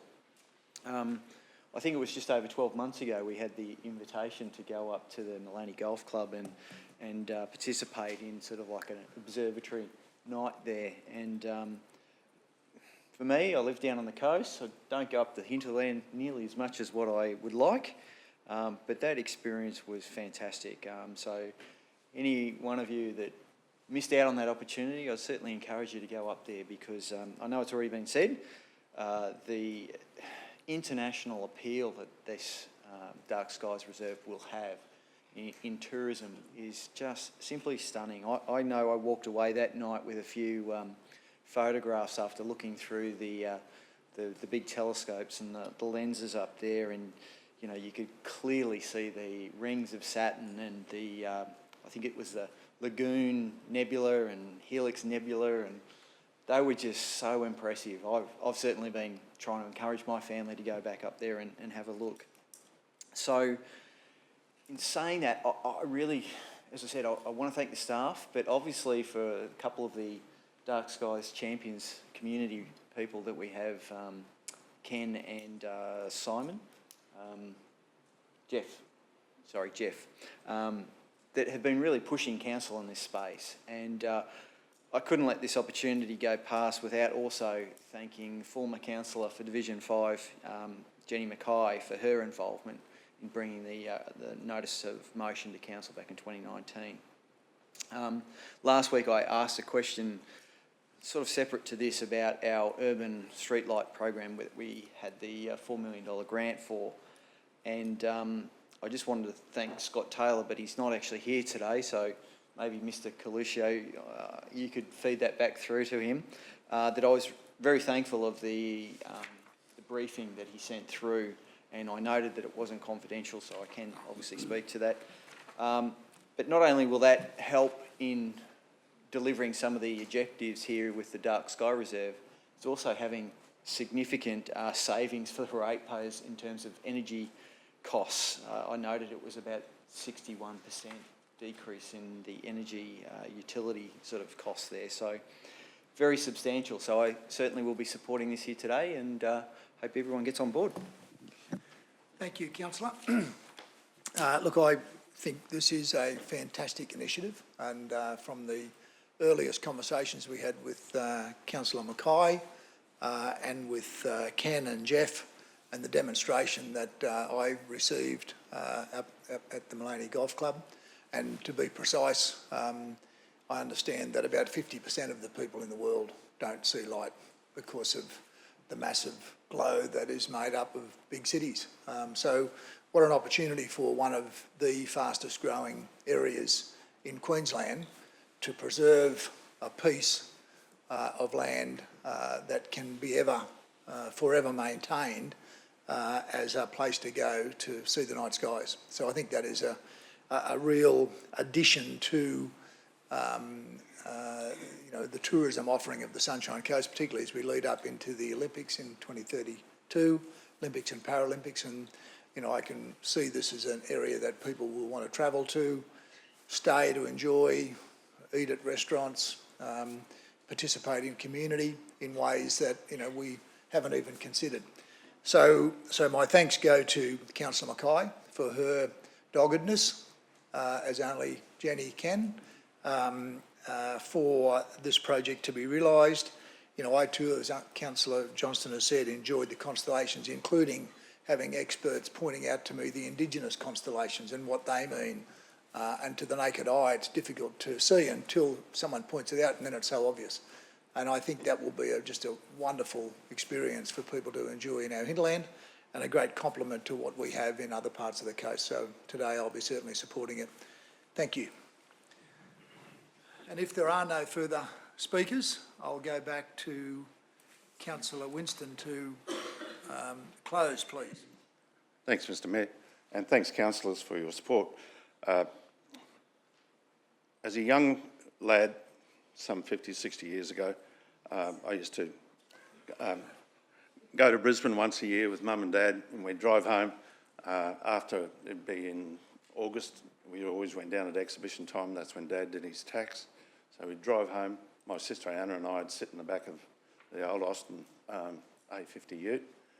And when you looked out towards Brisbane, you could see a little bit of light in Brisbane. You didn't see Caboolture, you didn't see Redcliffe, you didn't see the lights at the prison at Woodford. And when you looked on the other side, you could pick out all of the towns, all of the coastal and hinterland towns, because they only had 2 or 3 street lights, and there wasn't a lot of lights apart from that. So I grew up at Maloney, and at night time looking up at the sky and seeing what was shown there, basically at Kirby Road. Unfortunately, a week or so ago, you wouldn't have seen that at Kirby Road because we had bushfires out there. However, having said that, that is what people will see. And as the Mayor said, I thought to myself on a couple of occasions when I was a young fellow looking at the stars and the constellations that were up there and thinking, this is what the whole of Australia used to be like pre-1770, when the Indigenous people of Australia had the ability anywhere in Australia to see those night skies like that. What I would like to stress is that There's very few places in Australia that you can actually see that now, and nearly all of them are in remote areas, like Ayers Rock, Uluru. This is a once-in-a-lifetime opportunity for us to provide this reserve in a location close to Brisbane and within driving distance for a lot of people in this region. So it's very easy for international tourists to get there. They don't have to catch additional flights, etc., etc. So I'd just like to encourage every councillor to support this resolution. Thank you, or recommendation. Thank you, Councillor Johnson. We'll put the recommendation to the vote. All those in favour?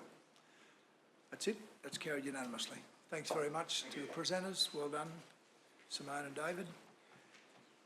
8.10 is the Nambour Showgrounds Master Plan, and we'll have Wendy and Heath joining us shortly. A lot of unanimous votes today, team. Good to see.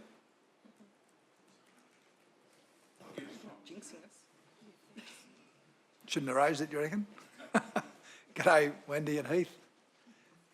Good afternoon. We're in your hands. Thank you, Mr Mayor, Madam CEO, councillors. Good afternoon, everyone. So I'm here to present the Nambour Showgrounds Master Plan 2023 to 2038 and seek Council's endorsement of the report and embedded recommendations over the next 15 years. The aim of the Nambour Showgrounds Master Plan is to ensure that the showgrounds continue to be a vibrant and valuable asset for the community for many years to come.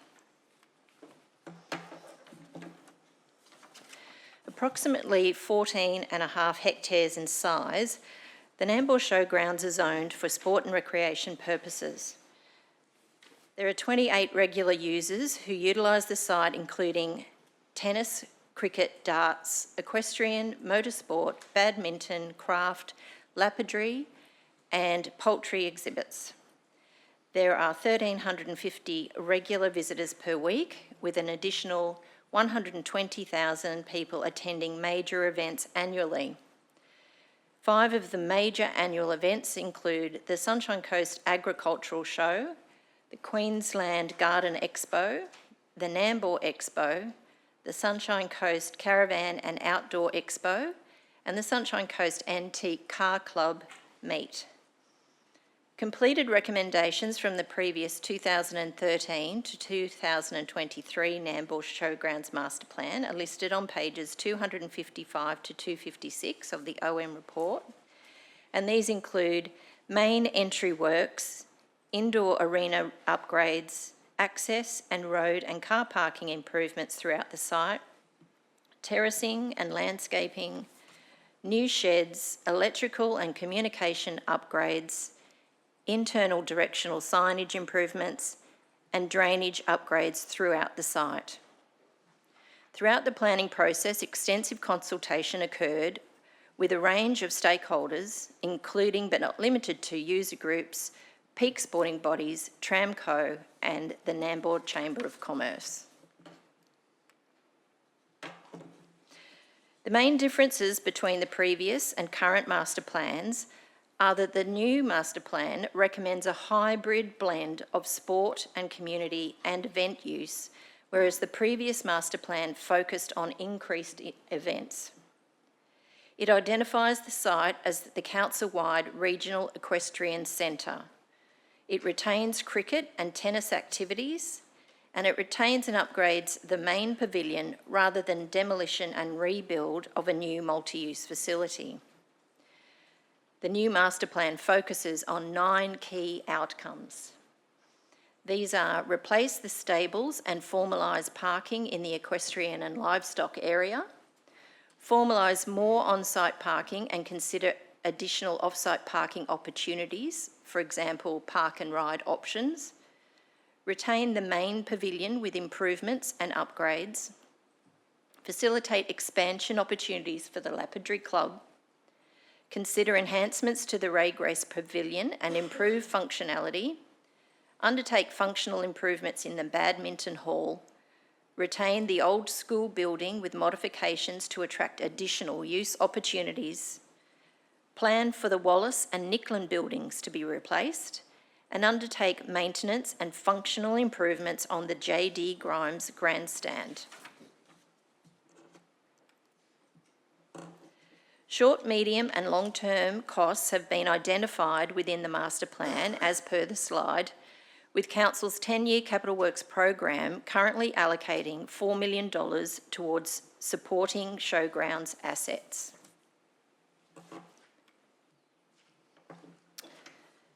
So our recommendation is that Council receive and note the report titled Nambour Showgrounds Master Plan 2023 to 38, adopt the master plan, and note that implementation of the Nambour Showgrounds Master Plan will be determined in accordance with Council's 10-year capital works program and successful applications for external funding opportunities. Thank you. Thank you, Wendy. Someone to move? Councillor Law, thank you. Seconded, Councillor Johnston, thank you. I'd like you to open Councillor Law, please. Thank you, and through you, Mr Mayor, just a question before I speak to the motion, please. With regard to the funding, and I don't know if you want to put the slide back up, just looking to clarify the $4 million allocation in the 10-year capital program, that funding applies to this showground and also the Mullaney Showgrounds. Is that correct?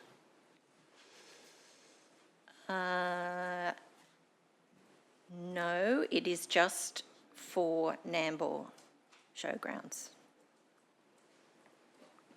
Okay, thank you. So that amount, though, clearly shows that it's under what's required of this master plan. So the intent is that we're looking for grant funding or increased funding within our own capital program. Through the Mayor, we will be looking at additional external funding opportunities. We do have quite a good track record when applying for external funding.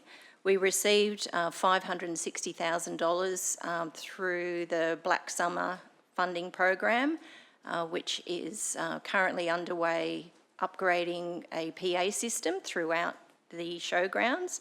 And as we speak, we are lodging a minor infrastructure grant to the state government, and that will be for replacing the Cattleman's Road amenities. So we're hopeful to receive a successful funding application there.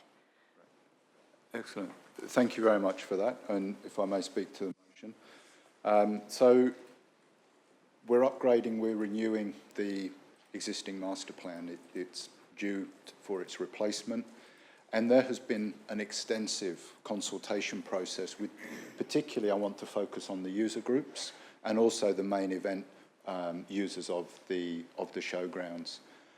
We've already heard in the presentation of how important this showgrounds is to our community. 28 user groups are regularly using the site for their particular sport or recreation or whatever it might be.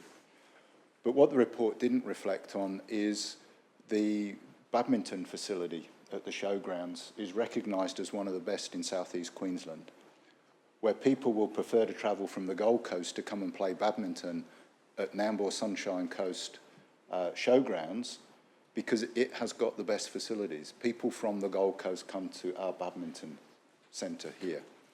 And it's also the badminton centre for the whole region, not just the Nambour Badminton Club, but also a number of badminton clubs use that facility for their club and their sport.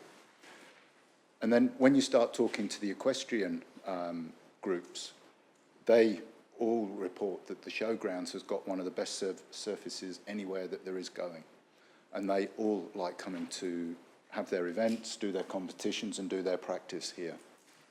And then coupled with that, the significant investment as a result of the previous master plan, where we have finally upgraded, it took a lot of effort from the project manager, but finally upgraded the Equestrian Undercover Centre, again, with a top quality,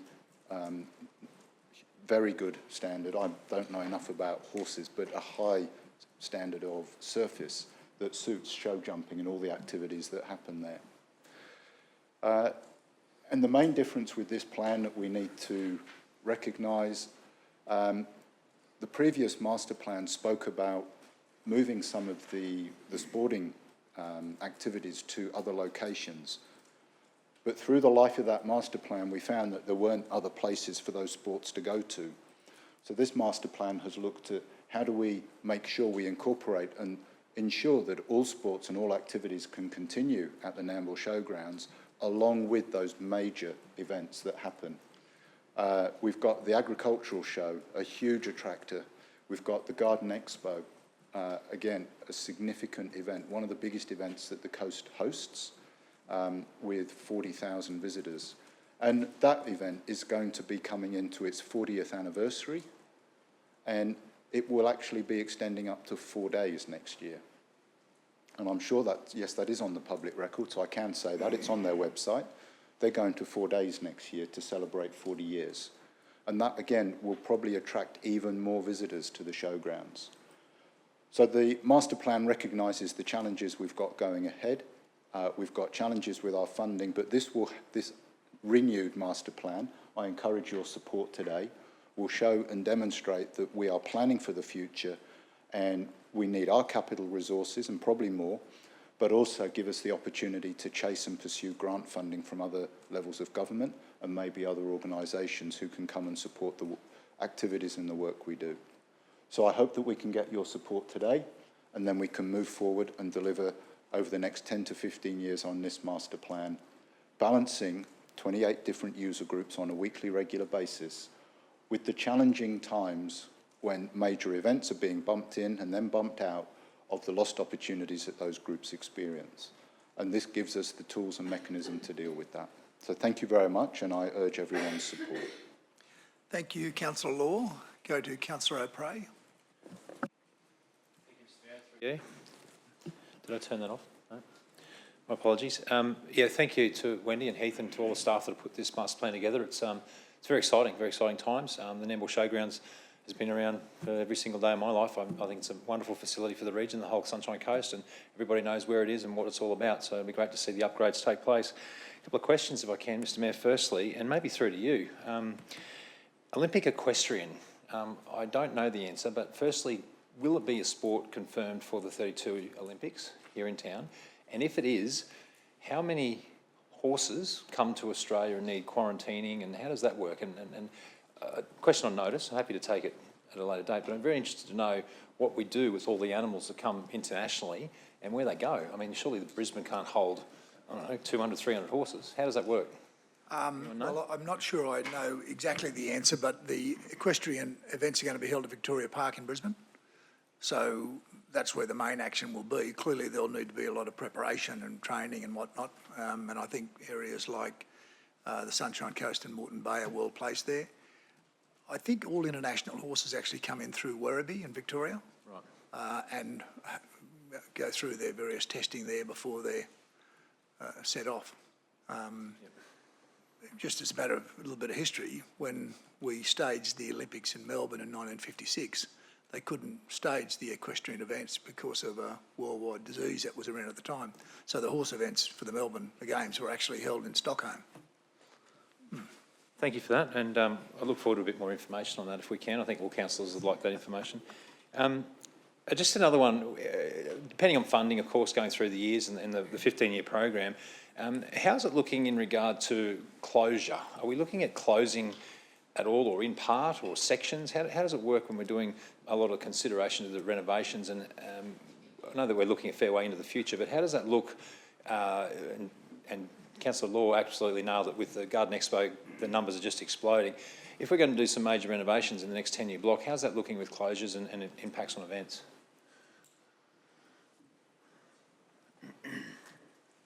Thank you for your question, and through you, Mr. Mayor. So we don't anticipate any widespread closure of the showgrounds. None of the recommendations are such that would require a full closure of the showgrounds. To upgrade the stables would obviously require the closure of of the part of the equestrian precinct. Some of the other recommendations may require closure of existing amenities blocks or nearby surrounding areas, but no, there's no anticipated closure of the showgrounds that would impact our 4 or 5 major events that we have each year. All right, thanks, Mr. Colley. A couple of, I'd like to speak to it now if I could, Mr. Mayor. This is serious improvements to our showgrounds, and I'm very, very supportive of this today. Not only is it an opportunity for our current events, and we've mentioned the Garden Expo, which is by far and away our grand event outside of any sporting event in the region, but it also provides a lot for future events. And what I mean by that is that we're looking at events that are outside the box all the time, and that can mean things like music festivals and cultural events and events that include a lot more animal activity, which we don't really have here on the Sunshine Coast. So going through this process and getting this master plan out of the ground is amazing. One of the diagrams I've seen has got a million dots on it. I think there's orange dots all over one map, and it's really a lot of detail in it. So I congratulate the staff on going, there's 90 orange dots on one of the maps. Certainly a lot of detail on it, but the other thing is that the host clubs that are there, all those sporting clubs particularly that we've got, there's an enormous amount of opportunity there, not only in the near future, but the extended future right through to the Olympics and beyond. I think it's a wonderful opportunity for not only the sports group, but the recreational groups as well that we've got a little bit of commentary on as well in the report. So I'll fully be supporting it, and thank you very much for your work. Thank you, Councillor. Councillor Natali. Thank you, Mr. Mayor, and I certainly support the comments that Councillor Law and in terms of the intent of what we're trying to do here. The showgrounds in Nambour are a very important piece of infrastructure. It is an economic driver and potentially could even be a greater economic development driver for Nambour.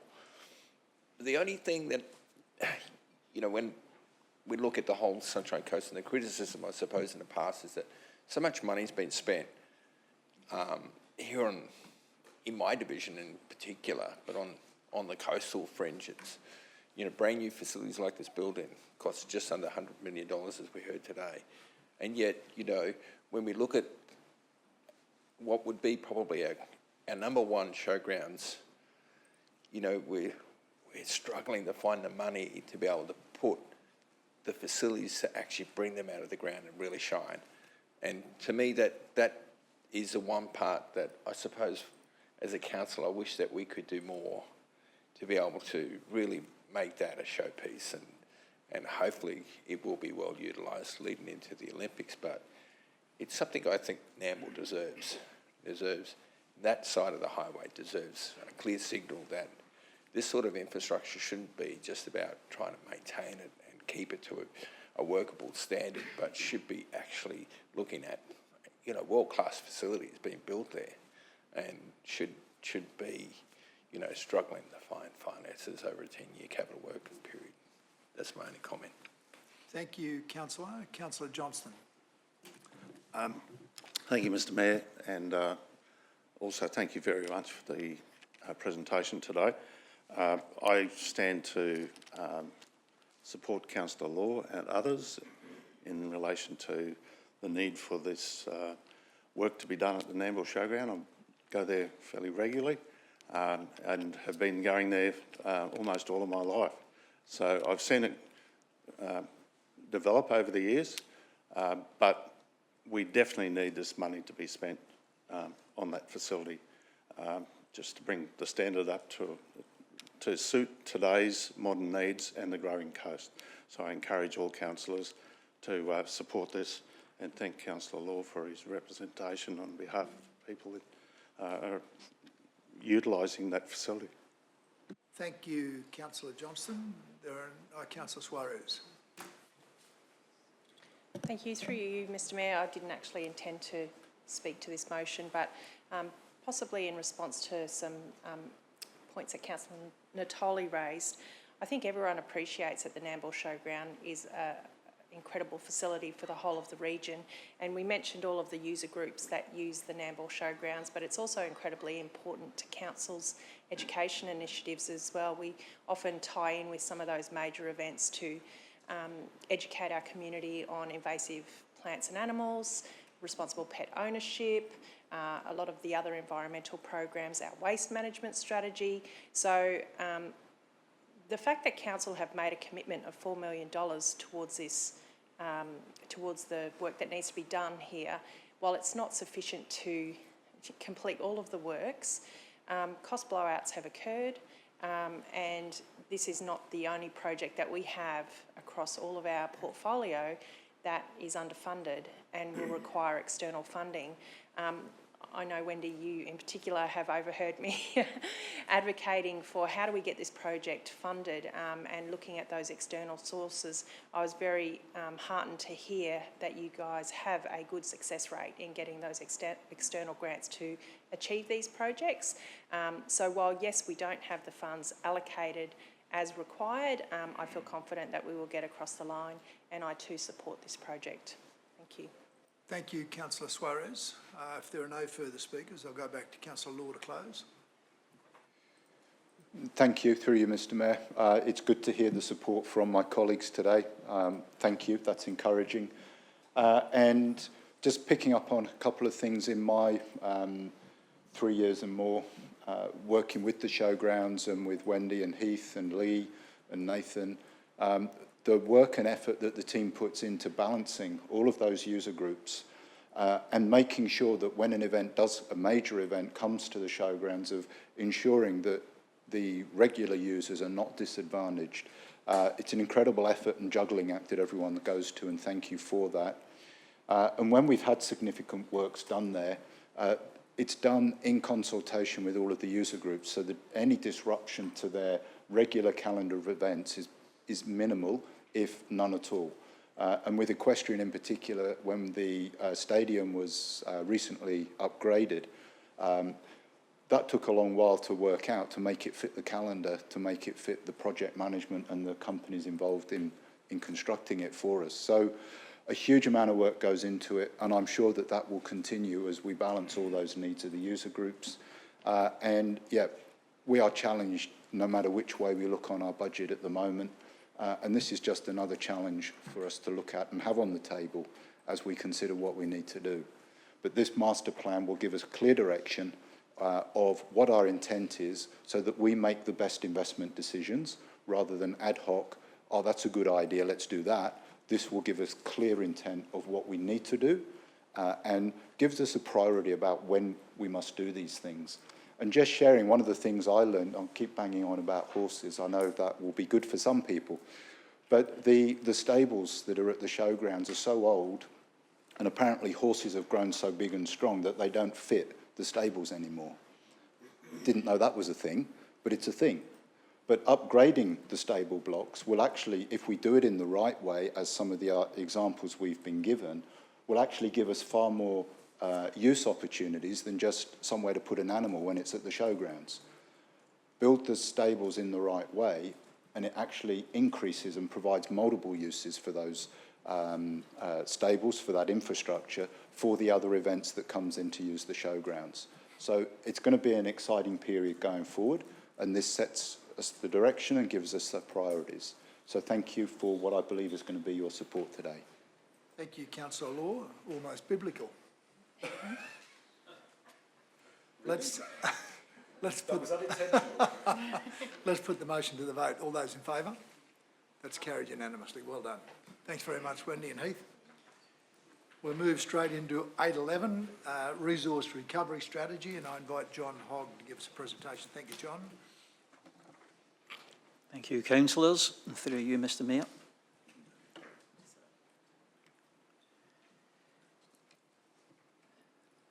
The Queensland Waste Reduction and Recycling Act 2011 requires local governments to prepare and adopt a waste reduction and recycling plan. The Sunshine Coast Resource Recovery Strategy satisfies Council's obligations under the Act and has been developed to establish a circular economy approach to waste management in the region, contribute towards achieving our zero net emissions target by 2041, shape the region's future waste infrastructure needs, establish strong, resilient resource recovery markets, ensure cost-effective, customer-focused services, protect public health, safety and the environment, and support the principles of the waste hierarchy. The strategy is aligned to the objectives of the National Waste Policy and Action Plan, the Queensland Waste Management and Resource Recovery Strategy and Energy from Waste Policy, and the South East Queensland Waste Management Plan, which has been adopted by all ComSec councils. In addition, the strategy forms an integral component of Council's corporate strategic framework, with linkage to the Sunshine Coast Community Strategy, the Environment and Livability Strategy, and the Regional Economic Development Strategy. It recognises common themes and objectives from those strategies, whereby we aim to build economic opportunity, create local jobs, and shape the region's markets and ecosystems through diverting waste from landfill, reusing recyclable materials wherever possible, and targeting sustainability and emissions reduction. The strategy incorporates a three-phase framework: long-term aspirational objectives to 2041 and beyond, where a functioning circular economy approach to managing waste is embedded regionally. Medium-term tactical horizon objectives over a 10-year period, including coordinated capital investment in waste infrastructure and progressive transition to advanced resource recovery operations. Also ongoing annual operational objectives: high quality, cost-effective waste collection services and provision of new and upgraded resource recovery facilities to service population growth and enhance landfill diversion activities.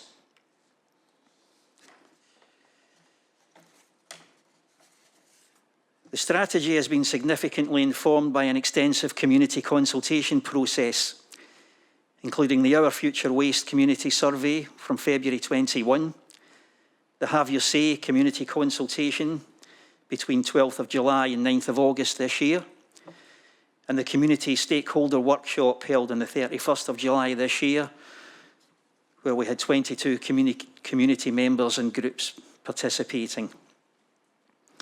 Results of that consultation indicated strong community support for key strategy objectives, with 80% plus of respondents believing it is essential or important for Council to achieve zero waste to landfill by 2041 and deliver coordinated capital investment in new and upgraded waste infrastructure, progressive transition to advanced resource recovery operations, and a sustainable circular economy approach to managing the region's waste, reduced carbon emissions, and education, behaviour change and advocacy programmes, while continuing to provide high-quality, cost-effective waste management services.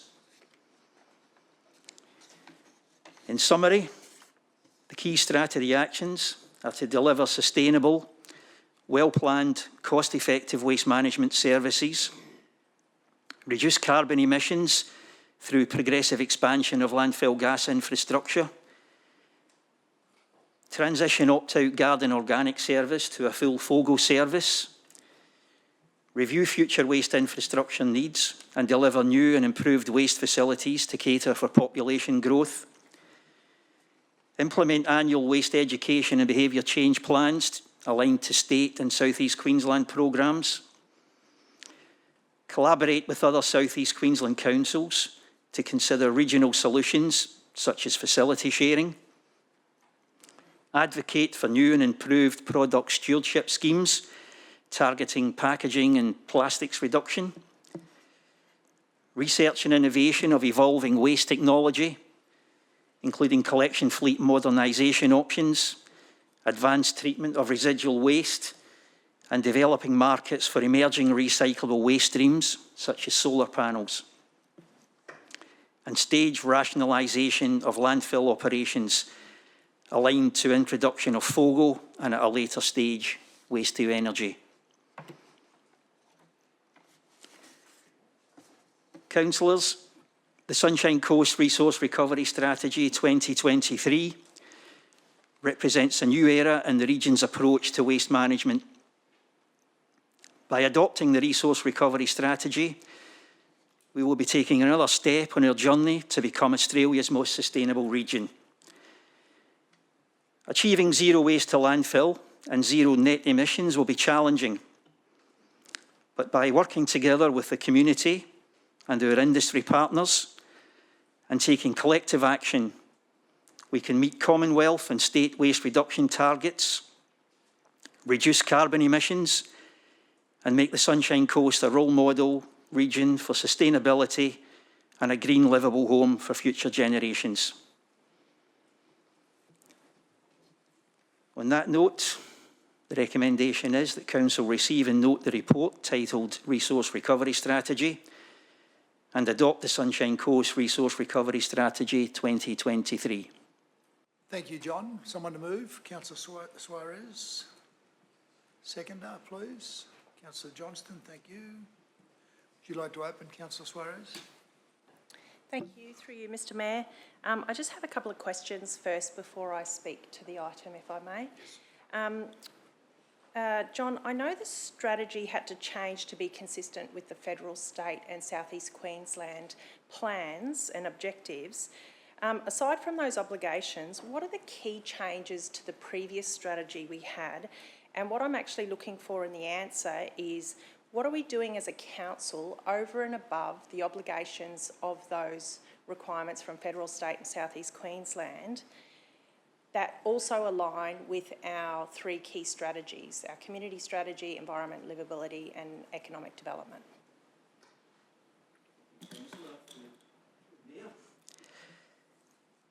As you correctly point out, there's been a number of significant legislative, industry and corporate changes since the 2015 strategy was developed that have informed development of the 2023 strategy.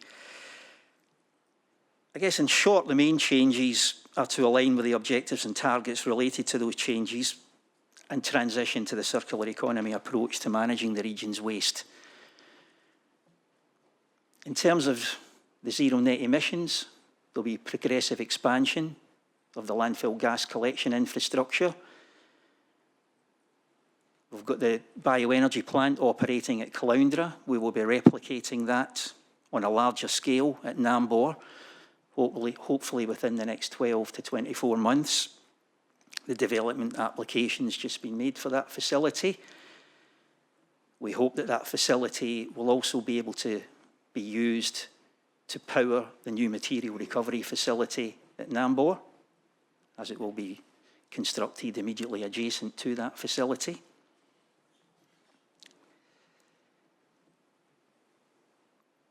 We are looking 5 to 10 years ahead in terms of infrastructure. We're not quite sure what the journey will be towards advanced waste treatment on a regional basis. There are moves by a number of different companies to establish a large-scale or a number of large-scale waste-to-energy plants somewhere in southeast Queensland. The majority that I've heard have been to the south of the region. There is some interest to some of our neighbours to the north of the Sunshine Coast. That hasn't progressed at this stage. We need infrastructure that can service these regional facilities. That means completely relooking at how we manage waste going forward in the region. We've got landfill capacity to 2041 or 2042. We hope to extend that by sending waste to energy production plants or potentially even to develop fuel sources. Could be hydrogen, could be diesel, could be something else. These are all research and development programmes that are in place in collaboration with the South East Queensland councils. We'll be transitioning the opt-out garden services to FOGO services, hopefully within the next 2 years. That will see significant reduction in organic waste to landfill, which in turn will reduce our carbon emissions footprint.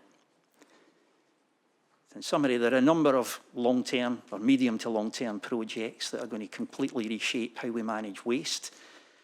We'll be looking at developing Sustainability Park to become the region's main recycling precinct. That may be in collaboration with Economic Development Queensland, or it may be something that Council does on its own. Again, all in research and development phase. We've already seen development of the Nambour Material Recovery Facility, which is a high-tech facility. It will be the most technologically advanced MRF in Australia when it opens in the next couple of weeks. That will be complemented by $80 million in investment in expanding and improving the Resource Recovery Centre at Nambour, which is immediately next door to the MRF. We'll see a new front-end sort, a new tip shop, the bioenergy plant, and the landfill expansion, which will cater for this council's need for at least the next 25 years. Carry on, Councillor. Yes, another question through you, Mr. Mayor. Do we have the ability to rectify the report should it be endorsed today? I've just picked up a couple of things in the report that could probably make it better. The first thing is, in terms of those 3 strategies that I mentioned before, on page 9 of the report, it seems to be that we have the paragraph for environment and livability and the paragraph for economic development are switched around the wrong way. So we've got the zero net emissions plan against economic instead of livability, and we've got the circular economy, business, industry and community benefit the other way around. So if we could just check on that. Okay. It's in the pipeline. There'll be a couple of tweaks to the strategy before it's actually, the final version is released.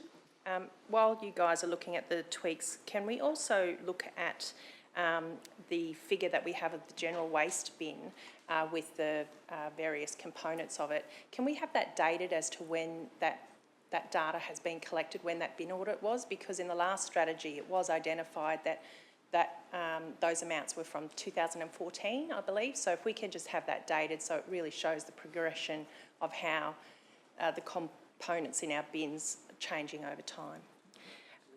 Thank you. The next question that I have is about our landfill remediation. So how do we remediate our legacy landfills? What use do they provide once they are closed? That's a very good question, Councillor, through you, Mr. Mayor.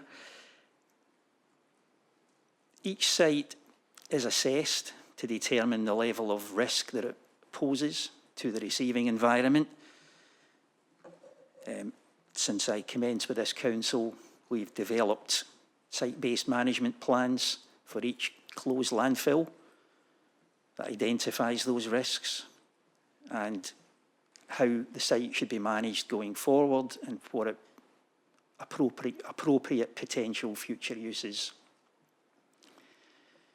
The reality is, it makes more sense financially, environmentally and sustainability to not build on these sites. They create a number of risks. We've seen the issues that we had most recently at Woombye, where we had significant risk to the public because of landfill gas infiltrating the clubhouse and a number of other structures. The Yamundi landfill, which we're currently working on, we're considering phytocapping that site and returning it to native vegetation, which will tie in with the national park, which is immediately adjacent to it. I believe there may be some plans for duck holes at Caloundra that have come from the state. We'll be working with them to develop that. Some of the other sites have been changed to resource recovery centres, but there is a requirement under the Act that when we are remediating landfills that we do consult with the public to determine what the best and most appropriate future use would be for each site. Thank you. Mr. Mayor, final question. On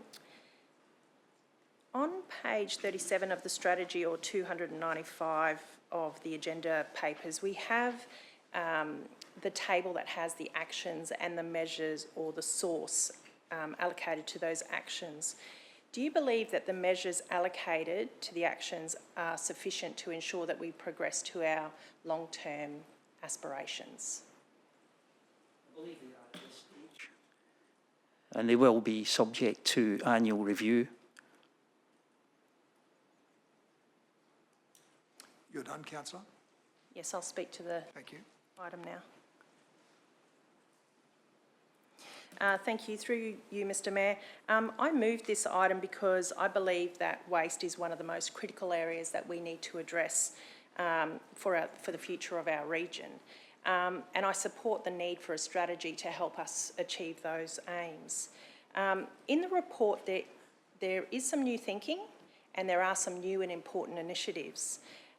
However, I feel that we can do better. I feel that we can do more. And that's my personal view. It's my view that this strategy prioritises our obligations with the federal, state and South East Queensland requirements, as opposed to not only addressing those, but thinking what we can do further than that aligns with our key 3 strategies. Because every council across South East Queensland and within Queensland will have to meet those obligations, but we are not every council. We've just heard with the annual report, we've heard our quarterly report, and we know that we, as a council, achieve well above the majority of other councils. So we are a council with vision, and I think this strategy should reflect that ethos of our council with vision. There's so many more opportunities outside of just service delivery, and I know that it's just been a recent event where the waste group have moved from service delivery under ELS to strategic planning. So I know that that might be a bit of a journey, and that's why I'm perhaps raising these issues here. When we talk about the measures that are in here, I was pleased to hear that they will be reviewed annually, because I don't believe that the measures are very smart. They don't meet the SMART objectives. And if I raise some examples here, we've got Priority 1, Objective 1, collaborate with South East Queensland councils to identify opportunities, etc., etc. And our measure is to attend the regional work group meetings and maintain membership. So as a measure for our waste business, I think we can be more specific with those and more targeted with those as to where we should be. So if these are being reviewed annually, I'd like to see them be more specific and meet those SMART objectives. Another example of that is Priority 1, Item 2, review current and emerging waste treatment technologies and economic aspects of each process. And the measure for that is to document evidence of a review. It's really not very specific. I could go on, but I won't. I know I've made that point before in workshops. I still believe that our waste team have achieved some incredible outcomes, even just over the past, like this term, even over the past year. And you mentioned a lot of those initiatives yourself, and I am very supportive of the waste team, and I'm supportive of this strategy. I just feel that we can do a little bit better, and I look forward to the review next year. Thank you. Thank you, Councillor Suarez. Councillor Johnston. Thank you, Mr Mayor. Thanks, John, for the report. There's 4 councillors on the Waste Management Committee: Councillor Suarez, Councillor Dixon, Councillor Natalia and myself. And I can assure my fellow councillors that when we do have our meetings, we put John and his team through the paces. And I'm really very impressed with the advancement that the council has made over previous terms, but also during this term in relation to the management of waste. We've had a lot of change, new contractors, changes to the MRF and to all of the other sites, and I think we're doing a great job, but we can always do better, as Councillor Murray has mentioned.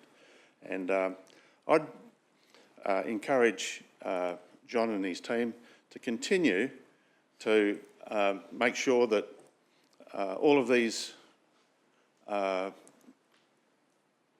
plans, strategies are regularly changed, altered and updated as necessary.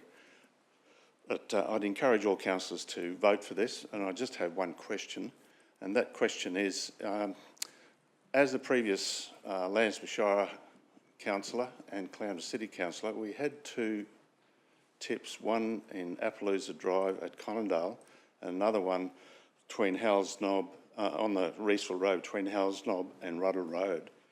I'm sort of wondering, have they been assessed to see whether there's any problems associated? The one at Conondale feeds into the creek that feeds into the Mary River, and the one at Reesville feeds also into the Mary River subsequently, but there's a dam in the property just below it. And I'm just wondering whether there is any continued contamination that may be escaping from both of those tips, because they weren't all that well managed back in the 70s and 60s. Thank you. Yeah, through you, Mr Mayor, yes, those two sites are on the register. There's site-based management plans for both of them. There's an environmental monitoring programme in place for both of them, so we look at potential impacts to groundwater and receiving surface water. There's been no risks identified to date. They're both considered very low-risk sites. So they're on the list for a full remediation, but programmed as low risk at this stage. Councillor Natoli. Thank you, Mr Mayor. Through you, Mr Mayor, just a question to John. John, if we were to do a complete audit of every bin, red bins, yellow bins, green bins, how many of our residents will get 100% tick of doing it absolutely right? I suspect not very many. Not very many. I love bid nights because it gives me a chance to actually open some lids and just quickly see how many of our residents in my street actually know how to recycle properly, or how much is in their red bins that should be recycled that have been thrown away. And green bins, the same thing, mixing other things in other than green waste. It's a problem for us. I'm absolutely on board with what Councillor Maria said. You know, we don't realise this, but this council's number one biggest contract is our waste contract. Massive. Everything that we invest into waste are big dollar ticket items. Costs us a lot of money. And the one area that I've often felt that we don't invest enough in is education. To the point where I could ask that question one day and hopefully say that the majority of people actually do know. Because I feel the only thing that they do know is what day the bins need to be put out for collection. That's one thing they do very well. But I feel there's so much more that we could do. This document obviously is an important document for us to have a strategy.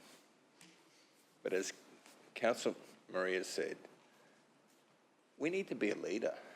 You know, we as a council need to demonstrate that leadership. And, you know, we need to be an innovator, and we need to advocate strongly to all levels of government, to our community, our business community, our residents. We need to be an educator, because that's our role. The community doesn't know.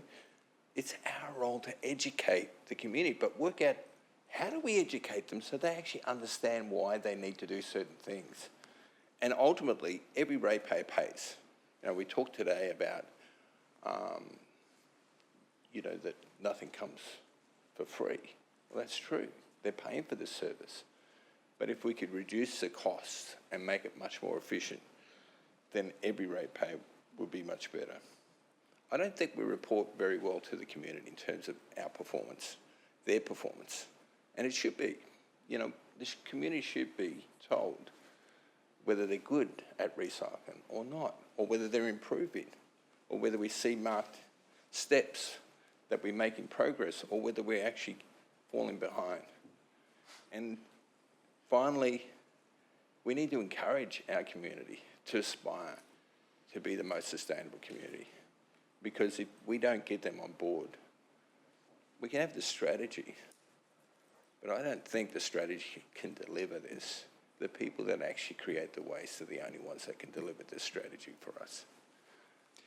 Thank you, Councillor. Councillor Law. Thank you. Through you, Mr Mayor. Just one question, then I'll speak in support of the motion. In relation to our FOGO and moving to the whole kitchen organics, the whole deal with that, are we on target for July 25 in terms of the sustainability park and everything we need to do there to actually get this next step of the process done?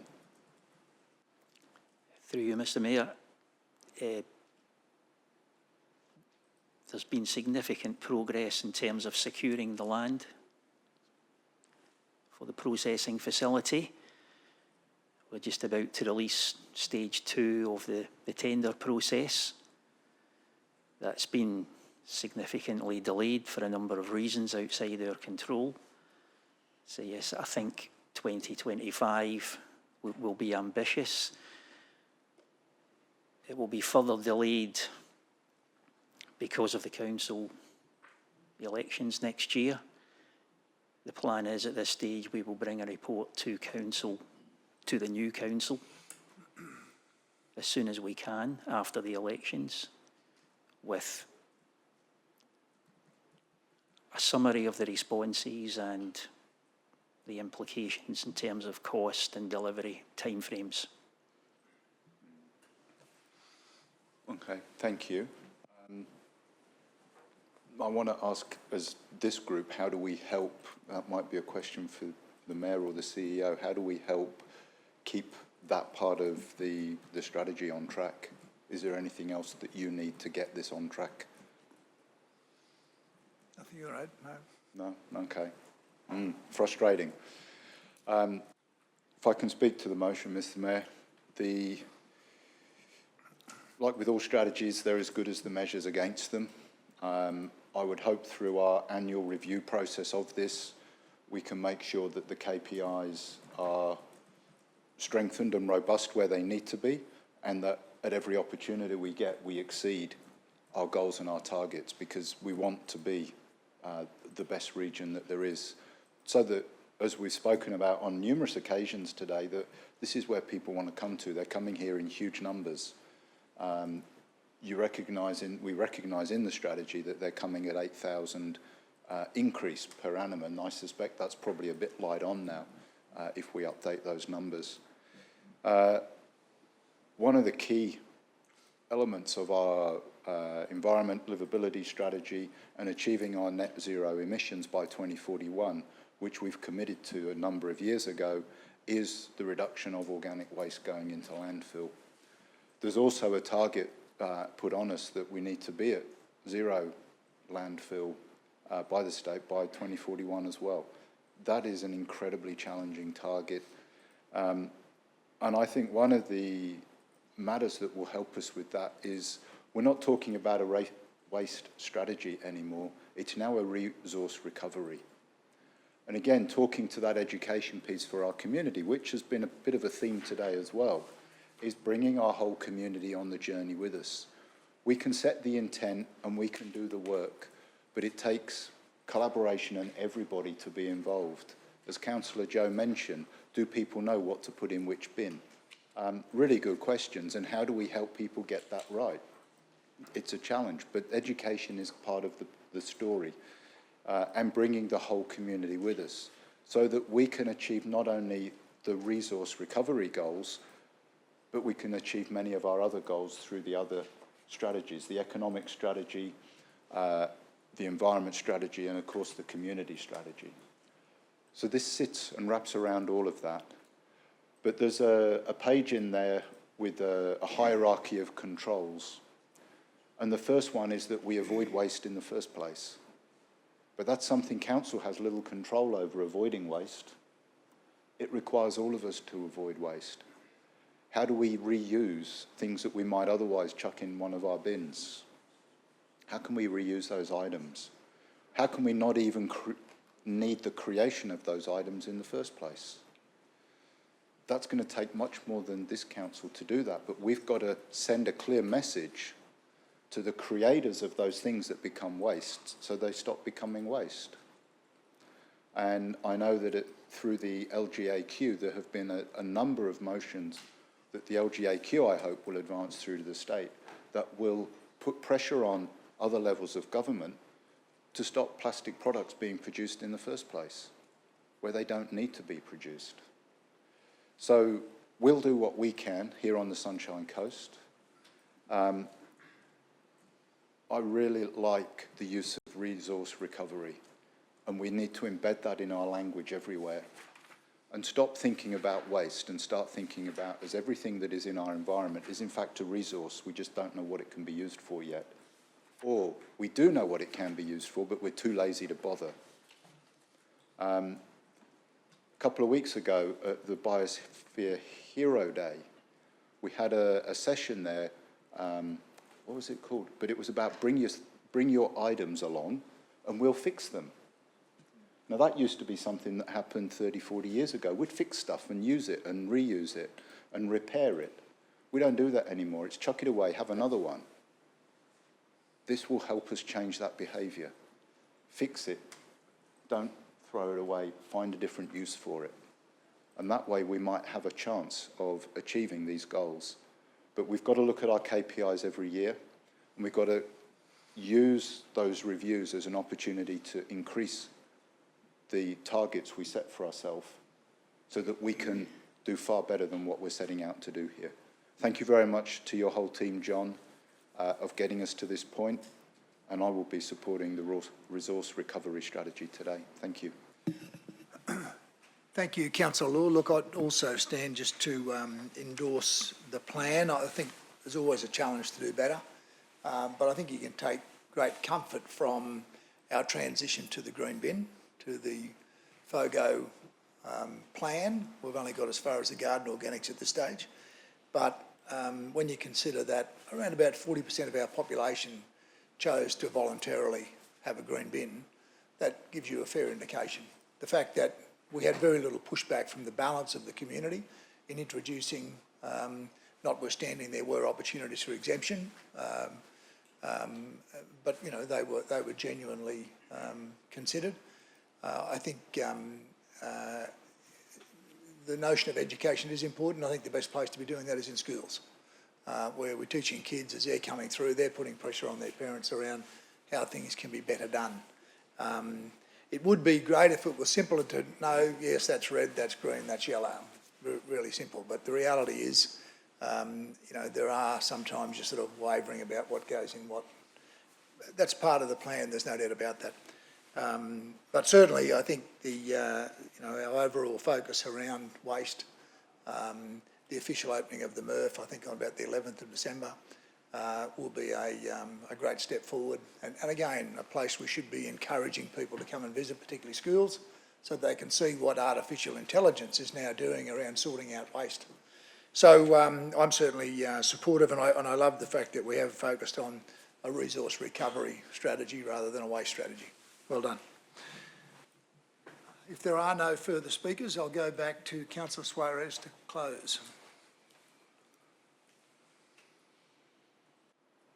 Thank you. Through you, Mr Mayor. I agree with the points that you've just raised, and I also agree with a lot of the points that my fellow councillors have also made. And I want to be clear that the strategy document that we're looking at here is not reflective of the team or the work that they have done. You know, just this term, the waste team have demonstrated that they're leaders in this space, and a number of people have mentioned the MRF. It is state-of-the-art and probably the best facility in the nation. The works that are being taken at the Nambour site are significant in scale and in cost.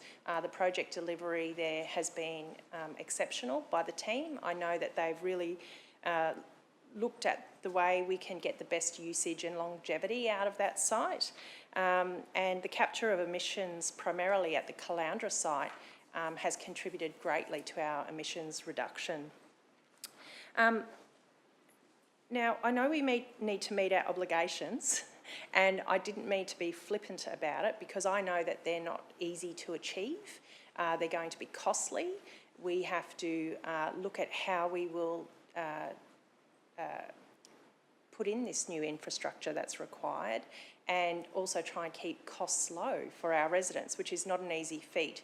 So this is where the strategy really comes into play. When we look at our resource recovery and we look at circular economies and working out what are the high value commodities that would come out at the end of that, what would be best to be privatised and what might be best to be kept by council to balance that cost issue that we might have.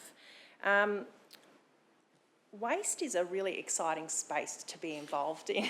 I know when I first came into council, I kind of said, oh, I'm interested in waste, and I certainly haven't lost that interest since, I first came into council and even prior to coming into council. And the reason it's so exciting is because there are so many opportunities in this space. The technology is constantly evolving. There's always different methodologies that are being brought forward. So that's why I think waste is so exciting, because of those opportunities. What I'd like yourself and the team to understand is that we are a future-focused council, and hopefully the next council will be as well, regardless of who's sitting in these seats. And we support you. The language that I've heard today is that we support you, and we want the team to stretch themselves and really explore those opportunities for the best outcome for our region. So basically we're giving you permission to really just look outside of this box, really push us hard. We're the ones that have to sit around the table and make the decisions about finances and what our community will think is palatable, but you need to provide that to us. So basically I'm just giving you and your team permission to really, go for gold. I'm certainly going to support this strategy, and I know that I did raise some criticisms with it, but they're really not criticisms, they're just opportunities for improvement in the long term. Thank you. Thank you, Councillor Suarez. We'll put the motion to the vote. All those in favour? That's carried unanimously. Thank you. Thanks, John. Let's go to, I'm going to just keep pushing through because we've got a lot to get through, folks. 8.12, the community facilities land at Aura. Bradley Poole will be coming to join us for a presentation. Thanks, Brad. You're on. Welcome to the team as well.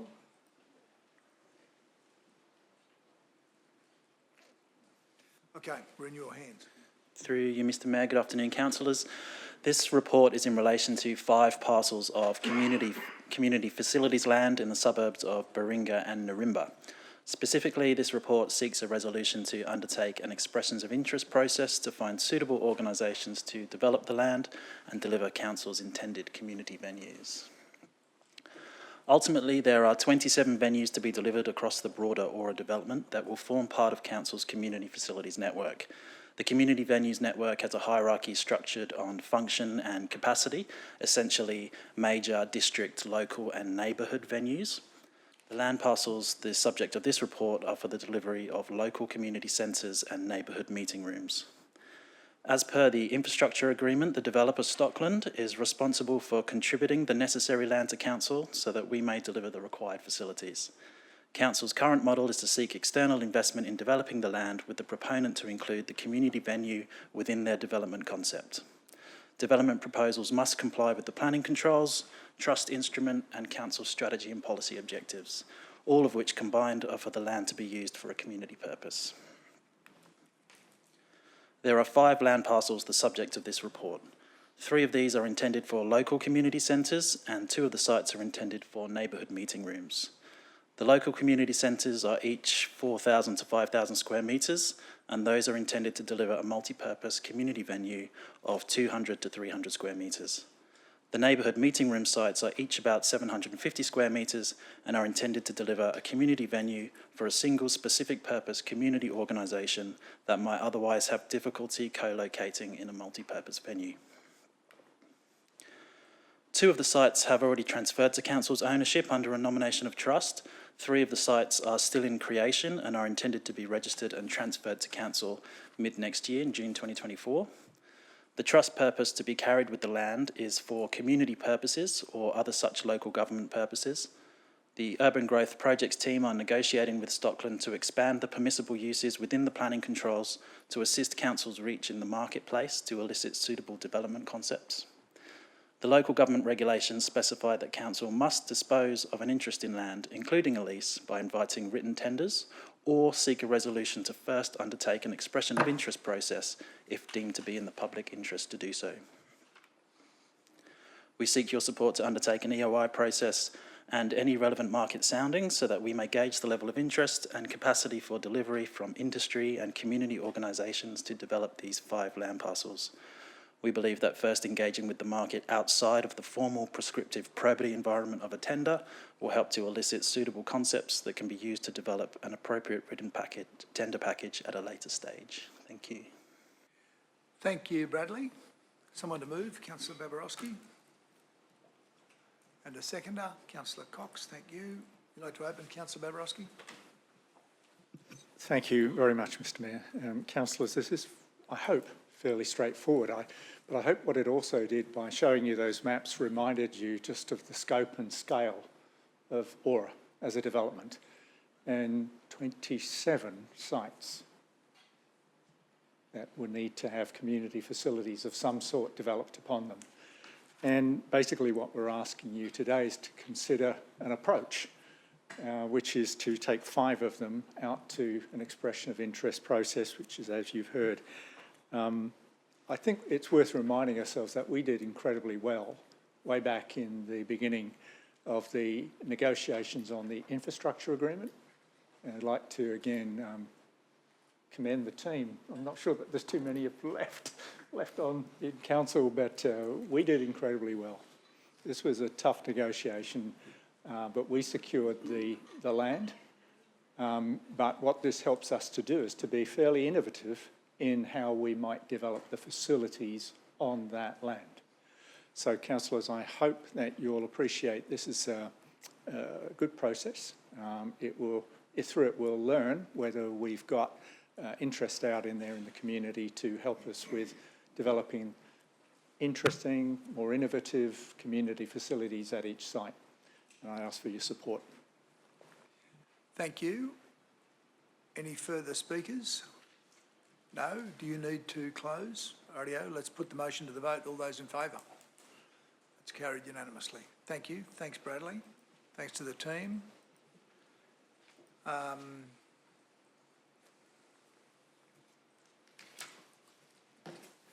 We're now up to item 813, which is the October 2023 Financial Performance Report. And Sharon will be giving us a presentation along with Michael. Michael's not here, so it's just Sharon. G'day, Sharon. How are you going? Welcome. Thank you, Mr Mayor. We look forward to your presentation. Thank you. Good afternoon, Mr Mayor, councillors and council executive staff. Councillors, at the end of October, council's operating result of $83 million is favourable to budget by $4 million. The favourable variance consists of revenue above budget of $1.4 million, as well as expenses below budget of $5.4 million.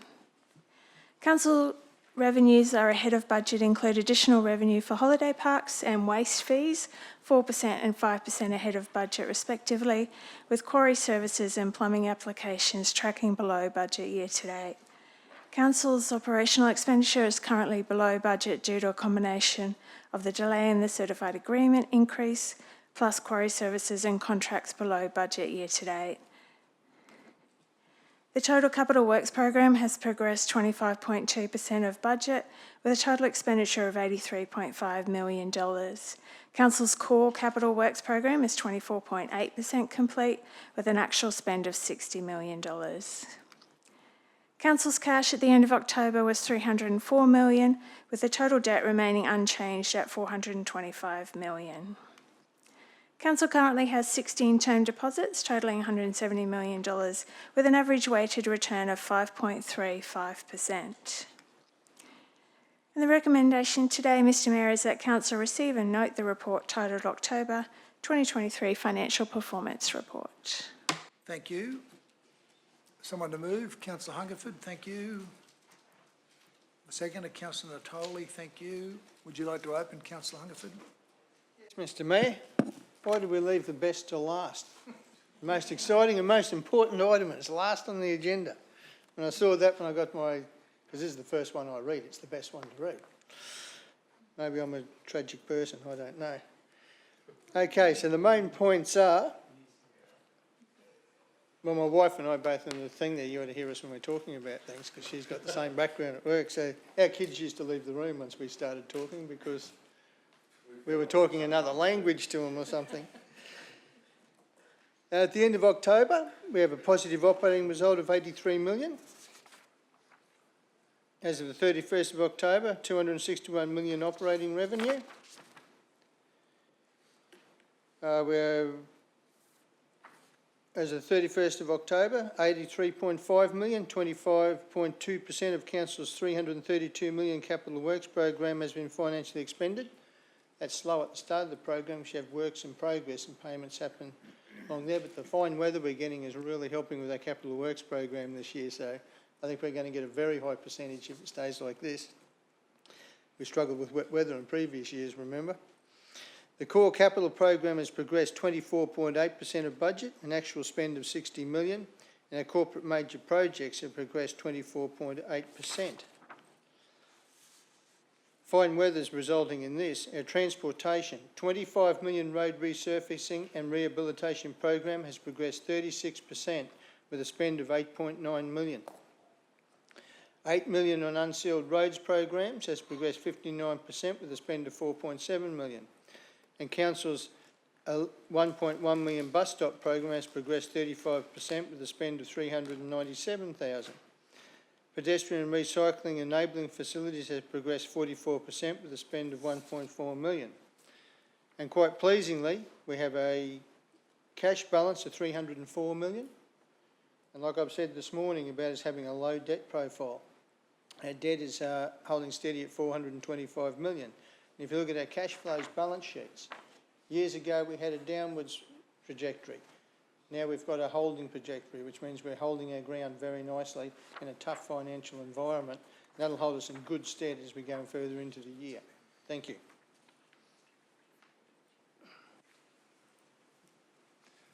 Thank you, Councillor Hungerford. No further speakers? Put the motion to the, you don't need to close, Ted. Put the motion to the vote. All those in favour? Thank you. That's carried unanimously. Thank you. Sharon, great work. Councillors, there are no notices of motion, which is good.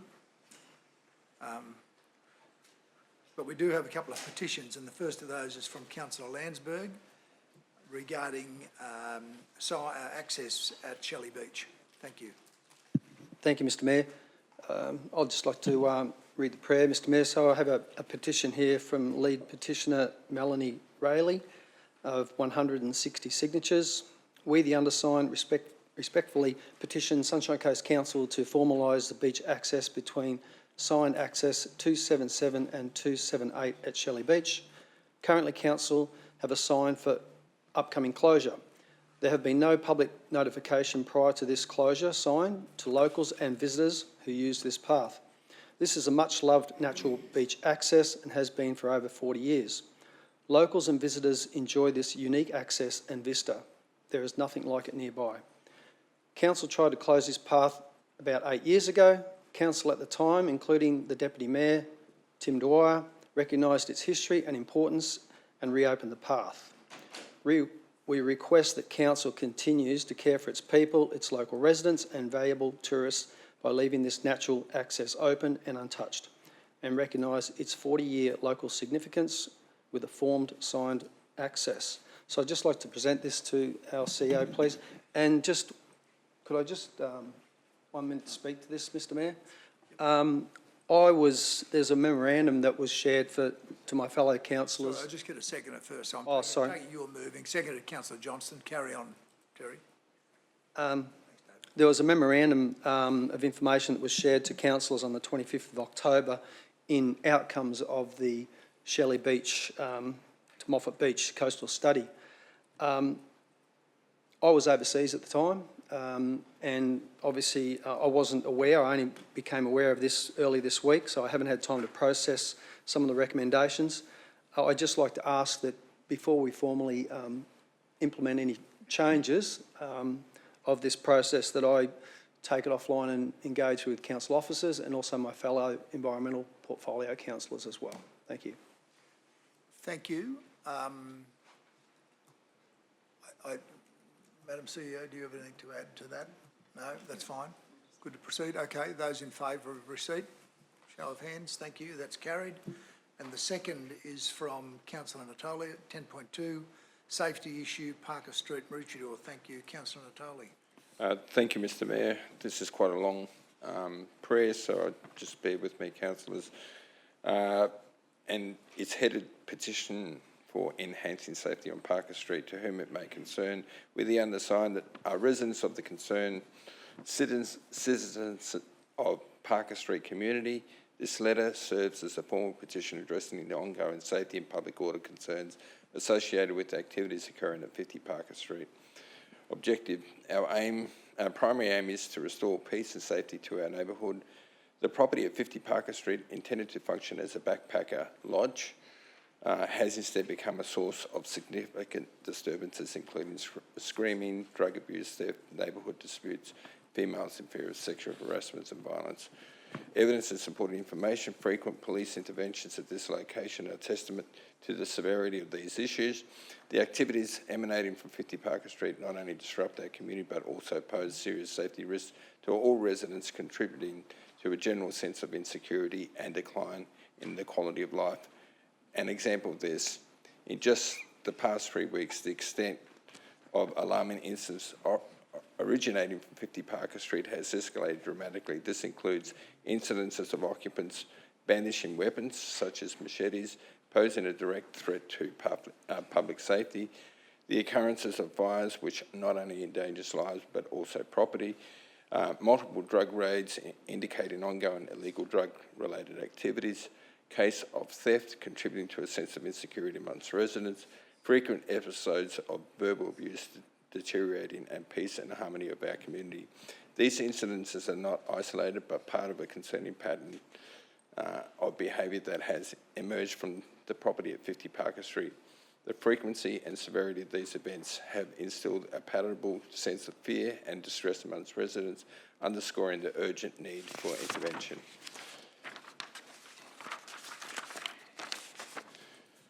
Additional concerns: roaming capacity limits and minimum housing standards. Another critical aspect of our concerns relates to the rooming capacity limits and minimal housing standards at 50 Parker Street. It has come to our attention that the occupancy limits are frequently exceeded, resulting in overcrowding living conditions. This not only violates local housing regulation, but also significantly contributes to the deterioration of living standards in the area. Furthermore, the facilities at 50 Parker Street appear to be inadequate to support the number of occupants, raising serious health and safety concerns. We believe that these conditions may not meet the minimum housing standards and the set of local housing authorities. We suggest the need for an updated and thorough review of the council to ensure compliance with all relevant housing and safety regulations, and the proposed actions that we urgently request that the relevant authorities and property management take immediate and effective measures to address these concerns. This should include: 1, increasing and more effective policing and law enforcement presence; 2, strict enforcement of law against illegal activities occurring at 50 Parker Street; 3, holding the property owners accountable for the conduct of their premises; 4, implementing solutions to the problems of indiscriminate parking on the street; and 5, council to inspect 50 Parker Street regarding rooming capacity and housing standards. And in closing statement, the wellbeing and safety of our community are paramount. We believe that addressing the problem at 50 Parker Street is crucial for improving the living conditions of Parker Street. We urge our community leaders, law enforcement agencies and property management to take swift and decisive action. We appreciate your attention to this matter and look forward to your support in making Parker Street a safer and more peaceful place to live. Thank you, Councillor Natali. Can I have a seconder?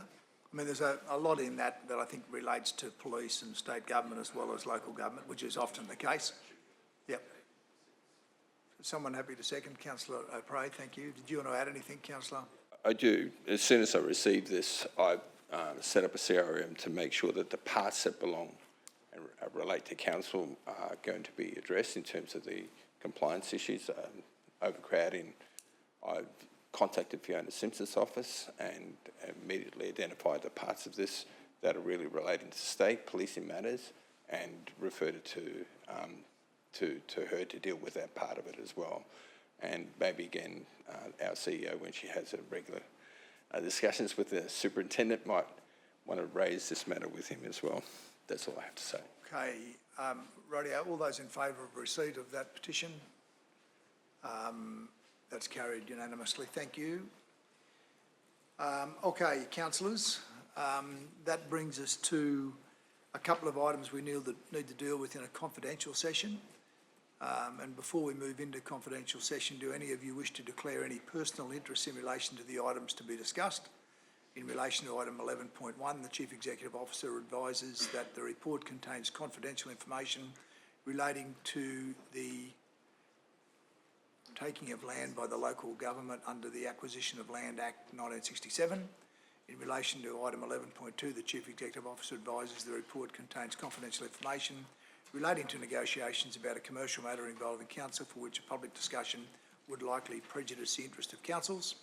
For these reasons, it's recommended that council close the meeting under section 254J of the Local Government Regulation 2012 to consider and discuss the information in these reports, noting of course that council's decisions on these items will be made during open session, which will be viewable to the public. Council, is someone prepared to move that we close the meeting to discuss agenda item 11.1 and 11.2? Councillor Landsberg, seconded Councillor Babarowski. All those in favour? That's carried unanimously.